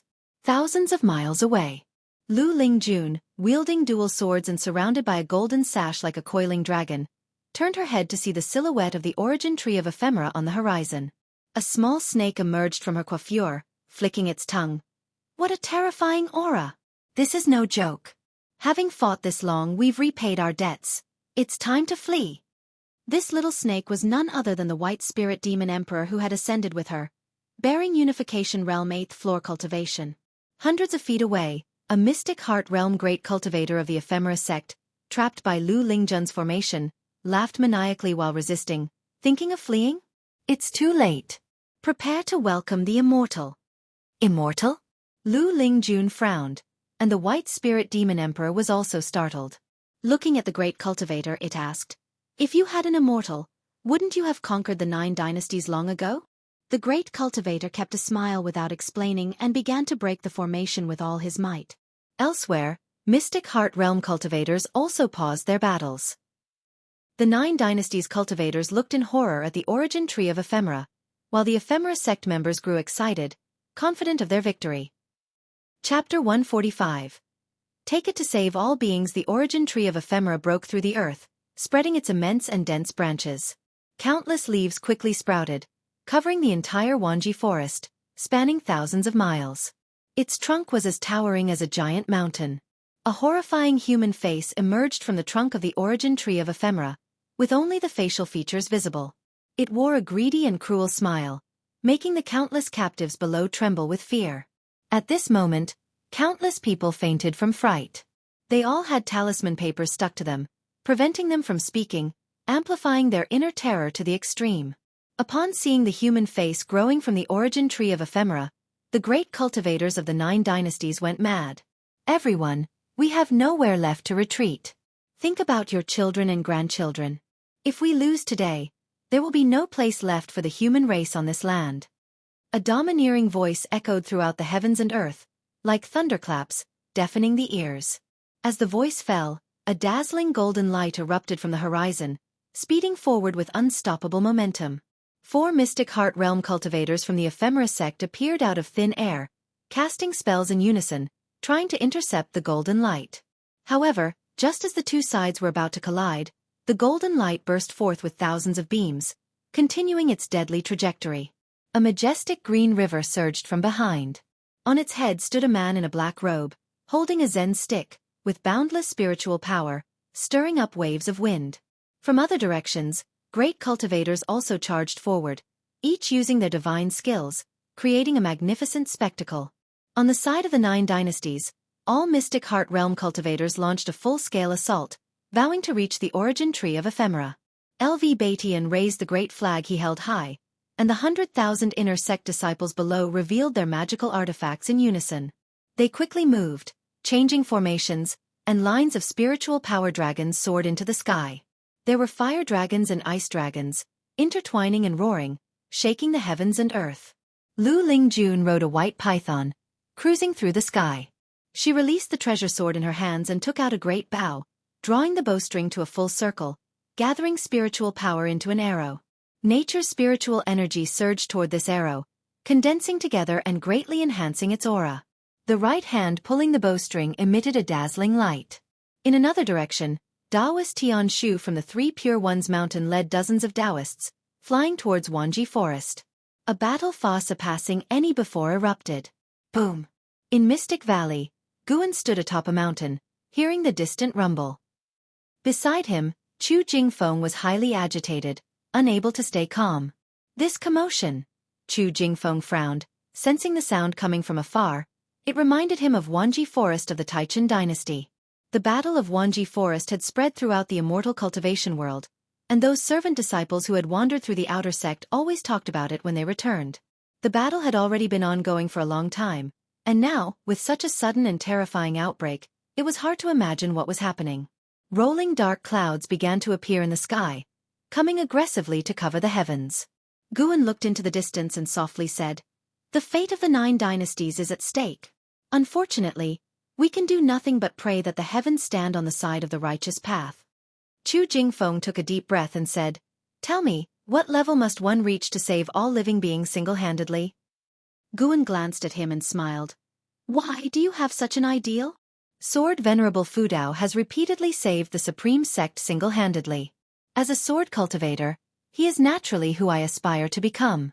But the longer I cultivate, the more I feel my talent and comprehension are mediocre, Chu Jingfeng said, looking into the distance, his eyes becoming lost. Guan smiled. "If you realize that, you must diligently practice the Taoist expansion skill I taught you. Although this technique comes from the Thousand Autumn Pavilion, I haven't mastered it either, but I believe you can. I hope you can see the mortal world 1,000 years from now for me." Chu Jingfeng looked at him and frowned, asking, "Why do you always encourage me not to give up hope, yet you yourself give up easily?" Guan turned around, patted his shoulder, said nothing, and walked down the mountain. Chu Jingfeng couldn't help but chase after him, asking, "Where are you going?" "If tomorrow is the end of the world, I want to be with my dearest medicinal herbs." Guan left this statement and then disappeared into the woods. Chu Jingfeng was stunned for a moment, revealing a bitter smile. "Compared to him, I'm just troubling myself." Chu Jingfeng thought silently, then looked back at the horizon. At that moment, a gust of wind blew from the horizon, moving his robes and causing him to squint his eyes. The wind had risen. After circling Mystic Valley, Guan returned to the pavilion, closed the door, activated the restriction in the house, and then directed his divine sense towards Wanji Forest. He could sense spatial fluctuations inside the origin tree of ephemera. These fluctuations were very subtle. He could detect them because he felt an unfamiliar aura inside the origin tree of ephemera. Mahayana Realm. Guan had been in the Mahayana Realm for many years and was very familiar with its aura. Finally, it was coming. At that moment, Guan felt someone calling him again. He carefully sensed it. It was Sage Shen Miao again. This guy never learns a lesson? Far away in the North Sea Mountain, Sage Shen Miao arrived in the forest where he had met the mountain god before. He knelt on the ground, continuously kowtowing. For a long time, Sage Shen Miao couldn't remember how many kowtows he had done. When the mountain god's voice reached his ears, his body stiffened involuntarily. "Hey kid, what trouble do you want to give me now? Do you have so many treasures to offer me?" Sage Shen Miao looked up, seeing the mountain god squatting on a tree branch, tilting his head to look at him. He quickly said, "The land of the 9 dynasties is about to face a catastrophic disaster. When the people of the 9 dynasties die out and demons invade, no one will be left to worship you." "Who said only humans can worship me, and who told you I only protect the human race?" Facing the mountain god's inquiry, Sage Shen Miao was stunned, suddenly not knowing how to respond. Guan said, "It's not that I can't help, but what? What do you want?" Sage Shen Miao asked urgently, his expression very excited. Guan's tone suddenly became icy. "I want you to be my slave forever, guard my Taoist temple, and never gain freedom." Upon hearing this, Sage Shen Miao's face changed dramatically, falling into silence. Guan had come to kill the Mahayana realm cultivators of the ephemera sect in the guise of the mountain god. Originally, he wanted to use the identity of Sword Venerable Fudao, but he feared that it would bring endless karma to the supreme sect, so he decided to act as the mountain god. After all, this time was different. The cultivation level of that Mahayana realm cultivator was already approaching the 9 layers of the Mahayana realm, with an immense aura that was far beyond what Guan's previous opponents could match. Killing such a powerful adversary would have significant repercussions. The mountain god was ethereal and enigmatic. Even if the ephemera sect had backing, they would have to think twice. Guan didn't want to get caught in an endless cycle of trouble. Sword Venerable Fudao protected the supreme sect, while the mountain god guarded the 9 dynasties. And accepting Sage Xian Miao as a servant was both to punish him and to have him help create a medicine garden. Sage Xian Miao had the second best talent on the golden list, and his strength was sufficient to guard the medicine garden. After a moment of struggle, Sage Xian Miao gritted his teeth and said, "Fine, I willingly become a slave to the mountain god, as long as the mountain god saves all living beings." Guan waved his sleeve, and a wooden figurine fell into Sage Xian Miao's hands. This wooden figurine was carved to resemble Guan in the guise of the mountain god. Sage Xian Miao picked it up, looking at it, and found Guan had vanished. "Take it to save all living beings." Guan's voice echoed in the forest, and Sage Xian Miao's cultivation began to restore, bringing a look of joy to his face. Path of Returning Primordial Spirit. Unleash. Sage Xian Miao immediately got up and rushed toward Wanji Forest at full speed, bursting into the speed of the divinity transformation realm, disappearing on the horizon in the blink of an eye. Boom, boom, boom.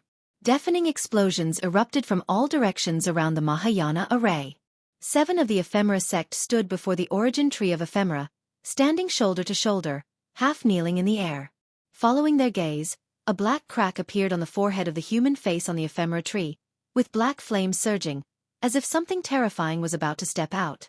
Looking down at the feet of the captives on the ground, the runic marks emitted a blood-red light, densely packed, forming a beautiful yet tragic array of light. The Mahayana array was activating.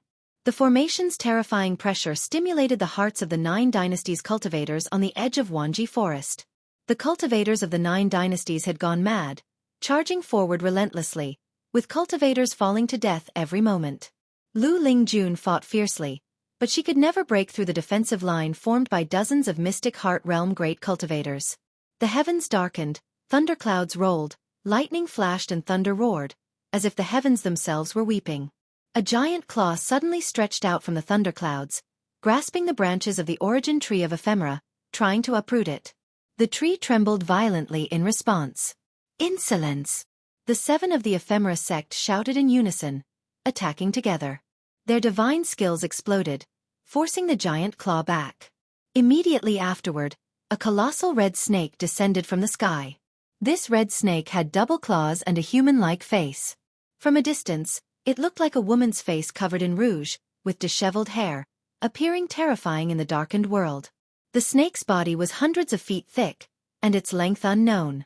"It's our Taicang's divine beast, Chen Snake!" A cultivator shouted in surprise, greatly boosting the morale of the 9 dynasties' cultivators. Chen Snake's aura was ancient and vast, far exceeding the usual Mystic Heart Realm. Its appearance brought strong hope to the 9 dynasties. Chen Snake opened its bloody mouth, spewing molten lava like a torrent, sweeping towards the ephemera tree. At that moment, a blood-red light shot out from the black crack on the forehead of the human face on the ephemera tree, overpowering the rolling lava, crossing hundreds of miles, piercing through Chen Snake's throat. Scalding blood sprayed, echoing like the roar of an elephant throughout the heavens. Chen Snake fell, raising thousands of feet of dust, causing the ground to shake violently. An overwhelming pressure, far surpassing the Mystic Heart Realm, enveloped the entire Taicang dynasty. An ancient species dares to call itself a divine beast.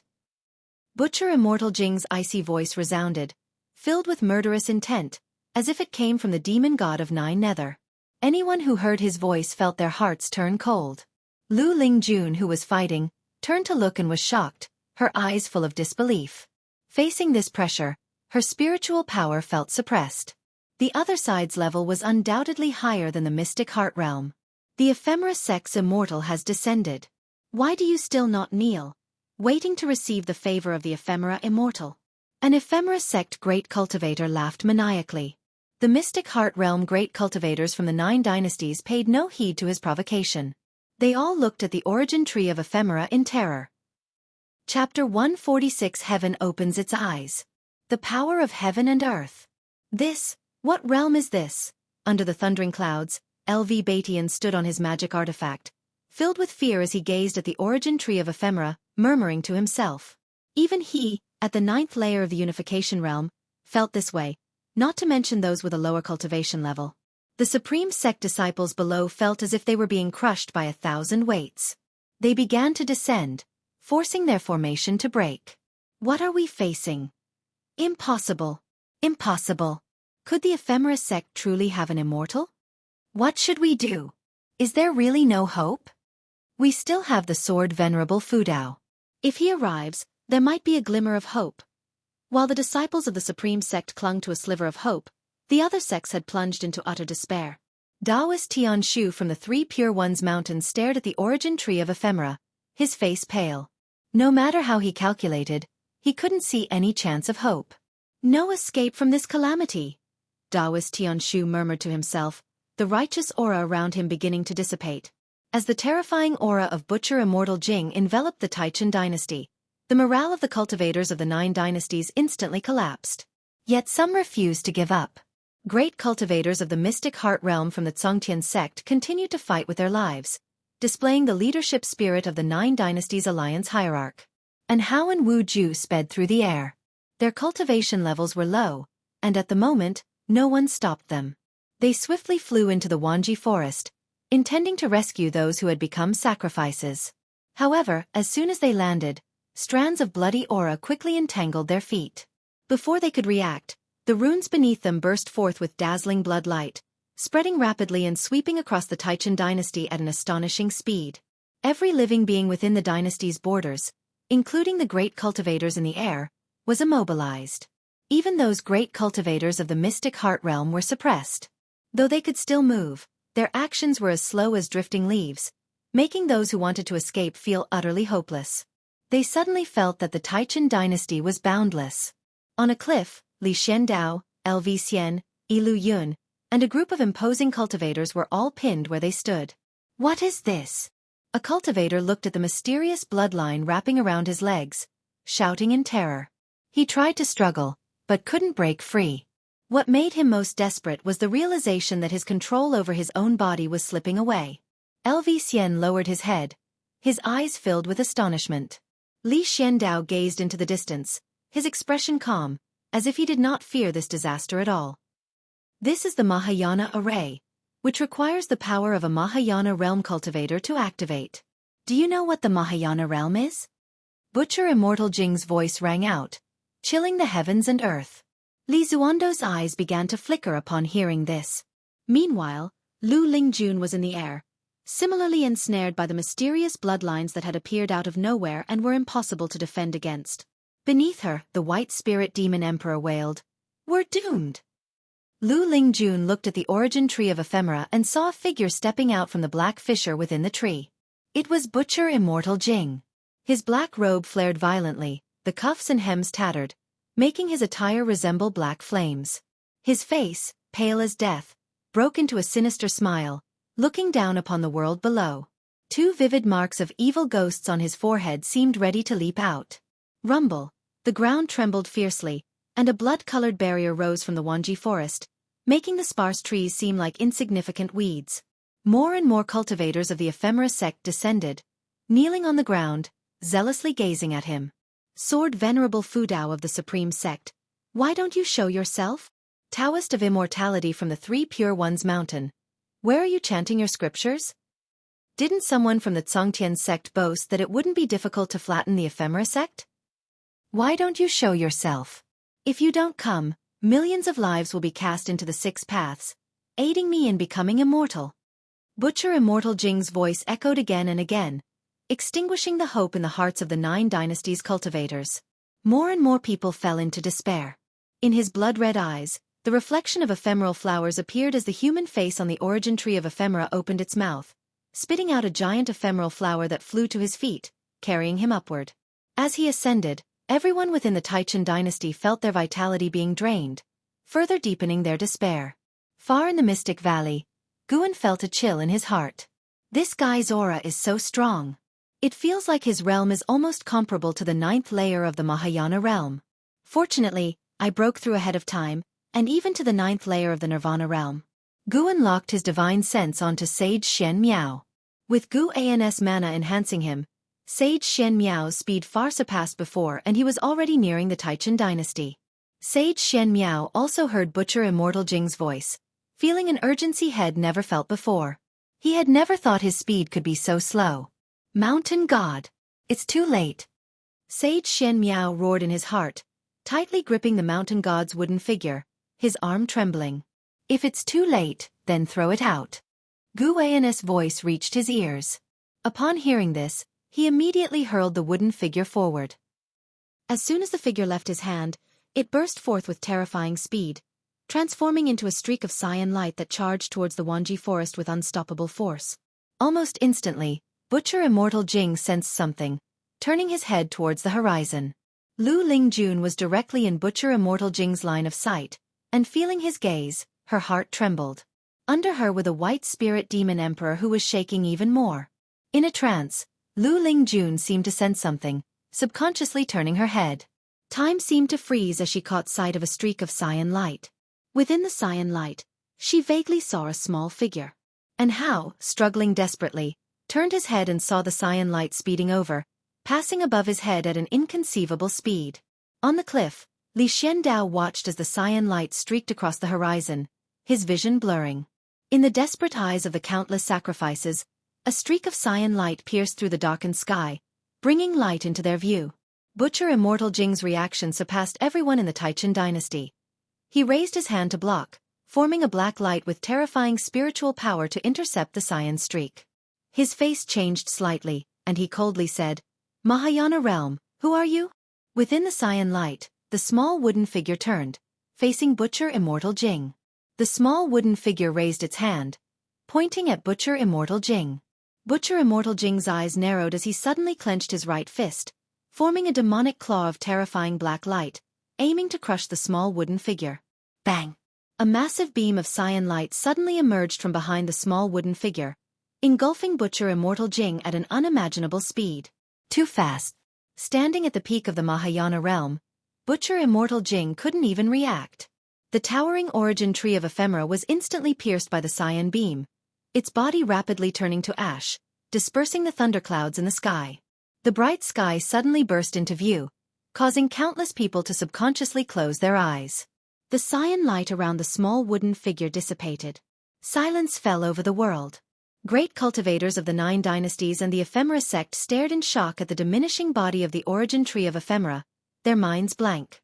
The small wooden figure turned, its body trembling slightly. In an instant, the sound of thunder exploded. The ground shattered, countless trees shot up, rushing towards the cultivators of the ephemera sect with mad speed. The great cultivators of the mystic heart realm instinctively tried to flee, but were swiftly entangled by the trees. Beyond the Mahayana array, endless trees rose, forming walls on all sides. The ephemera sect cultivators within the formation saw their faces change dramatically, leaping up to try to escape over the walls, but were immediately entangled by vines and pulled into the trees. No! What is this? Sect hierarchs, save me! Spare me! Spare me! Countless screams and cries erupted, plunging the earth into despair. The 9 dynasties cultivators scrambled to dodge, but soon realized that the vines and trees bypassed them, targeting only the ephemera sect cultivators. Taoist Tianshu of the 3 Pure Ones mountain hovered in the sky, overlooking the earth. Dust rose like an ocean, boundless, as if covering the entire mortal world. The trees twisted like azure dragons, mysterious and grand, shattering this mystic heart realm great cultivator's perception and cognition. He could not imagine such mighty power. It was as if heaven and earth were punishing the ephemera sect. Not only him, but all the great cultivators of the 9 dynasties were watching this shocking sight. No matter how high they flew, they could not see the end of the sea of trees. The entire land was engulfed in a sea of dust, with countless trees growing rampant. Lu Lingjun stared dumbfounded at the scene, unable to believe her eyes. The power of heaven and earth. Heaven has opened its eyes. The white spirit demon emperor cried out in excitement, the blood lines on its body beginning to dissipate. It regained control of its demon body. On a mountain top in the North Sea Mountain, Guan stood on the cliff, facing the wind, displaying the majesty of an immortal. The wooden figure given to Sage Xian Miao was merely a decoy to make Butcher Immortal Jing believe that the approaching entity was only a Mahayana realm cultivator. Guan used the mana on the wooden figure to lock onto Butcher Immortal Jing from a distance, then used his full power to kill Butcher Immortal Jing. Mentally intense, but the process was brief. A series of prompts flashed before Gu An's eyes as he shifted his right foot slightly. Within 10,000 li of the Taicang dynasty, the vast sea of trees came to a halt, each tree spine shaking the eyes of all living beings. Guan turned, the wind lifting his black hair, and he walked into the forest, disappearing into the darkness as if he had never appeared. Meanwhile, Sage Xian Miao was still rushing towards the Taicang dynasty. When he reached its border, his speed began to slow. Staring at the towering curving trees before him, he was struck with awe. Could this be the power of the mountain god? Sage Xian Miao descended slowly, landing on a cliff, standing as Guan had done before, the wind blowing against him. Unlike Guan's calm, his face was filled with shock. His eyes showed a mixture of surprise and reverence. Suddenly, he felt a deep sense of fear. He had been so rude to the mountain god, yet the mountain god had shown him mercy. The stark contrast between the modest mountain god and the magnificent spectacle before him overwhelmed his heart. He slowly knelt down, his knees mere inches from the cliff edge. To serve for a lifetime, it turns out to be my honor.